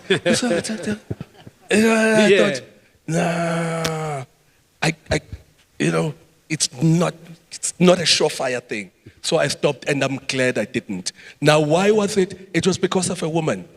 I'd broken up with this girl that I'd been in a relationship with for 7 years. But us breaking up was just the one part. The worst part of it is that she then went out with this other guy. And from where I lived, I could see her home. So I could see this guy, Efiga Ezomlanda. You know. But as if that was not enough, this guy drove a taxi. Ne? And that time, I claim. So I had been working at SA Breweries as a rep, company car, you know, all these other nice things. But now I'd gone back to school, and I've always been afraid of crime. I've never done crime in the township. So here I am, I'm gone back to school, no car, no entertainment allowance, no nothing. I'm really broke. I've gone back to school to finish the degree. So every time in Kamuga, this guy just puts this thing on full blast. You are claimer. We are claimer. Agaspani. Agaspini. Yeah. Agana fokol. Yeah. Ujivan. Sub, set up. Zip like God. Sub, set up. Nas like God. Yeah. This guy would then drive off with my girl, man. My baby mama. So anyways, so I'm saying it's a very practical reality. In fact, statistically, 3 times more men commit suicide in South Africa than women. The last stats I looked at, if I did the numbers, at 18 per day, if you take a place like Moses Mabhida, if you take 18 per day and you fill up Moses Mabhida, it means that in 10 years' time you can fill up Moses Mabhida with the bodies of men who have killed themselves. Stated differently, from the last World Cup that the Moses Mabhida was full, you remember that Netherlands, what game? From that game till today, the number of men that have killed themselves is as many as the people that were watching that game. So it's a real challenge. And they find that with women, they try 4 times, 4 times before they succeed. With men, they just go surefire.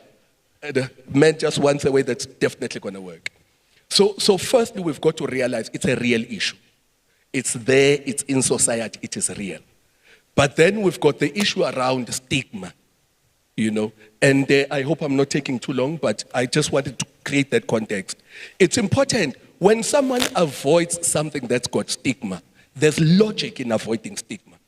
Because what does stigma mean? Stigma means this thing is widely perceived in a negative light, and if you confess to it, you are going to be seen in a negative light. What are the implications? You are therefore going to be seen in a poor light. You are going to be denied opportunities, denied respect, denied access to social standing, and other things that so there's logic in avoiding anything that's got stigma. So our challenge now is saying, this thing is killing us, but it's stigmatized. How do we break the stigma so that we can tackle this thing? Because it's real. And one of the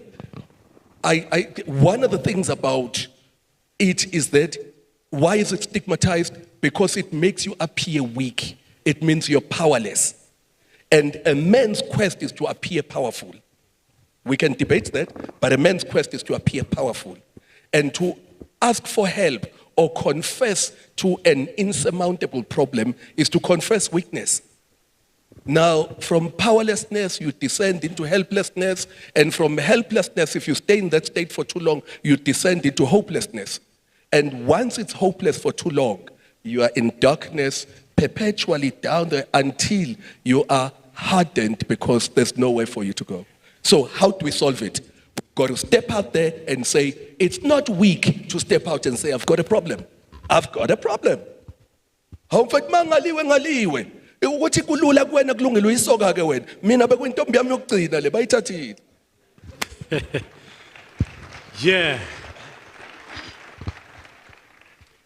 So Linda, here is this stigma, and I'll give you a story because we know you sparked something because you see this is reality. So Linda, here's a young man.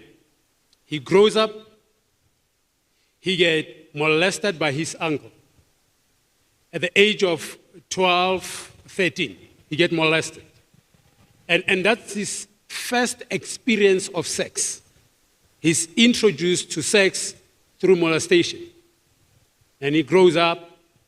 He's not even fitting into his community. In that, when they looked at him, he comes from now urban areas. He went to live in the rural areas. He speaks different, he looks different, and every time people will gather, his peers will gather around at his home to come and see him, and he's looking at himself, he's thinking, I'm not fitting, so what's wrong with me? I mean, these people are surprised about me. They always come to just check on me as if, or rather to watch me as if Ekaya is at the zoo, I'm a little monkey that they have to come and see. So it's a problem. But then he grows up, he's into relationships, and he doesn't want to have sex. And he doesn't want to have sex because of one thing. He doesn't want to have sex because he's thinking, if I have sex, the only experience I know is that it's painful. So I love this woman, I don't want to give her pain. So I would not sleep with her. But the woman is now thinking that, I'm not attractive to him. But he's not ready to disclose. So he's confused that these women, they leave me for the mere fact that I don't want to give them pain. So what should I do? Give them pain or not? But at the same time, kanti malume, sex doesn't, I thought it's supposed to happen between a woman and a man. But they did it to you, did it to me. So now, how do I navigate through life with all of this kind of a challenge? Because bakuthathela intombazana, boga sebenzi, all of that, and it challenged you. So bengifuna ukwazi ke Linda ukuthi when it's like that, when you look at culture and you look at yourself now as a gay man, how would you help such a guy? What you are raising first, it's three things. One, you're raising socialization, you're raising trauma, and you're raising a response that then comes as a result of that. Perhaps maybe you are prophetic. One of my experiences is, I'll disclose this, very few people know about this, that myself, Paul, I was sexually molested from the age of 10 till the age of 14, around about that time. And so you can imagine the level of trauma. In any case, I grew up a very different boy, kind of a boy. I was not the typical strong, macho boy. As a result of that, I opted for another redefinition of what it means to be in the world. So to this day and age, I can't play soccer, I can't play rugby, I can't play any form of a heteronormative, heterosexual way that best defines what a boy is. So for the longest of time, my construct of boyhood has needed me to rethink what it means to exist in the world. Perhaps if I had the language at the time, I probably would have been more aligned with assigning myself or referring myself to a non-gender conforming perspective. Because gender for me was quite critical at the time because it was a very difficult thing. There you are, raised to be this strong boy, but what you feel, I've always known from a young age, I never desired the other gender. So that was my struggle, but that struggle was destigmatized. So then I needed to find my own space in the world. So now, when you ask me that question, people always ask, if such an experience has happened like it has happened to me, how much are we able to separate the experience and what the experience has made you to be and socialization? It took me therapy till to this day and age to clarify that on one end, I know from a very young age I've always felt different. I just didn't have the language capital and the vocabulary of giving it a name until I was mature enough and understand that what I felt for other boys relates then to an experience of giving it a queer identity. Secondly, in therapy, I've had to understand, if it was not for this trauma, would it be that I would identify as gay, or would it be as a result of the sexual trauma that happened? The sexual trauma that happened is something that I've had to work with to redefine what sex intimacy it is. And ideally, as a gay man, you either identify as a top guy or bottom guy or versatile, that was a struggle for me because sex was painful. And so as a result of that, I avoided that. But now, if I can then think and put myself outside and think of general knowledge, is that a number of people would then say, but Anneli, you're gay because you were raped. And my answer is, I'm not gay because I was raped. I identify differently, and that experience intensified my experience and made it whatever that it became at the end of the day. So from where I'm standing in simplifying what you've asked, Martin, at the end of the day, we need to separate gender and how gender is socialized by virtue of being assigned. With a penis, society assumes you would be this boy and act in a certain way. Then there's sexual orientation and internal psychic process. You don't choose to be non-heterosexual. There's no way you can choose such a punishable and painful experience to be in the world. However, because of my social capitals and the vocabularies I've acquired over time, I'm able to protect myself as a man and be able to speak confidently because I have privileges that allow me to speak in that way. Right, thank you so much. I'm enlightened. We have a few minutes, and I want to open this now to questions on the floor, if we have questions. There's a hand over there, the white shirt, guy in the white shirt. There's a question over there. No. Raise your hand, sir. There's a question. Do we have a mic?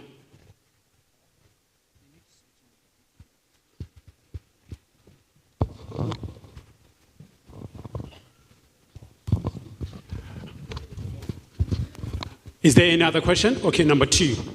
So it's 1, 2. Yes, sir. I'll only take 3. Greetings, everybody. Dumelang lekaya ge. Ke nna Tshepo. This question goes to Tamex. How do you hypnotize people, my brother? To answer your question very quickly, I do it very well.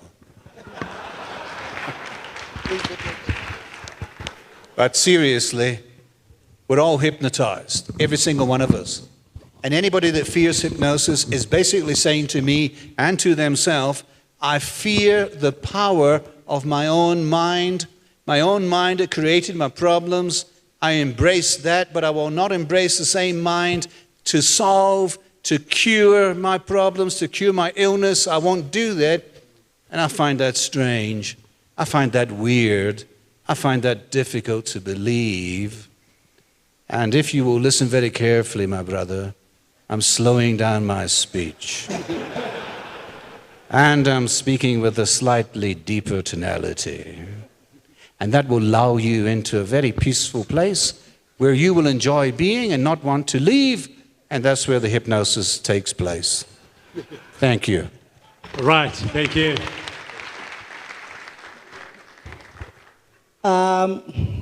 Good afternoon, everyone. So my question, I guess, is gonna go back to what you were talking about in terms of pain. So us as men, I don't know whether it's stigmatized or what, but there's something when it comes to virgin. Meaning, most of the people, when it comes to virginity, every guy wants to sleep with a virgin. So I don't know why is that. Do you get power or what? Because it's someone which is a bit inexperienced when it comes to sex. But most of the men will pay even $1 million in order to sleep with a virgin. What is it that makes us to want to sleep with a virgin in that sense? So, yeah. Okay, no, thank you. From a socialist, anything that is approved continuously, consistently, widely, then becomes an ideal to strive for. So when so many people are saying it is good to sleep with a virgin, you get a particular experience, and that experience is elevated compared to other experiences. It is a desirable experience. It is the pinnacle experience. Then it becomes a thing of, in fact, men even begin to compete around who's going to get to the pinnacle. Stated differently, it's the primitive male idea of wanting to fight for the best. You know when the mating fight between animals for the harem. Just by the way, as I conclude my response to you, it's a men's meeting, right? Hey, bro, it's not even the best experience.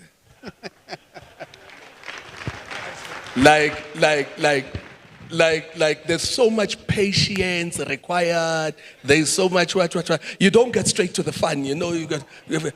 That's, I'm assuming you take her into consideration. If you really care about her, it's going to take you a couple of times before it's your time to have fun. So it's not even really. So it's definitely not worth hurting and raping another person for, because you won't enjoy it.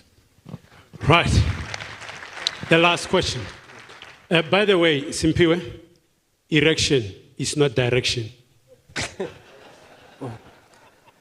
Good afternoon to all the men. I've got questions that actually it's for Max and our clinical psychologist. Max opened with a very beautiful statement of saying, where we actually dwell, it's in our body and in our mind. So now from a perspective of a hypnotist, I want to understand something. Especially, let me just say as South Africans, we come from a history of many traumatic experiences.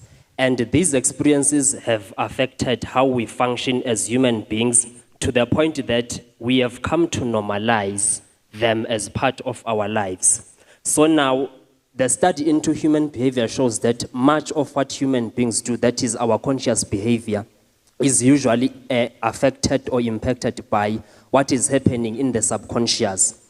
So I want to understand how does hypnosis help people in terms of dealing with what is in their subconscious so as to improve their conscious behavior.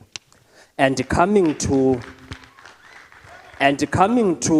our clinical psychologist, something very interesting was also mentioned there about his childhood experiences. So I wanted to understand something. He mentioned something about not finding any interest in those activities that are said to be masculine, you know, where maybe physical strength is needed, such as playing sports and all those. And he also mentioned his experience of being molested.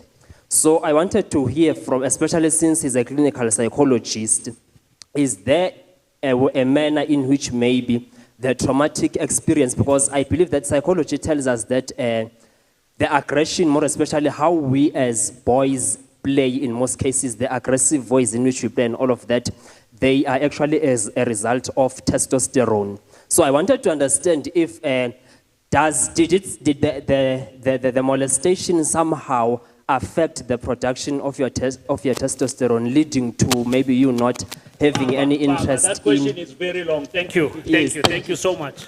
Thank you, Baba. All right, let me just... 5 minutes. All right. Martin, may I answer one of the questions? Thank you. My brother, it doesn't matter if you're a South African or a Glaswegian, or you're from New York or San Francisco or Sydney, Australia. We're all thinking the same way, and we've all got the same problems. We are no different. We need to realize we're all the same. And how hypnosis helps a person change is, number one, over and above the hypnosis, which is the tool, the person himself must know within himself what he wants to be. Because if he doesn't know that, no amount of external help is going to help him. He has to know, what kind of person do I want to be? How much money do I want to earn? What kind of girl do I want to have? What kind of man do I want to have? You must know at source what it is that you want. And in my job as a hypnotherapist, I meet so many people who don't know what they want. And because they don't know what they want, they settle, not just for less, not just for second best, but they settle for 20, 30 things down the line, and that's not good enough. It's not good enough for me, and it shouldn't be good enough for you. Thank you. Martin, I'm Xhosa. It means I went to the initiation school in Durban. And so as much as I have ticked all the boxes, the problem still remains. I desire other men, right? And by virtue of that, if you're thinking of hegemonic masculinity as a theoretical construct, I do not fit any mold by virtue of being a queer man. And so I've had to redefine, and today's theme on redefining masculinity, it really helps us to think of non-normative possibilities of how we think and redefine masculinity. To this day, I still believe I'm a man. The only desire that I have is just it problematizes the whole construct. So where I'm going with this, there's a point where after Uphume, you've got to test your Mercedes-Benz or Porsche, right? And you need to find any girl, and it shouldn't be your girlfriend. To this day and age, I've never tested my Mercedes-Benz, right? And it doesn't make me any less of a man. So what I'm trying to say is, as much as I may not have subscribed to the ideals of that, but by virtue of who am I as a person, my sense of being a human being transcends sexual orientation and being gendered. Secondly, on the idea around subconsciousness and all of that, I personally believe, fortunately, I've got the tools. I'm trained in psychoanalysis and in psychodynamic. So I've kind of understood the separation between what happened to me and what happens theoretically. And I'm able to draw finer lines within that in understanding that at the end of the day, a number of men, particularly men, black men, we have a lot of unresolved traumatic childhood traumas. However, because we don't understand them as childhood traumatic experiences, they then play out in different ways. Men are very needy, and you realize, how come this guy is so needy? It goes back to a primitive need that this person was never breastfed. And that impulse can easily lead people to a number of things that they don't understand that are happening unconsciously, which then influences their behavior. So we need to ask men as to, what is it that is your unmet childhood need? Because once you discover your unmet childhood need, you will realize the womanizer that I am, I'm looking for the breast I never had. At the same time, I'm looking for something that I can never find, except I can reconcile it in therapy. Thank you. Thank you.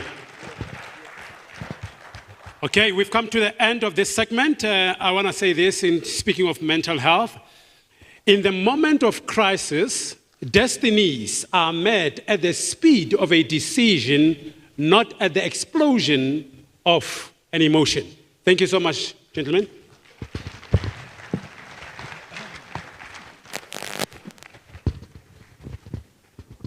Thank you so much, sir. Thank you, Martin, and your panel. Please come to the front for a photo op, as it's now become tradition in this conference.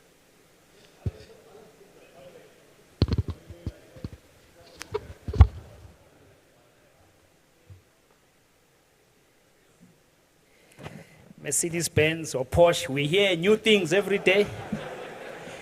We learn so much. When you come to men's conference, you learn so much. What do you think at women's conference they're talking about? They've tested what? Ford Ranger.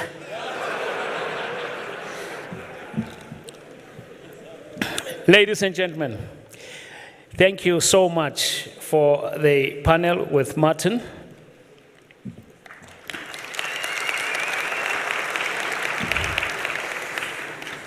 Behaving at inside jail, you know. You must clap.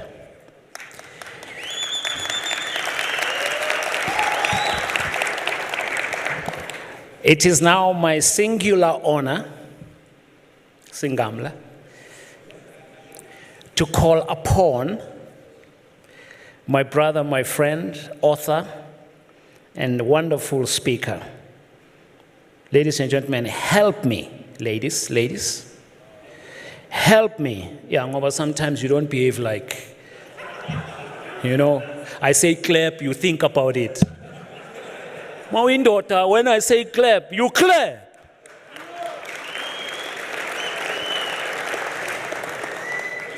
I'm now calling Abner Mariri, who is an author and a motivational speaker, to talk to us. Incha.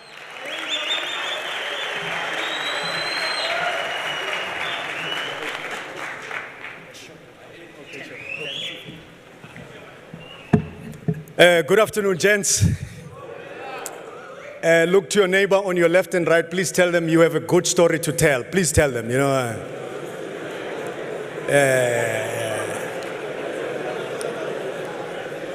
my session, I always, I think it was Jim Collins who wrote a book called From Good to Great. He talks about brutal honesty. And, outside there, I saw some guys that I used to hang out at a strip joint with. And one of the guys was into spanking, and he kind of avoided me. I said, he looked at me like, I didn't exist. Chief, after this meeting, if you don't greet me, social media is going to know about your spanking episodes. But I'm grateful to be here. I know that my time is short and time is fast spent. I owe a debt of gratitude to my friend and brother and comrade, EmpowaMen Caesar. I want us to put our hands together for this visionary leader. We can do better than that, I know, of course. Can we stand on our feet and appreciate one of our own?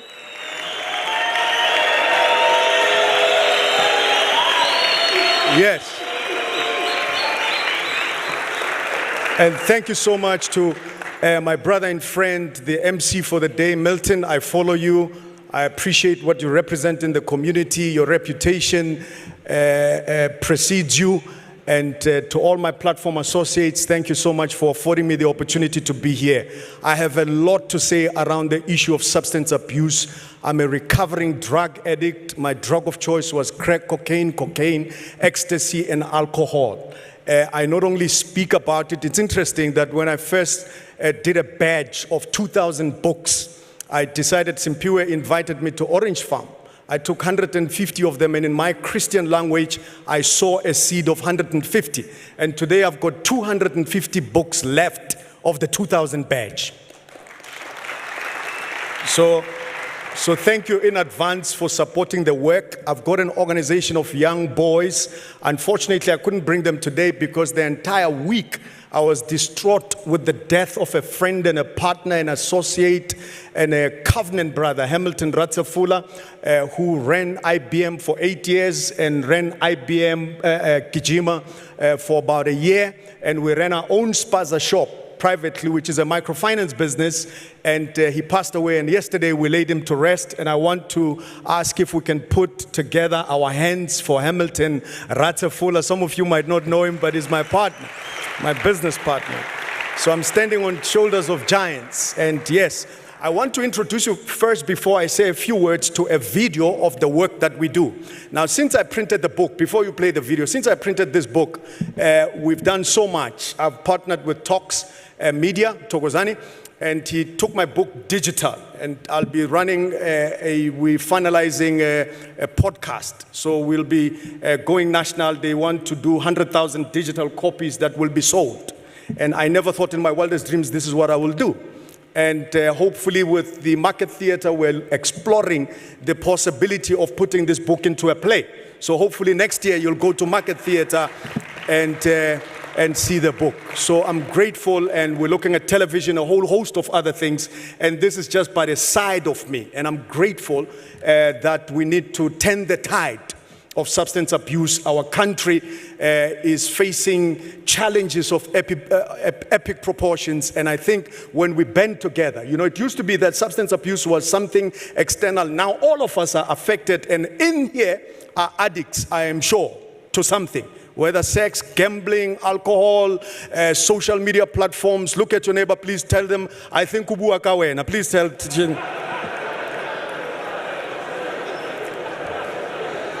So can I ask you to cue? I've got 10, 15 minutes. Can you play that video, the first one, the 4-minute video? And then this is the work that we do, some of the work that we do in the space of addiction.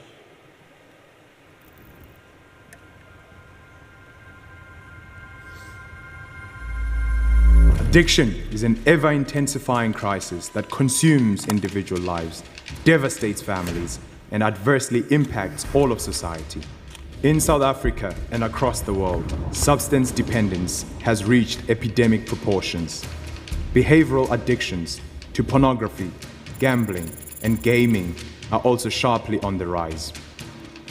Although addiction-related issues continue to multiply, the availability of effective, affordable rehabilitation services remains critically low. Private facilities are costly, and public health responses cannot keep up with this escalating problem. The reality is that only 1 in every 8 people requiring treatment ever receives it.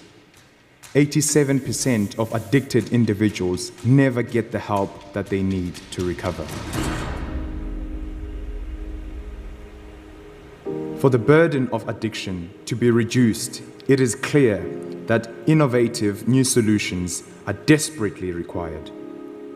At Project Exodus, we believe that significant change can be effected through a scalable, community-driven model that increases the accessibility of quality recovery services.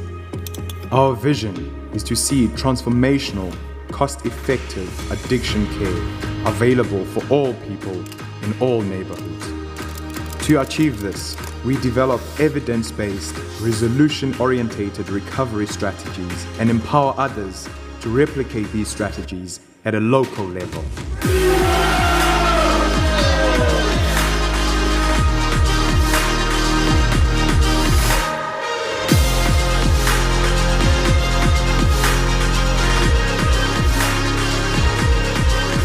Through education, training, resource provision, and ongoing support, we equip individuals, churches, schools, organizations, corporates, and governments to facilitate recovery groups, run cutting-edge outpatient programs, offer recovery coaching, and make use of vital recovery teachings and tools. A particular area of focus is the development of online platforms and mobile applications that make recovery services easily accessible for anyone, at any time, and in any place. Project Exodus strategies target individuals with all types of addictions and compulsive behavioral disorders. Because of the collateral dysfunction caused by addiction, strategies are also developed for family members and significant others in need of their own healing. Our integrative approach has been developed and piloted in treatment settings over decades. Recovery strategies reflect current advances in the field of addiction treatment and have been developed in accordance with proven international best practice. Operational in many national and international locations with highly successful outcomes, the heart of Project Exodus is that no one is left behind without access to the life-changing interventions that they deserve. You too can be a part of this movement. By partnering with Project Exodus, you can be directly involved in the restoration of many thousands of lives. As together, we expand the culture of recovery that sets captives free. Together, we can do more.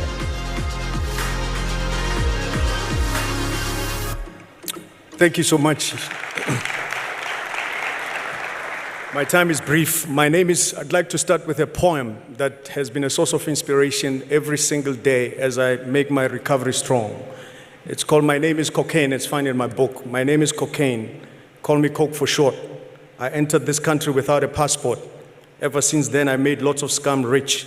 Some have been murdered and found in a ditch. I'm more valued than diamonds, more treasured than gold. Use me just one time and you too will be sold. I'll make a schoolboy forget his books. I'll make a beauty queen forget her looks. I'll take a renowned speaker and make him a bore. I'll take your mother and make her a whore. I'll make a school teacher forget how to teach. I'll make a preacher not want to preach. I'll take your rent money and you will get evicted. I'll murder your babies or they'll be born addicted. I'll make you rob, steal, and kill. When you're under my power, you have no will. Remember, my friend, my name is Big C. If you try me one time, you may never be free. I've destroyed actors, politicians, and many a hero. I've decreased bank accounts from millions to zero. I make shooting and stabbing a common affair. Once I take charge, you won't have a prayer. Now that you know me, what will you do? It's all up to you. The day you decide to sit in my saddle, the decision is one that no one can straddle. Listen to me and listen to me well. When you ride with cocaine, you're headed for hell.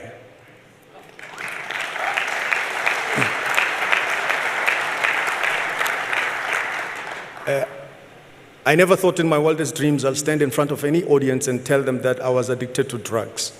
I started taking drugs. I was addicted to drugs for about 5 years, and my drug of choice was crack cocaine, ecstasy, and alcohol. There's so much aspect in my book that talks about the root cause of my addiction, my relationship with my father, how I discovered later that my father was actually adopted, and I only discovered just a couple of years before my father passed away. And because addiction by its very nature is progressive and it's hereditary, and if it's not arrested, it can be fatal. And I actually physically went to 3 rehabs.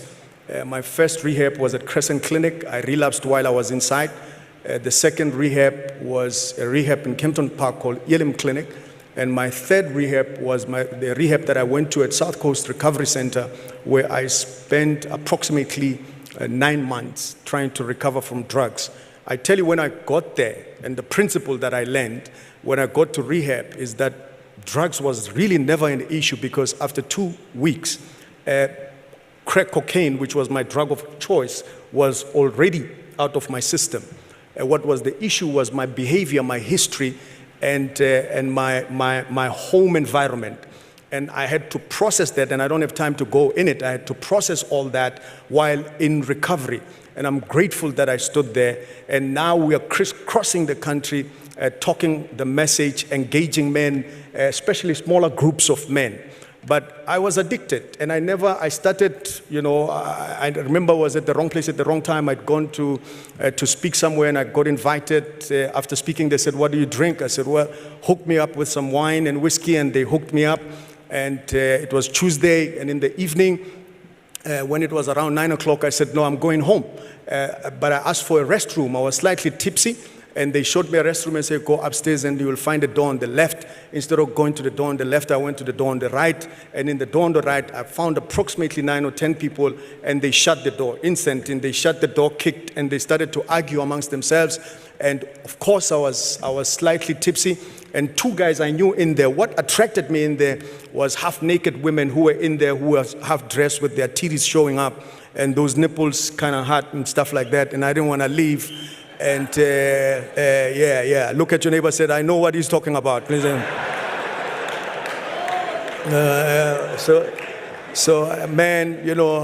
So they're arguing, I'm tipsy, and these 2 guys, they locked me in. They said, "Abner, you got to try something before you go." I didn't want to try anything that went up my nose, so I decided I'm going to try something that looked like a cigarette, and it was a crack pipe. So I took it in my mouth. They showed me how to do it.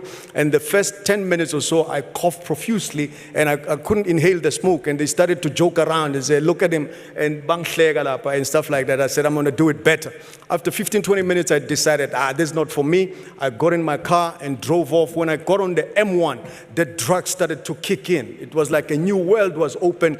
Park the car on the side, save at the moment. One thing about crack cocaine, it will give you a bonus second to none. And there I was, I made a U-turn, I went back to that place, and instead of getting home at about 10 o'clock or so, I got home at around 2 o'clock in the morning. And that's when a duplicitous nature, a double Dr. Jekyll and Mr. Hyde was born. I became something that I never thought I'd become. I just want to fast forward the story, but I didn't know. For the first 2 years, I could control it. But after a while, it went out of control. I started to lose weight. I started to see things. I became paranoid. If I was high as a kite coming in here, I most probably think that half of you worked for the state and for the Hawks, and you were trying to get me arrested. It was all kinds of things. I remember even the TV light, the red light.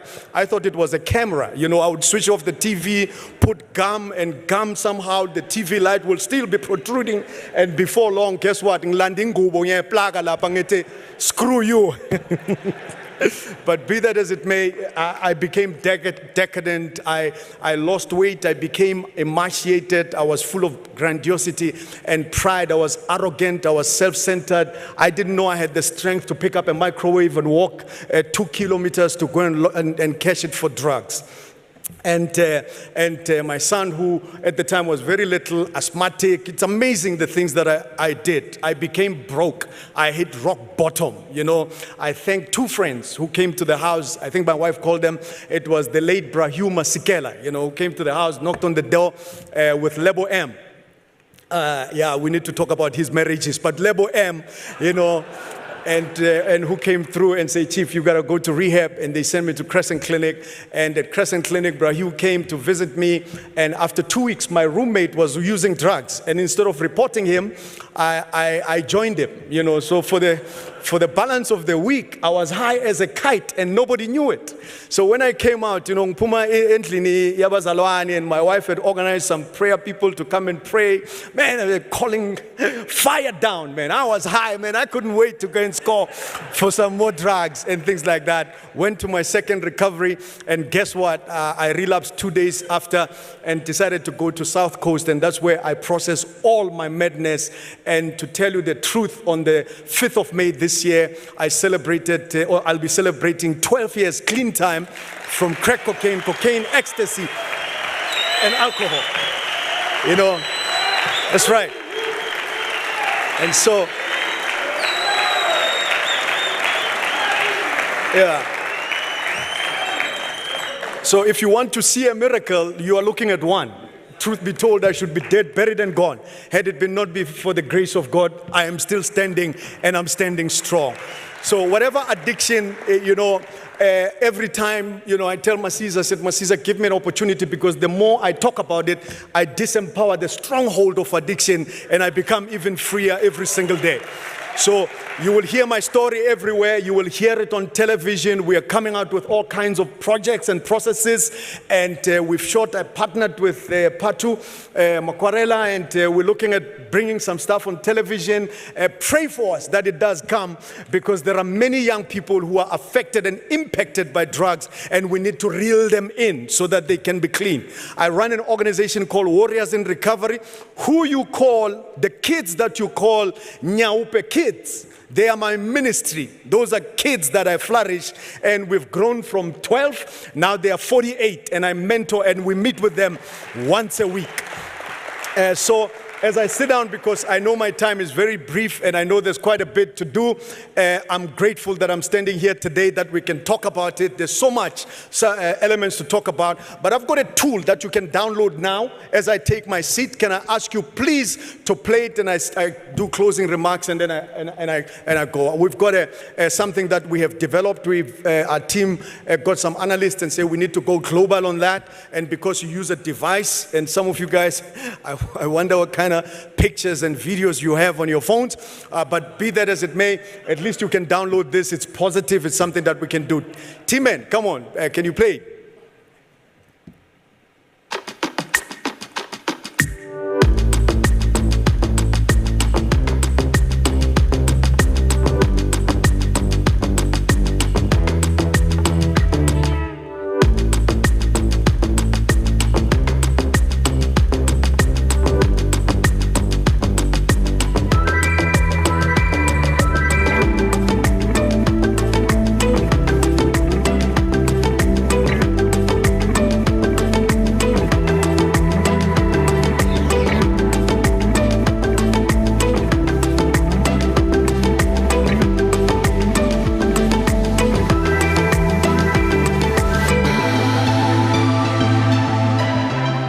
So you can download it now. It's there, and it's private. And if you've got kids today are very well versed. Gents, it's not a joke. I know we laugh a lot, but I take drugs seriously. In the last maybe 2 months, I drove literally, personally, about 12 guys, different times, to rehab, because it's a killer disease that's wiping out future generations of this country. And we have to band together. We have to be serious. It's not time to joke around. It's time for us to recognize that we are late when it comes to the future of this country, and we have to make sure that we come together to arrest this drug. And if you've got a problem, let's engage, let's talk. 2 days before he died, Dr. King went to a place called Memphis, Tennessee, to go and address garbage workers. And he said these words, and I quote as I take my seat: "If it falls your luck to be a street sweeper, go out and sweep streets like Michelangelo carved marble, sweep streets like Raphael painted picture, sweep streets like Beethoven composed music and like Shakespeare wrote poetry. Sweep streets so well that the host of heaven and earth will have to pause and say, here lived a great street sweeper who swept his job well." It's time to elevate a standard and to raise the bar of excellence, because you and I possess the capacity and the capability to achieve anything that we like to achieve. Thank you. Let's make it happen. We can make it. God bless you.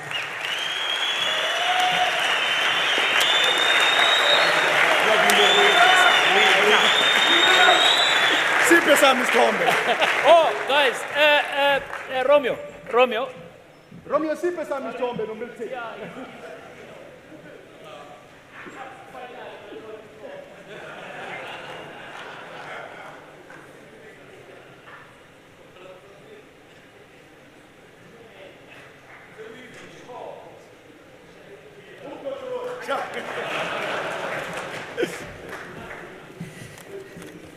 Guys, no!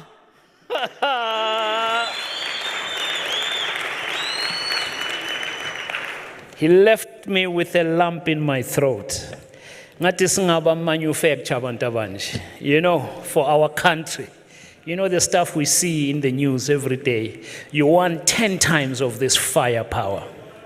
Let's pray for more Abners. I hope that we will turn our DNA. Bishop obuze ngendeni. Sifuna ama DNA wamandesi kazokhipha abo up.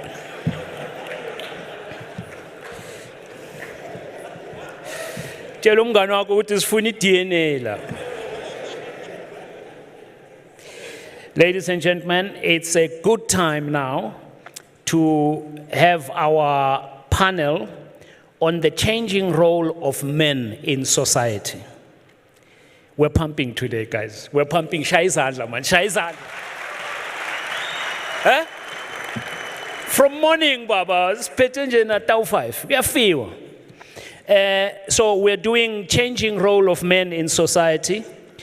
And our facilitator is Tsepo Sifutlelo, Executive Head Marketing of GPV Response Fund. He's the marketing head there. The panelists are Sbusiso Sbu Ngalwa, Bongani Luvalo, Dr. G.A. Lichuti, and Happy Nchingila, Chairman of Washirika 3 Oaks.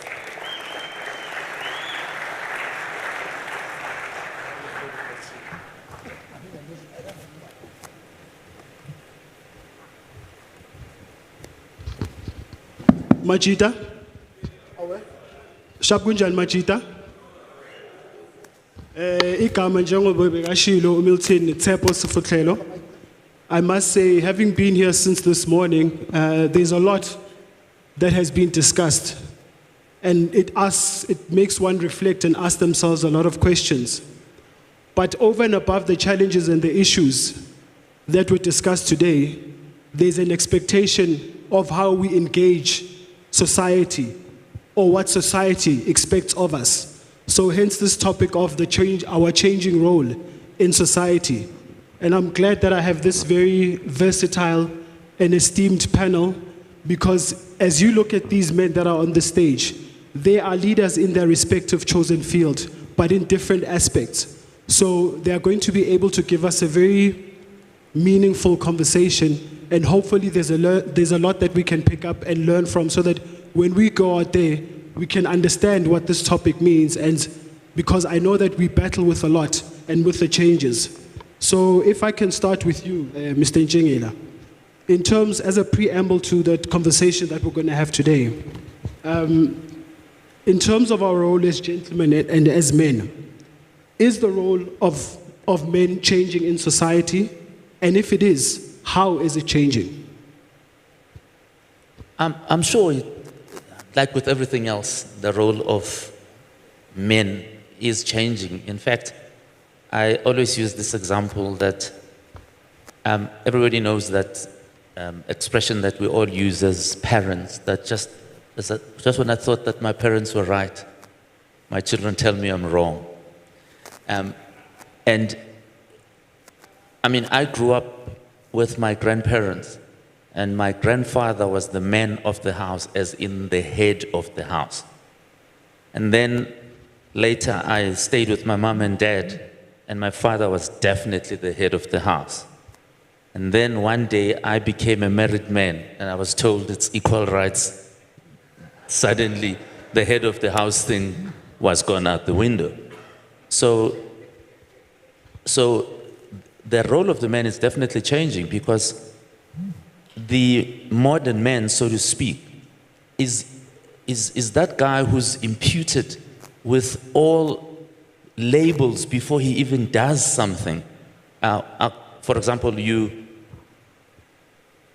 when somebody does something to you as a man, your reaction will determine the kind of label you're going to get very quickly. Absolutely. If somebody makes you angry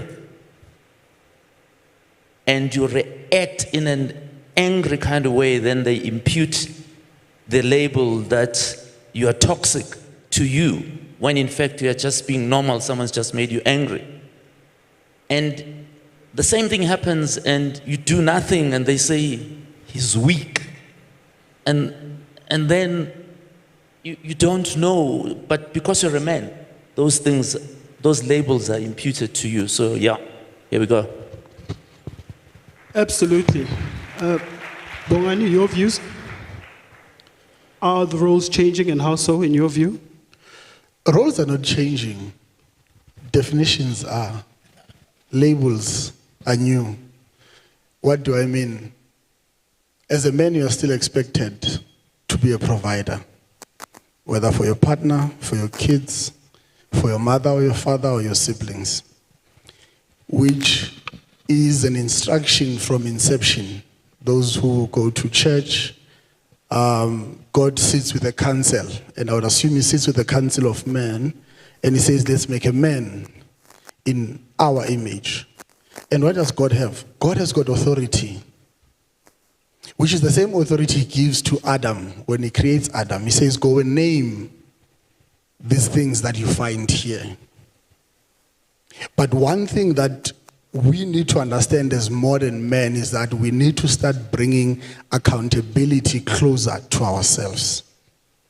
Because of when God asks Adam in the Garden of Eden, where are you? He's not asking about his physical being in that garden. He's asking him on the responsibility that he has been given, which is authority to lead, to name things, and things then become. Same thing in the olden days, in a Zulu community or in a Xhosa community. Your father then gives a seed, and you are born. And he has the power and authority to name you as a child. And you get to live to the meaning of that name. And at a particular age, your father gives you responsibility, because of a responsibility is carried by a man in any community. So the community can start with your own family, your nucleus family, your extended family, the community that you are in, the work that you are working in, or the businesses that you are running. You are carrying a responsibility. Today, we see names that are given to us that seek to remove the responsibility from us. But yet again, when we surrender the responsibility, you are called a name to say that you are not living up to the expectation.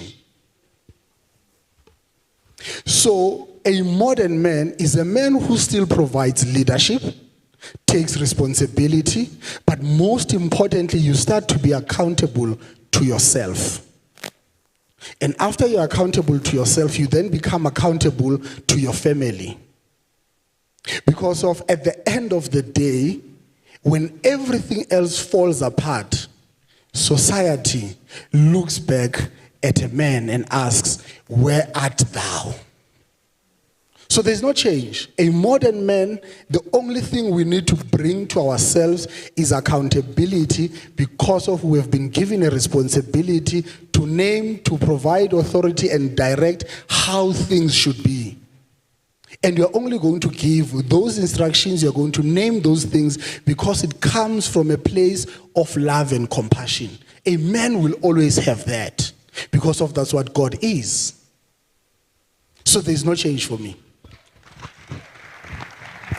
Well put, Bongani. Thank you very much. Sbu, as a media practitioner, I'm certain you've spoken to a lot of men, interviewing them in critical stories, in crisis situation, and looking at the different behaviors of men from different backgrounds, and seeing what expectations and their reactions are from the stories that you are covering. What would you say on this subject? Is it changing, and if so, how so? I think I must start by protesting, particularly with the organizers of this conference. You cannot put me on a panel after serving such scrumptious lunch and expect me to come here and make sense at the end of it. But with that said, the reality is that, and I agree with Bongan, that men are still expected to provide leadership in society.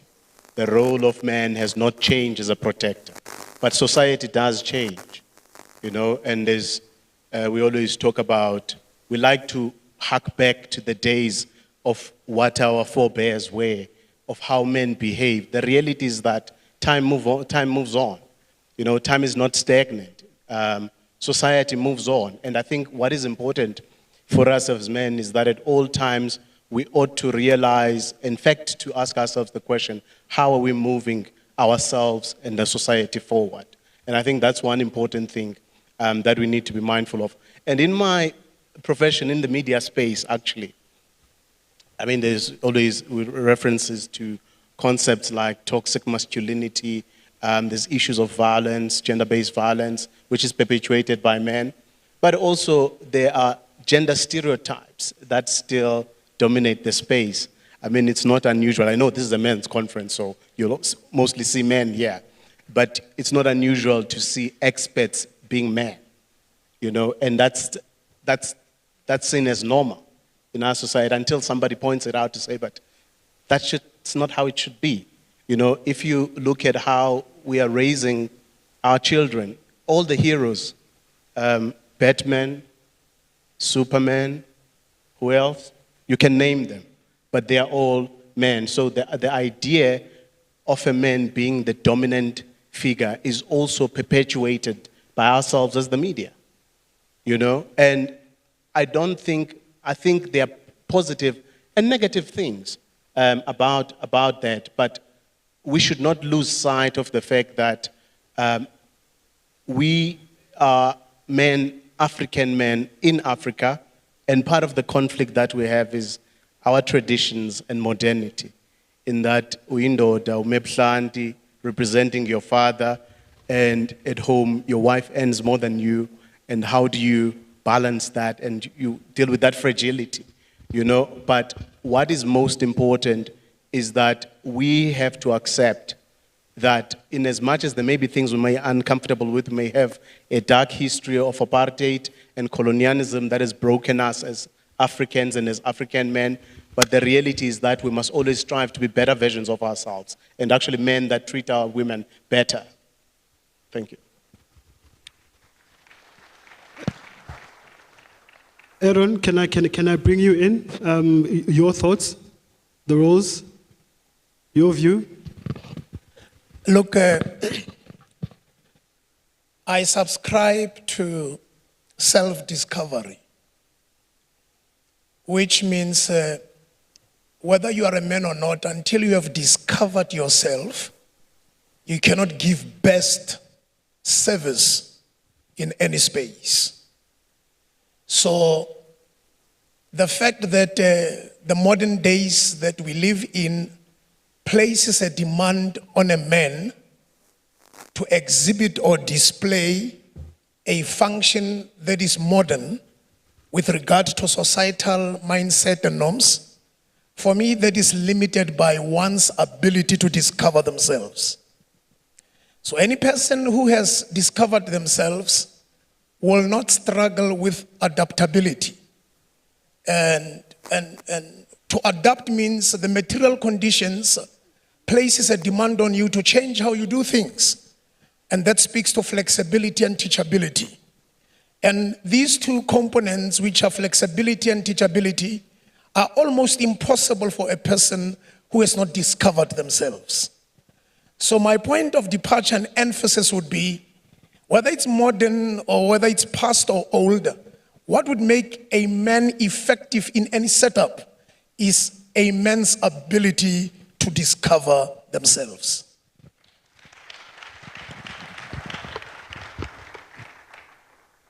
I'm glad that the organizers, the producers spoke, the diversity of this panel, because the same question asked, but very different perspective.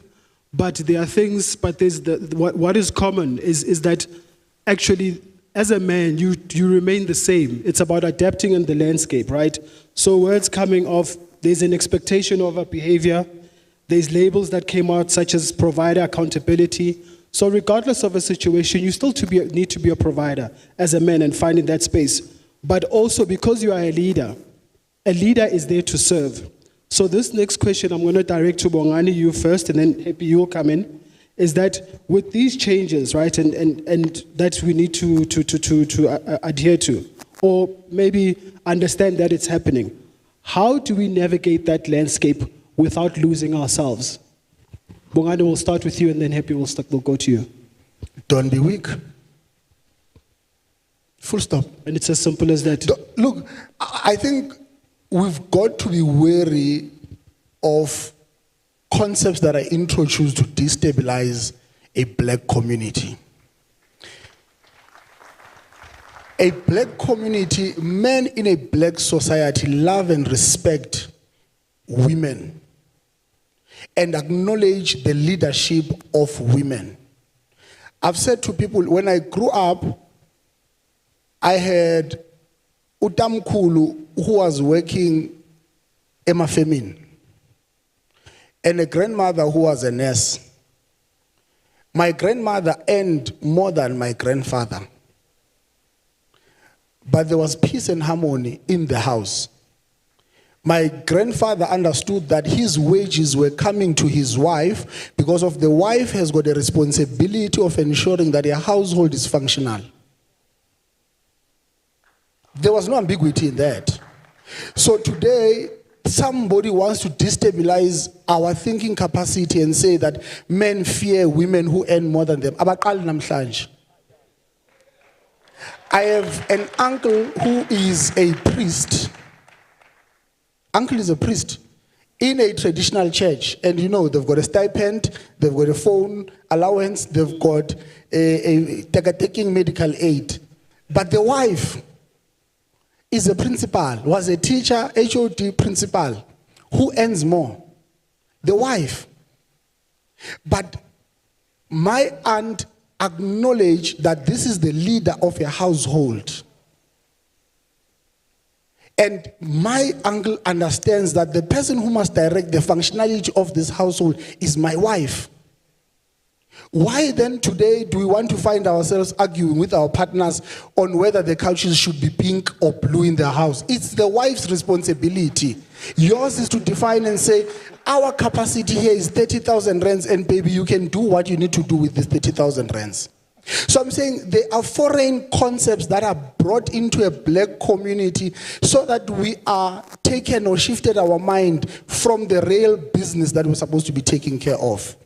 Who insults each other on social media? It's black men and black women, calling each other trash, gold diggers, and. Have you seen that in a white community?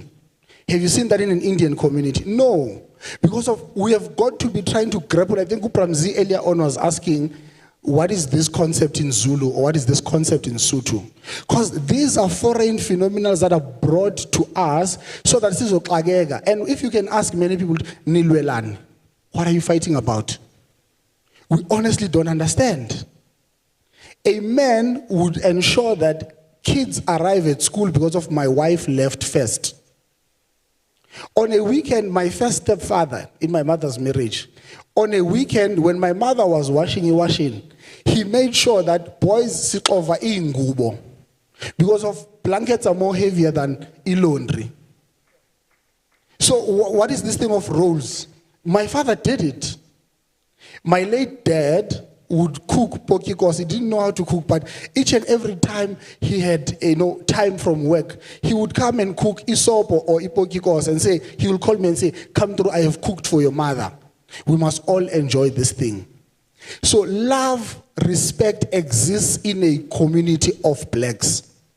But we have been preoccupied with concepts that wants to distract us and bring this hostility that we have in a black community. It's not ours. We are capable of loving and respecting our mothers, our grandmothers, our sisters, and the partners that we pursue. Somebody else will tell you, no, polygamy is wrong. To who? Somebody else will tell you monogamy is wrong. To who? As long as you activate yourself in those spaces with utmost respect and accountability in the things that matter to you. If you're going to be having more than one partner, do it respectfully, and they must know what they're letting themselves into. If you have a wish of having many kids, let it be known in the community of your family that you have a desire of growing your family, and you take accountability for those things. That's what a modern man is supposed to be.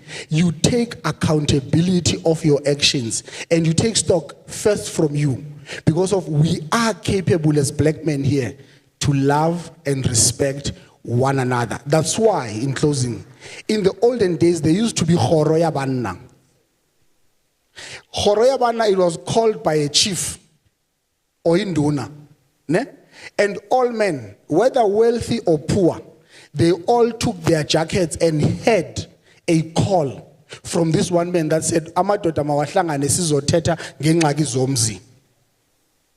And the wealthiest to the poorest will all be discussing that there is a problem in the community. Either we're not able to harvest properly, so families must not go hungry. Let's redistribute those who have harvested better. It was in the council of men.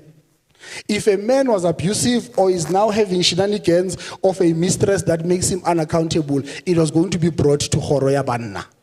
So we need to bring accountability systems back to us. You are not separated from your family. You are accountable to your family, to your dad, your uncle, Ubabumngane. Those are the people who must call you and tell you that you are out of order. You must call your friends and say, Chief, you are misbehaving. This is not in our name. Then we will continue to exist as black men. Thanks, Bongani. We've just been tagged that we've got 10 minutes left. So what I'll do is I'll jump through to the next question, and Happy, I'll start with you, then we'll go to Sbu and Aaron. In terms of how can we as men better support each other through these, in terms of practical ideals, when it comes to some of the issues that we grapple with and wanting to make this change, because we can see that, yes, society is changing, but we are battling with those changes and battling to find our space, right? So as men, how can we support and be there for each other? Practically, what is it that we can do? Happy? It's quite a difficult question, but I think the good doctor answered it earlier about teachability and adaptability. Fortunately for some of us who've had pretty reasonably successful lives, we are also in a position to become leaders. And I don't think there's a better way to create a society than to start with the young. I'd like to believe that I brought my children up very well, teaching them proper values, and especially my son, I have tried to mold a good man out of him. And hopefully, if more of us can do that with kids other than our own, when we do those, kids come to us for mentorship, and when you do that, you need to be able to instill good values in those youngsters, because as Sbu said earlier, things are changing in life, and we shouldn't perpetuate those things that that portray people in a certain manner. What we need to do is build the young kids, and imbue in them proper values that make them understand the challenges that men face, that men need to adapt to. By the way, each to their own. In my house, I design stuff that happens inside because I'm the creative guy. Yeah, she's allowed to buy, but I have to be there. Just to make sure, and then I have to work with this thing to make sure it works. But really the answer is, it behoves us to demonstrate leadership by teaching young boys proper values, so that they understand that in a relationship there can be that respect that Bongani is talking about, and try and make sure that relationships can have, understand that relationships can go wrong, but you do not have to solve the problem by using your power. You can solve the problem by using your brain. And if we mentor enough, I believe we can win that battle. I think just to take over from what Brian is saying, the reality is that it starts with our own families, with our children. You know, what I always used to, I mean, we're not perfect, none of us are. Even though we may be seated here, we all have our skeletons in our closet. But what I always used to say with my young son was, would he still be proud of me if he knew some of the things that I get up to when no one is watching? And that for me was the one thing that would hold me back, in that you have to ask yourself the question, I can do it, yes, I'm capable of it. I actually even have the wherewithal to do it, but do I have to? And if the answer is no, that's where self-restraint comes in, you know. And we all have to understand that we're on a journey, not just of self-discovery, but of being a better versions of ourselves. You know, you're always trying to be a better version of yourself. So if you don't lose sight of that, and I think, Doc, you made the point about adapting and the teachability aspect of it.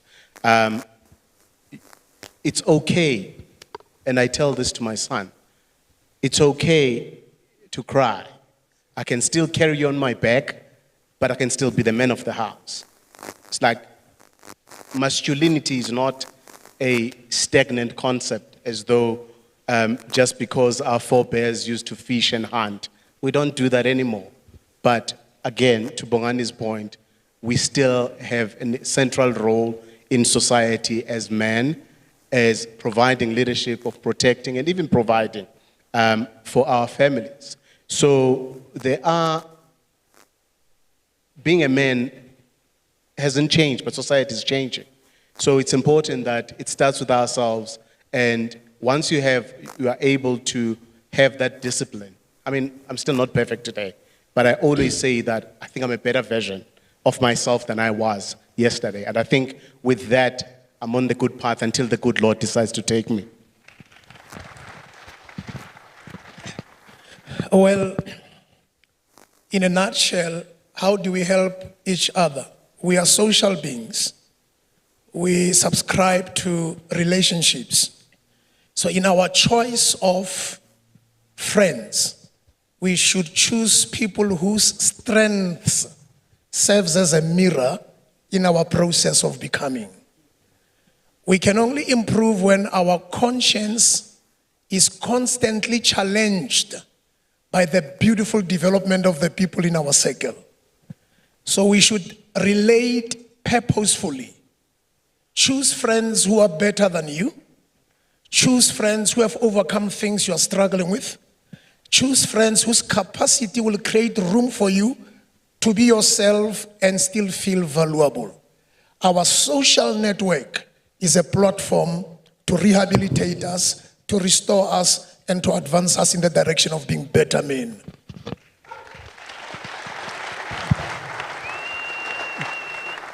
Do we have time for at least 2 questions? First question this side, and then the gentleman with the white hat here. We'll take 2. There you go. Good day to everyone on the panel. I just have a quick question. Being a very young person and all about the youth and everything, I just wanted to ask, how do you think we can help young men, especially in this climate today where social pressures are out there and all of that, where, like you said, the role of a man hasn't changed as far as how they function and how you see yourself as a man in society. But because society changes and the standards of how they look at a man can affect how a man functions, a lot of young men find themselves under unnecessary social pressures simply because of what they see, like online and all of this, that you're not a man if you don't have this amount. And women don't look at you because you can't presently do something for them at that very moment. How do we teach young men that in those instances, like you said, you have to find yourself? How do we teach them to say that? How do you hold strong in the value you have in yourself as a man moving forward instead of the current pressures you currently face? Thank you. Hi everyone. To the panel, I have a reflective question. And my question is, are we redefining masculinity or are we going back to who we were? Because if you think about it, being a man before we got colonized, it means you are a moral guider, you are a teacher. It had nothing to do with being a provider. So as well, even a woman used to go in the field and they would, they would provide some form of crops for their family. Fathers will be home and looking after their kids. So I'm asking a question, are we redefining masculinity or are we going back to who we are? Got you. Gents, any Bongani? The first one to my brother, let's learn to be honest. Acknowledge your capabilities and your shortcomings.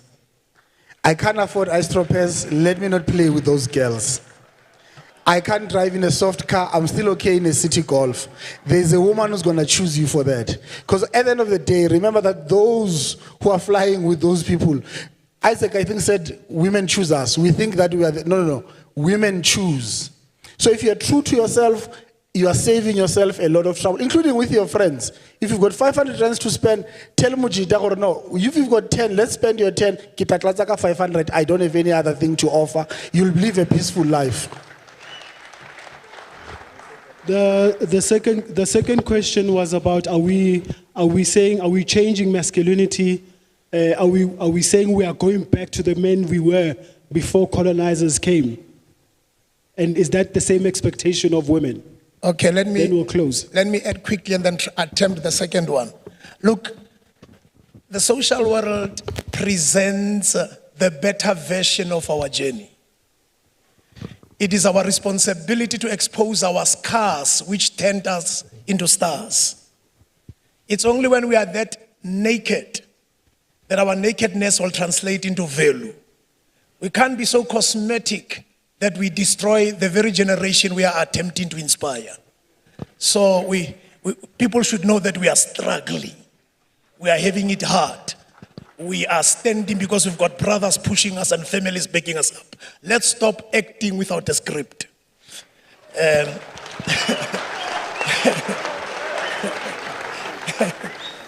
And then, I don't know if we are going back, but here's my point. Context speaks to current material conditions. What is that which you are faced with now? Do you have what it takes in your makeup to deal with it? So in our approach to the subject matter, the reality should be, am I capable? Do I have the potential? Do I have the passion to meet this need? Is my makeup matching the need? You don't have to prove to be what you are not to impress the one who must be the recipient of your service at your expense. Am I capable? Yes, I can do it. Am I not? No, I'm referring. Thank you very much, gentlemen. Thanks to the producers. Siaivala, my brother, I'm so sorry. Perhaps there'll be an opportunity for you to ask, because the gentleman will be around. We have to close it, my brother. We have to. I'll come to you. We have to close it, my brother. I'm so sorry. Ngiyabonga mfethu in a minute Babul Chuti talks about relating purposefully. I'm a man who is currently stuck and I believe with most of amachita bobaba they get stuck in life. This is where I'm stuck. I'm stuck between spirituality nezinto zesintu. Empilweni yami izinto azenzeki because ngapha ngikuChrist ngiyamthanda ngisindisiwe kepha izinto zami azenzeki. I'm an actor, I'm a BA degree holder who also about to complete his masters. Ngistakile vethi, ngistakile empilweni. I have a son.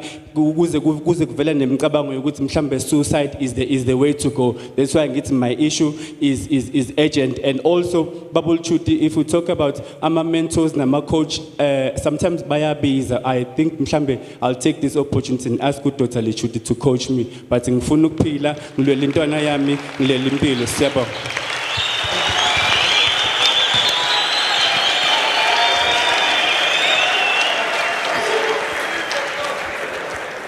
All right, 1 minute. Look, I did not come here prepared to deal with theology. I came here solely prepared to deal with philosophy. But now your question is demanding a theological response, and I'm going to try to simplify it. If you believe in God and you believe in ancestors, I think you believe that they both love you. I'm not discussing theology. I'm speaking to his concept of what he believes. So if you believe in God and you believe in ancestors and you believe that both love you, they cannot put you under such pressure that you want to end up taking your life. Belief must have a liberating effect.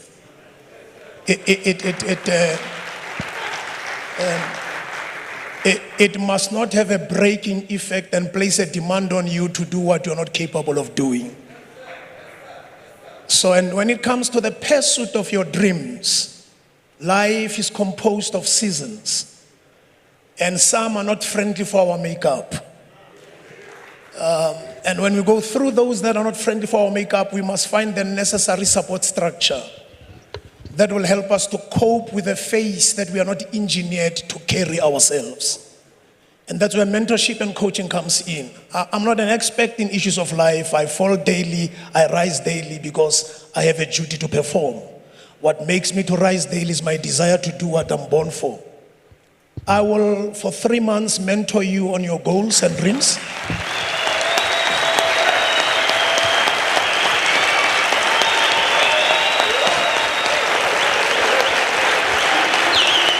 But I want to close by saying, mentorship is not a magic formula. It only polishes what is already operational. So you must, in your own personal space, have a skill set, plan of life. It may not be perfect, but it will be easy for me to help you if I find you working on something. Suicide will deny those that are engineered to learn from you, Don't take your life, you are worthy.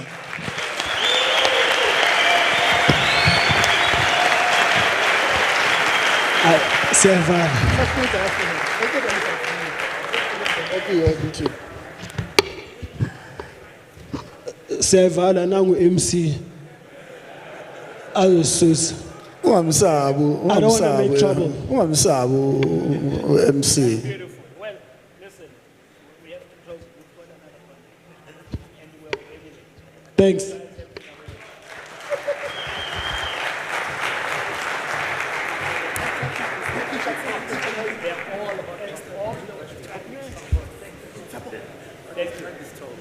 Come for the picture, no?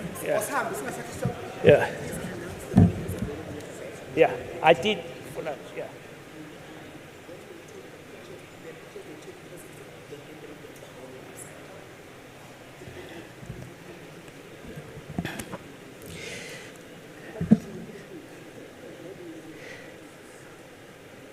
Thank you, Tsepo, with your esteemed panel. Wasn't that beautiful?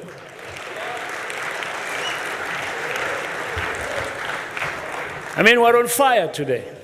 Huh? What's your name, Baba? Hector Gunene.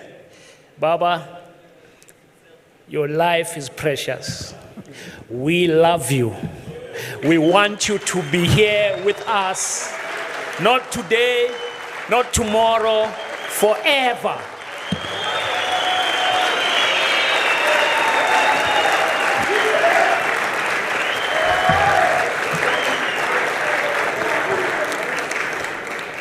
On top of what has been already announced by the good doctor, we will arrange a clinical psychologist counseling for you.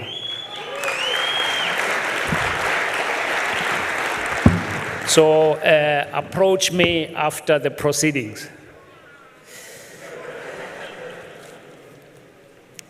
You heard that they told you are a rough diamond. You just need to be polished. Yeah? And you've been to vets already. Stay in the game, fight, and stay alive. Gents, we are now coming to the last panel of our program today. The last panel is about men and identity. And the facilitator is the one and only Thabo Mdluli, the news anchor from Newsroom Africa. He will be joined by, believe it or not, Bishop Joshua Mabonga.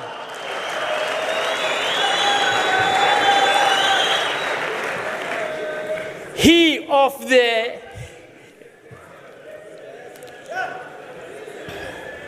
and also Apostle Kabelo Moroke, Dr. Victor Pume, and Sia Kumalo. Take it away, Thabo. Time is of the essence. Every word counts, every minute counts. So much pressure. Milton, thank you for that introduction. I'm so humbled, and it's good to be in the company of men. My daughter, Sanbonan. Well, I'm bringing great gentlemen who are coming to help us in this conversation, and I'm told the expectation really here is for us to deal with the cultural narratives, the societal expectations. Maybe we'll delve into what science says, and we'll stick also with what religion says about masculinity. And the problem is that these narratives and these stories that we have created around the word masculinity have, many would agree, resulted in some degree of toxicity in society, in how men see themselves and how men feel they can identify in society. And so these gentlemen identify from various degrees of society. Maponga J, you know his stance, and he might be dragging us by the balls just now.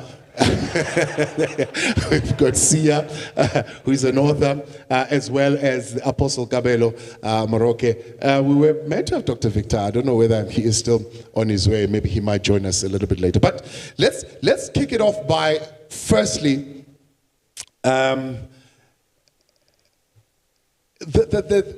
one and most important narrative, which I was thinking about as I was reflecting on this, is men must lead. Is it a given in all these narratives and in all these spaces that men must lead? Are we placing an extra burden on men to say you must lead when it's not necessarily what he should be doing? Maponga J? Women must not marry men. They must marry the land on which they are married to. And the one who owns the estate must be the one who directs the narrative within the homestead. So the leadership is not only financial, economic, it's spiritual, because the seed that I am planting into a woman is my seed, after myself, after my history. As such, the orientation must be driven by the subject of the narrative, which is the masculine space. So the leadership of men is not only an economic leadership, but must also be understood as a hereditary leadership. It's an economic How are you marrying this land issue to leadership? Just take me slowly a little bit there. When you say to a woman, I love you, and she says, why? Walk away. That woman is stupid. The right woman must ask, where? Because even love needs a physical address. And the physical address is not your address as a woman. Is that not then adding that extra burden again on the men? The men are going to sit here and say, well, if I don't have land, then that means I can't love. Then I'm challenging all these men that without land, it's illegal to reproduce.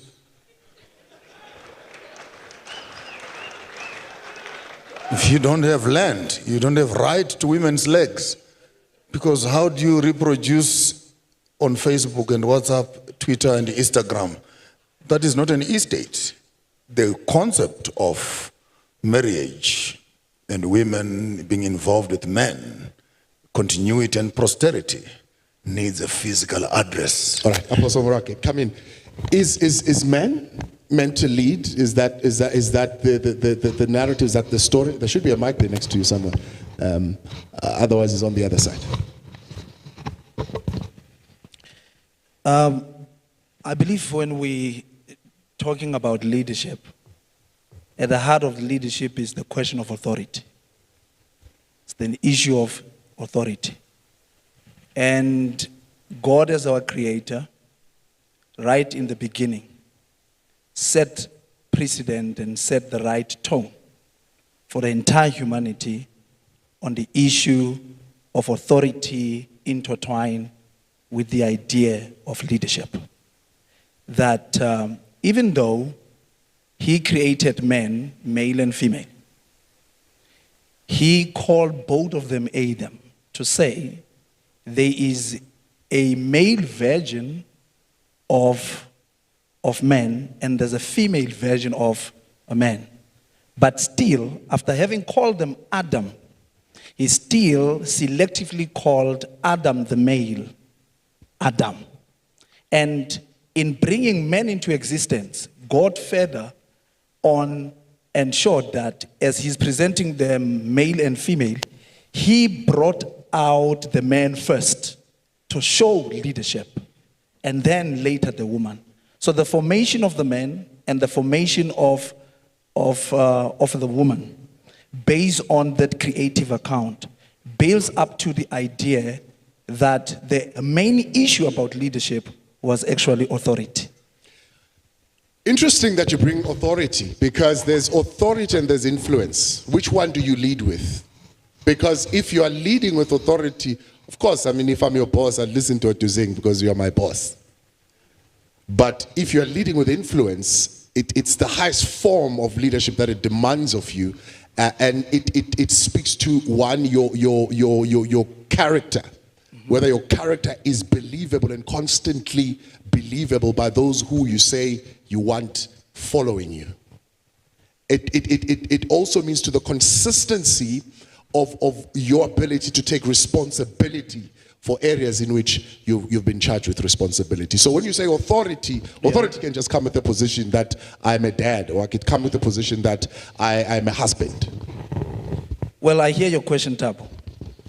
But I still want to take you back to, I'm thinking you are dealing with the issue of the title versus the function. When I look at how influential a man can be versus a man being a leader, I still look at those things as two different things. They are distinct, but they are not so much inseparable because they are linked to each other. So looking at the issue of authority, I am emphasizing the right for men to be, because at the end of the day, I give you authority because I'm going to hold you accountable. Okay, see, let's bring it. It's the birthright for men to lead. Yes. It's the birthright. I'm a man, therefore I must lead. Yes. What's your feeling? You can give Sia the mic there. Thank you very much. I'd like to answer this question by telling a short story. I knew a couple that did not have land. So they did not have land, but they started having children. And in the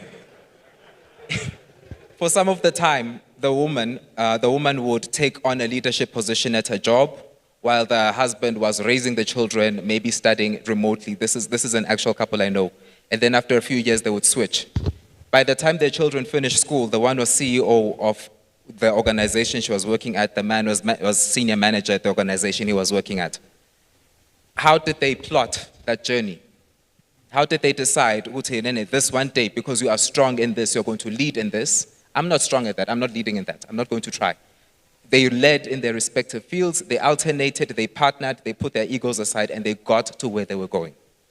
So that's my answer to that question.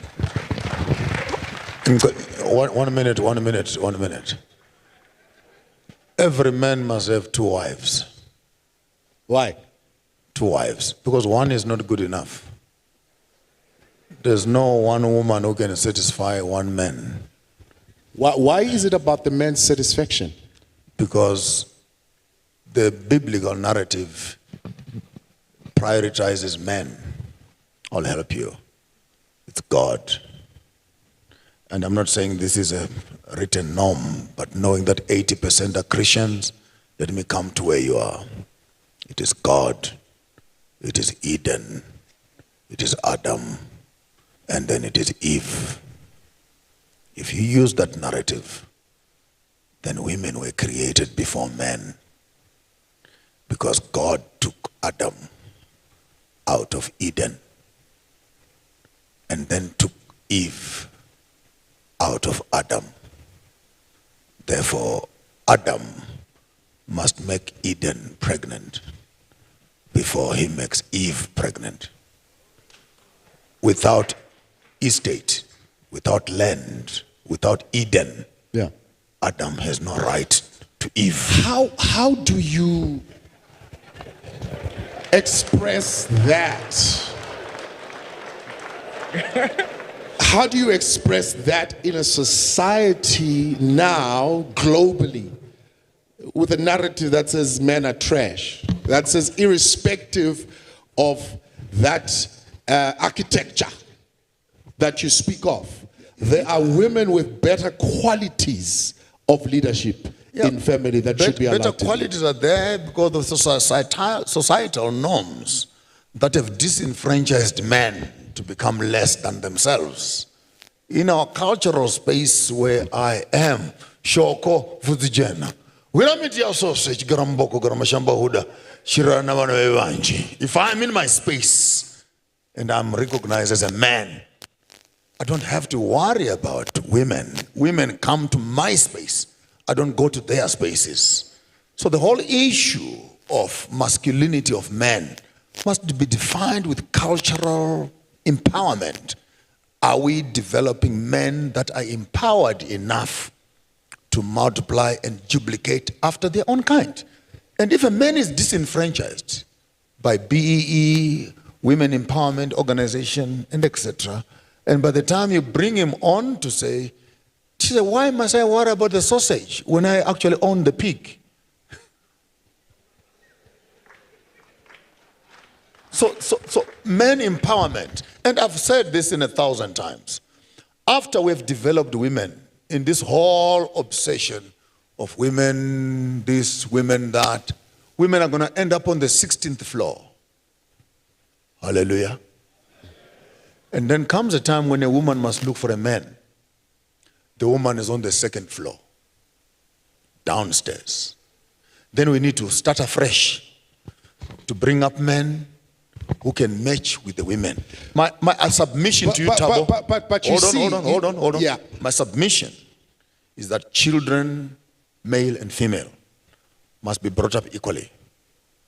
So that at the end of the day, you don't end up with the woman above the woman or the man above the woman above the man.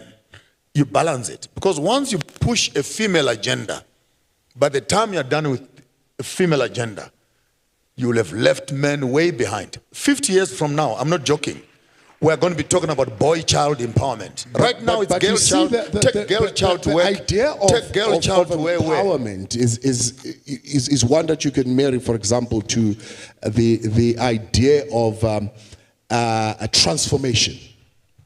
That you do not look at the already transformed and say, no, let's grow together. You firstly have to look at the disempowered and say, how do we bring you up to a level where then we can grow together? But by doing that, you're already undermining, you are presuming that these children, the boy child, will remain static while the girl child is increasing. And at a certain time, then the girl child will be at a certain level, then will again empower the boy child. I'm saying, put a line. If we are developing the society, the boy child and the girl child that are present right now, bring them up equally. Then equalize on the onset. Right. Because once you bring up the disparity in this generation and you empower one above the other, you have to work backwards. Let me correctly say this to you, Thabo, clearly. At the end of the day, when I marry a woman, I marry to procreate myself, not her. I don't know if that makes sense to you.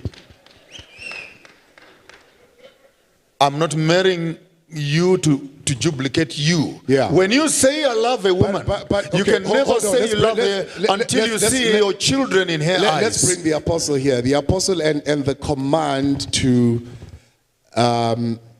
be fruitful and to multiply. Picking up from what Maponga J is saying, that it is purely for me as a man to duplicate myself. Taking it from that biblical reference. Yes. The interesting thing about the instructions that comes from the Almighty is that in the scriptures, he takes the description of a he.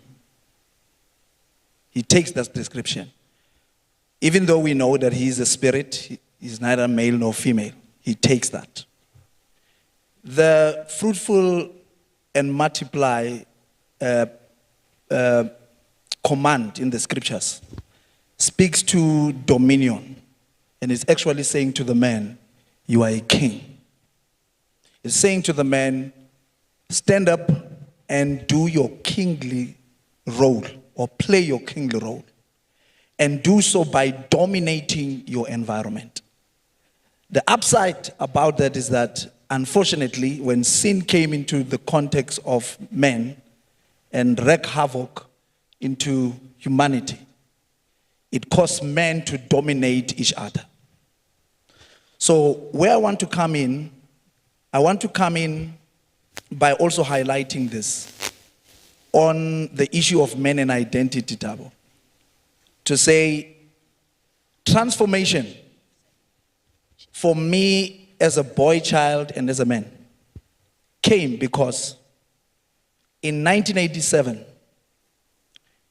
during the riots in Soweto, my grandfather made a decision, and he said one statement. He said, because of what is taking place in Soweto, bring the children. That statement from my grandfather transformed my life. We shifted from Soweto in Kilani, and we went to Duduza. And then he began to model for me the example of what it means to become a man and to become a king. He was not perfect, but he played the role as best as he could in ensuring that he builds the type of a man that agrees with the biblical model. So, I need to see a man in order to become a man. I need to follow a man in order for me to become a man. I need a man to become a voice in order for me to become a voice, to become a man. I can't define a man based on the complaints that comes from society. I can only define men when another man who stands truthfully as a man tells me, this is what a man looks like. All right. We are completely out of time, unfortunately. This is the situation that we are dealing with here. But Sia, I want to take you quickly again when I come to your questions. Sia, the use of reproduction as some kind of collateral or as some kind of one-up that man generally uses, as Maponga J says, no, reproduction is for me to duplicate myself on you.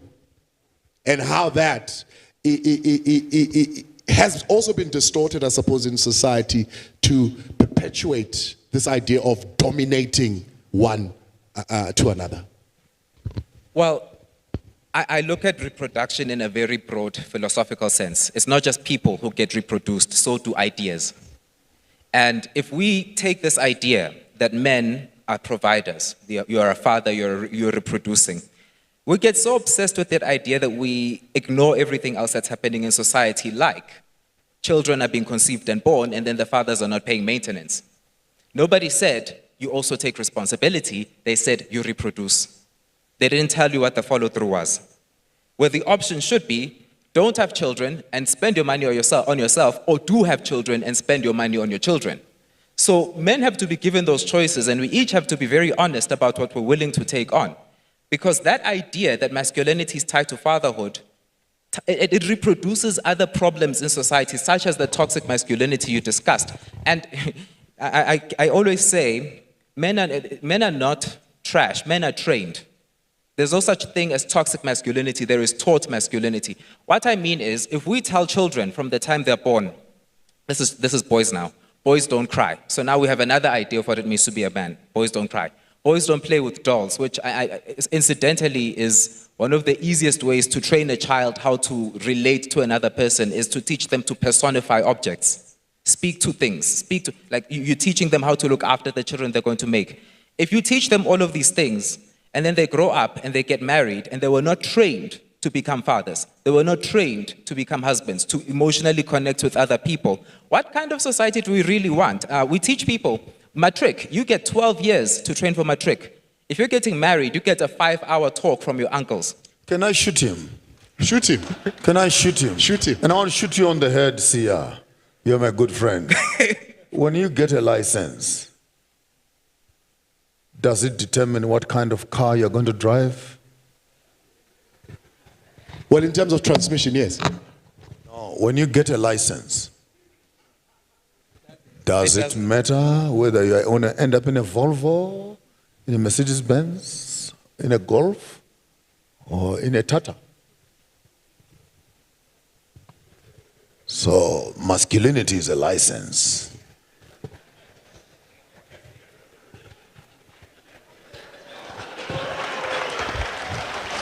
All right, let me take questions.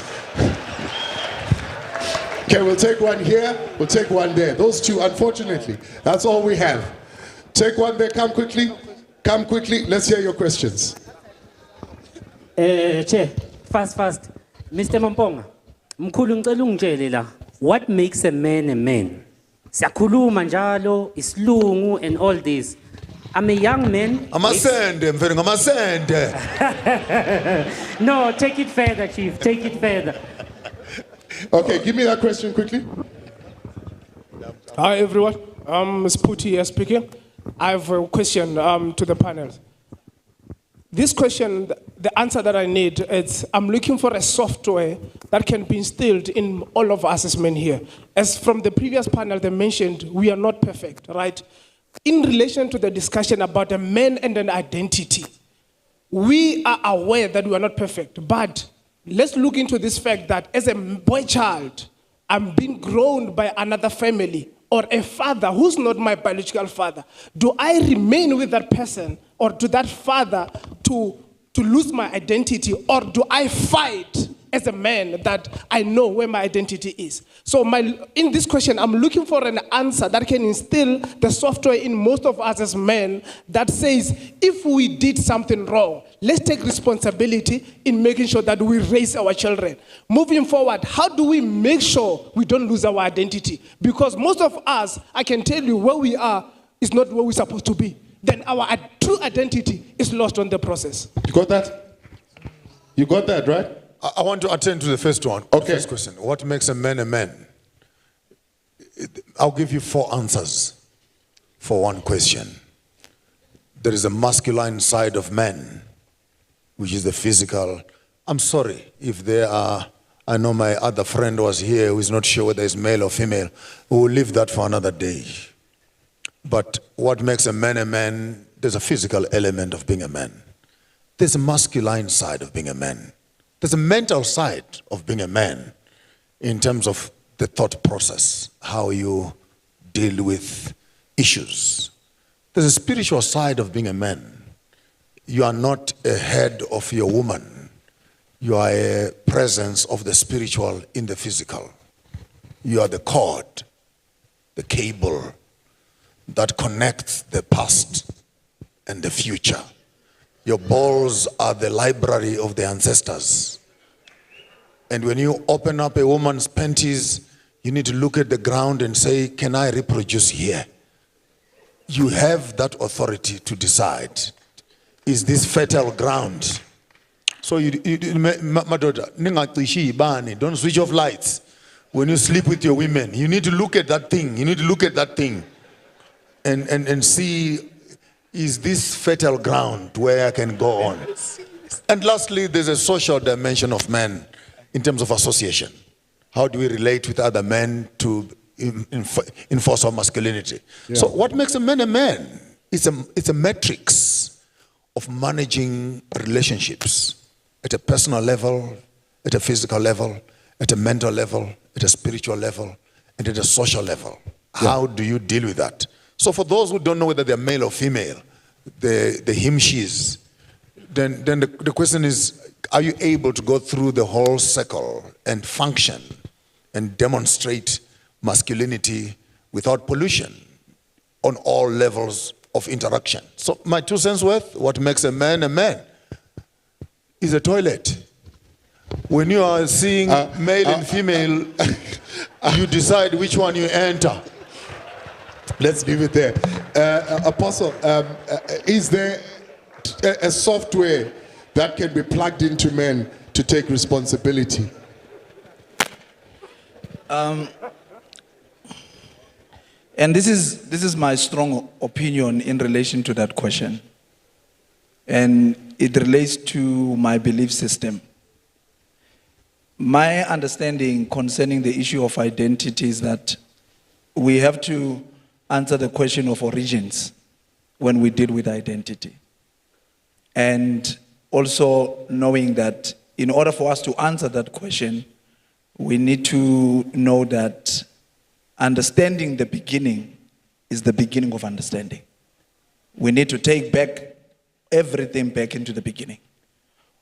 What Mr. Mponga just said now concerning men is a perfect description of what we biblically say to be men being the image of God.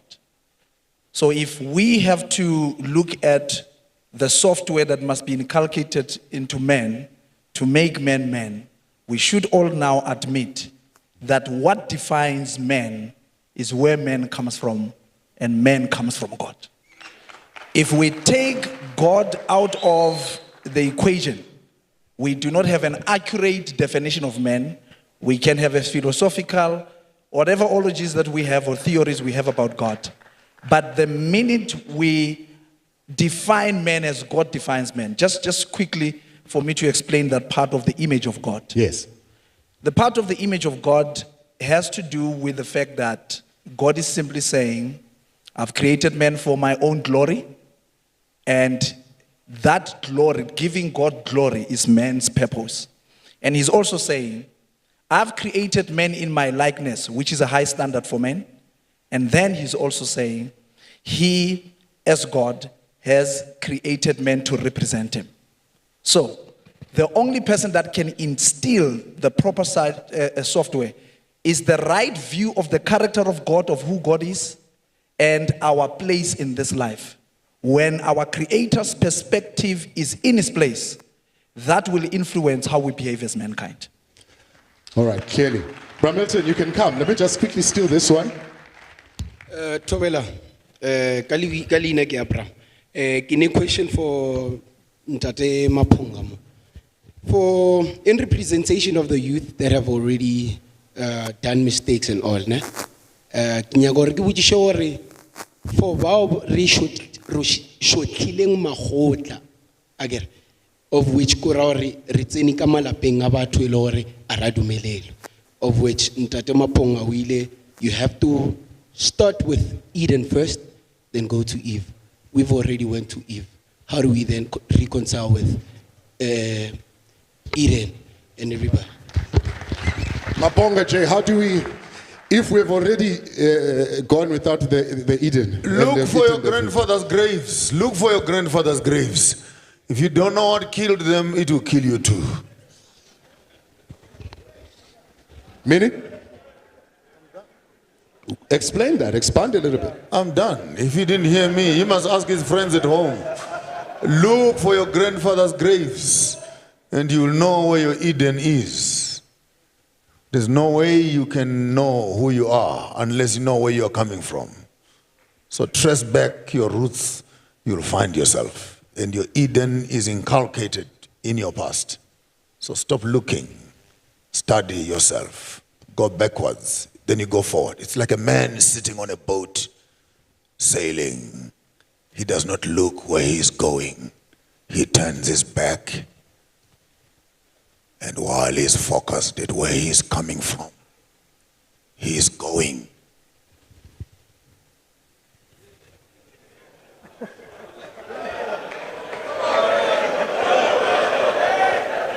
So the future is not there.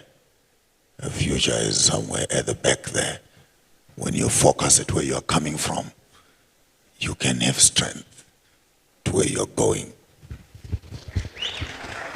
Time always the enemy, folks. Unfortunately, that's where we will leave it for today. And let me thank you for your attention and for engaging with us. So we're asked to do this thing right at the end of our conversation. Please, can we stand and do this? You can stand and maybe do it with us as well, if you don't mind. So I'll start, and then you go, and you go, and you go, right? I am Thabo Mdluli, and I am an empowered man. I am Maponga Joshua Chigaramboko, Garamasamba Huda. I am an empowered man. I am Kabelo Moroke, and I am an empowered man. I am Siya Kumalo, and now that I have the mic, I am an empowered man. Thank you very much. Goodbye. Chavo, wait, picture, Chavo.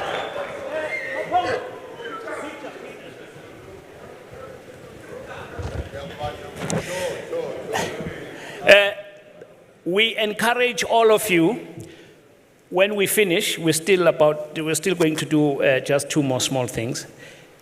When you go outside, take as many pictures as you want in front of the EmpowaMen banner there. You were here, it would be nice to record it, okay?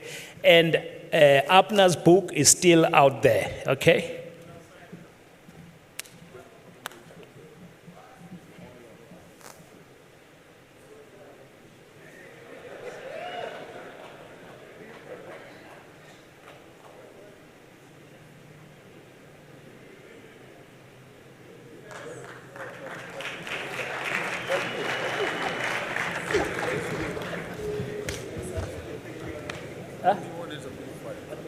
Okay. Yeah, and the bonus, of course, is that Abner will sign the book. So please do take advantage of that. Now, please sit down. Thank you very much. That was our last panel. We're going to have a vote of thanks by Kirsten Alexander, who is the managing partner at EmpowaWorks. So she'll be with us shortly. My duty is to sum up. So we've had an amazing day today, and it's going to live in my mind for many, many months and years probably to come. And hopefully next year we will be back with the men's conference that will be twice as big, 10 times as big, because it's been so wonderful and so successful. So please call your friends, your relatives, call Amachita to come and share the stories we had here today. So remember, we started with Martin, who said that children from single mothers' households are 70 times more likely to be in teen pregnancies. Do you remember that? Earlier in the morning, before we went to lunch. You cannot be outstanding with a low self-esteem. So work on your self-esteem, your confidence, your inner confidence.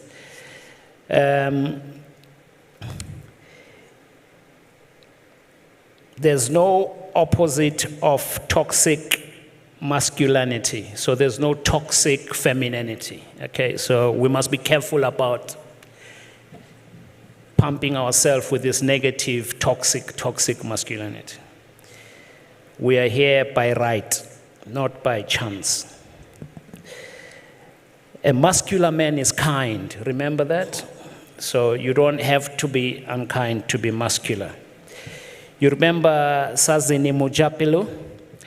She said, it's not fair that you get a beating as a son, but it's also not fair that you don't get to do the dishes. The wounds we carry. Dr. Jerry Gule, my brother and I wanted to be murderers because our father was beating up our mother, who we loved. But luckily, we didn't kill him, so we were not murderers. Do you remember his father died by lightning in a church? How can you forget these stories? They are incredible. Leslie Sidibe at the Fusion Hotel, waiting for his speech. Just as he's about to switch off the lights, the pastor calls him. He says, hey, members of the church, saying I must not invite you. About stories that did not exist. And he broke down, you saw him. And he worked for SAFA. He didn't know that he was going to be suffering. How can we forget the co-founder of EmpowaMen, Sichaba Mutsielo, who said, she said, some wounds make headlines, some are concealed. So we also have wounds that are concealed that did not make headlines, like Leslie's wounds. So work on your wounds, whether we can see them or not. Then we had Pastor Siabonga Sukati. Is that load shedding? But I'm still on air. So Pastor Siabonga Sukati, my mom and my dad divorced when my twin brother and I were 2 years old. We were forced to stay with a stepmother. Isn't that amazing? Remember, there are many other stepmothers who are loving, who are kind. But this one sent them out. And she used to insult them using his mom. There is no wrong woman. Remember that. That's the message here today. We're not here to embellish women. Hakim told us that story at 3 a.m. on a Friday morning leading to Saturday. Yellow Pulsar drives through the gates. He's dead. And he beat him in the rain. Fatherlessness, Ivan Moroke. The consequences of fatherlessness lead to structural societal problems. So what you see at the traffic lights, the Nyaupe guy who's coming to steal your washing line or your wet sunlight soap. Someone once stole my aunt's wet sunlight soap.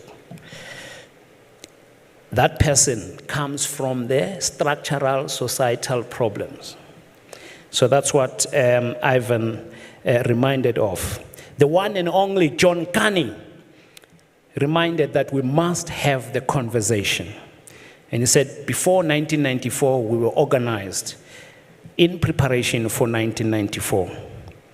So when you are in war, one loses and one wins. So remember that. In order for there to be a hero, there has to be a villain.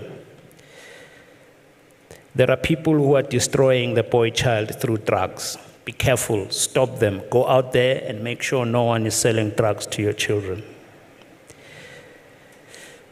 He told us about that umgidi. Do you remember?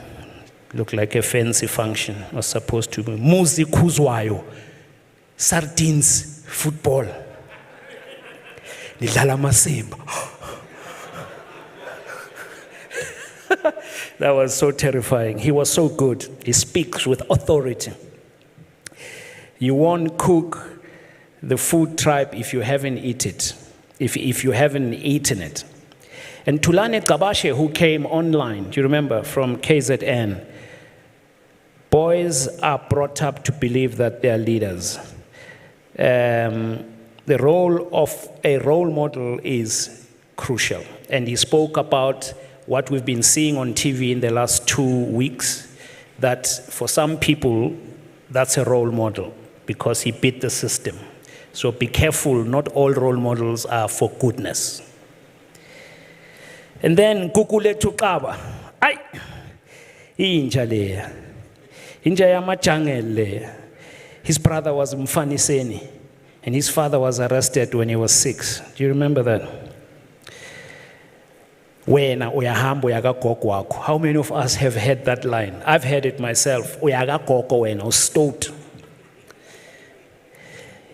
And after his father went to prison, it was the first time his family went to church. So don't wait to go to prison for your children to go to church. Isaac Kampua, how wonderful was he? He was brilliant, eh? I can't repeat some of the things he said. Oh. But we must support him. Go to his shows, pay and buy the ticket. Men and mental health. Martin Manamela, if they don't attend women's conference and they don't attend the men's conference, where do they go? You must ask them, your friends, where were they? Because they don't attend women's conference, they don't attend this one. Which one are they attending? Come on, they must come. Next year they must be here. Anele Siswana, it's good to be a gay man amongst heterosexual men. There comes a time when you need to test whether you're a Mercedes-Benz or a Porsche. Huh? And he said he's never tested.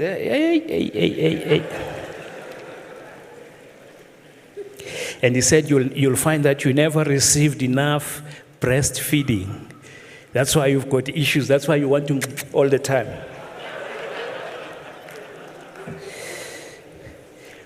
Paul Nzimande. He said in 1996, I was suicidal. He was born in Mlazi. He wanted to kill himself by going under a bus, but he was worried that if he doesn't die, the neighbors are going to say, "Bo wenzani?" That was brilliant. I thought that was really good. Because if you are powerless with stigma, you appear weak. And he said 18 men commit suicide per day. So since 2010, he says the people who've committed suicide, who are men, could fill Moses Mabhida Stadium. I heard you say, whoa. That was a powerful moment. So don't commit suicide. Hector, are you still with me? Stay here, stay here, stay here.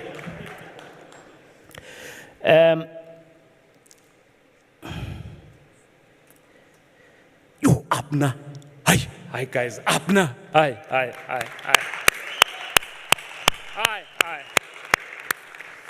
When I grow up, I want to be Abna, but without the cocaine.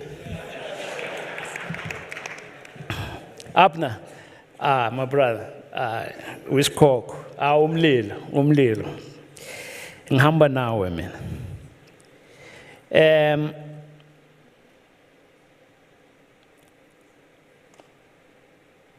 So when you see the Nyaupe guys, remember Abna. That's his community. Eh? So don't just give them a little something so that Abna finds them with a 5 rand or something. Yeah? You must know about 12 ampunga, you know. Happy Njingila. My grandfather was the head of the household. My father was the head of the household. When I get married, I become a man. I'm told about human rights. That's my man.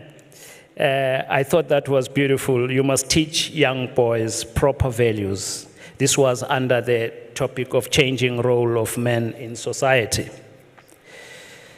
And then Bongani Luvalo. Roles are not changing, titles are. That was very nice. I thought it was nice. Polygamy is wrong to who? Yo. Kiyafiwa madoda. Kudura kangaka, kudura kangaka. Dr. Lichuti. In our choice of friends, we should choose people who strengthen us. Choose friends who are better than you. Choose friends to make you a better version of yourself. You know, one of my grandmothers, my mother's aunt, used to say, Milton, show me your friends, I'll tell you who you are. So remember that. I live by that mantra. Show me your friends, I'll tell you who you are. Who do you hang out with? Sbungalwa, chairman of SANEF, a journalist, lomthetho. It starts with families. If my father or if my son gets to know what I do, what I get up to when no one is looking, will he be still proud of me? Ask yourself that question. That was beautiful. People came here and became honest for us. Isn't that amazing? Some of these things are said in private, and they were telling us honestly. Thabo Mdluli mentioned about authority or leadership. That was nice. Guys, I can't quote Maponga from the previous thing, but here he was brilliant. You know, when he's talking about this thing about land and, he's talking about you must have physical address. One of my mentors many years ago told me that, a bird builds a nest before it has its own offsprings. Don't be bitten by a bird, okay? So before you go there and looking at the fertile ground, to quote Maponga, build a nest first. Pastor Kabelo Muroka, leadership is about authority.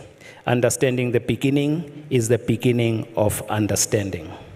That was beautiful. And Sia Kumalo, he knew a couple who didn't have land, but they developed themselves. So not everything is sacrosanct. You have your own journey that is different. So that is the sum up of what we had. I want to say a huge thank you to Simpiwe Masiza.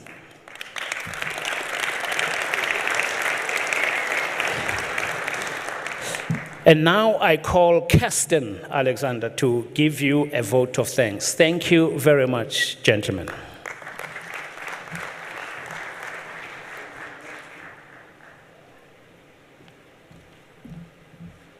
Isn't Milton wonderful? I think we should give him a round of applause.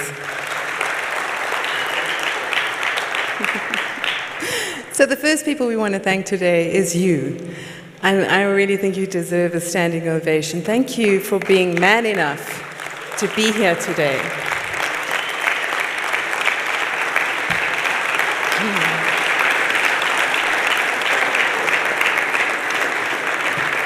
And then, of course, the two men who started this whole thing, Simpiwe Masiza and Sechaba Motiela, the co-founders of EmpowaMen.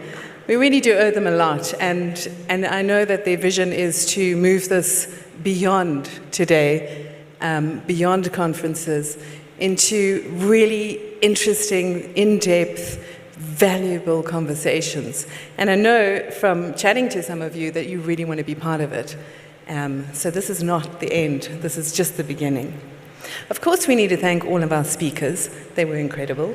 I know you've applauded them, and they also deserve much more applause because they've all given you something to think about and I hope take away something really tangible. And of course, we have an amazing team behind us. You would have seen a few of them running around, a few of the ladies hiding away because this is a men's conference. But they really do deserve a lot of accolades and most definitely Monday off. So I just want you to give them some appreciation for pulling all of this together.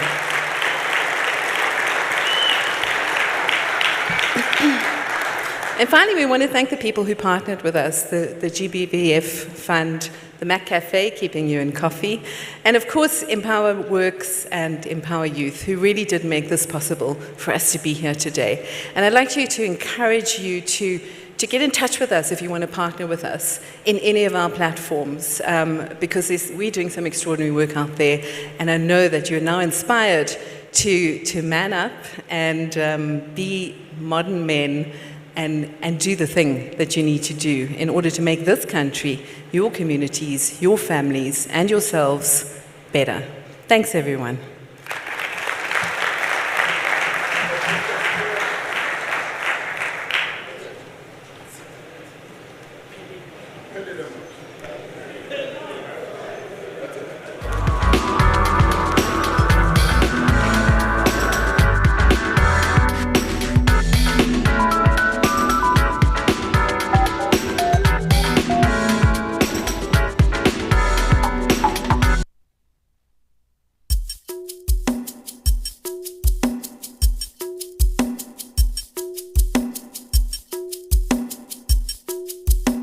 Yes, only a many, amen. Only a many,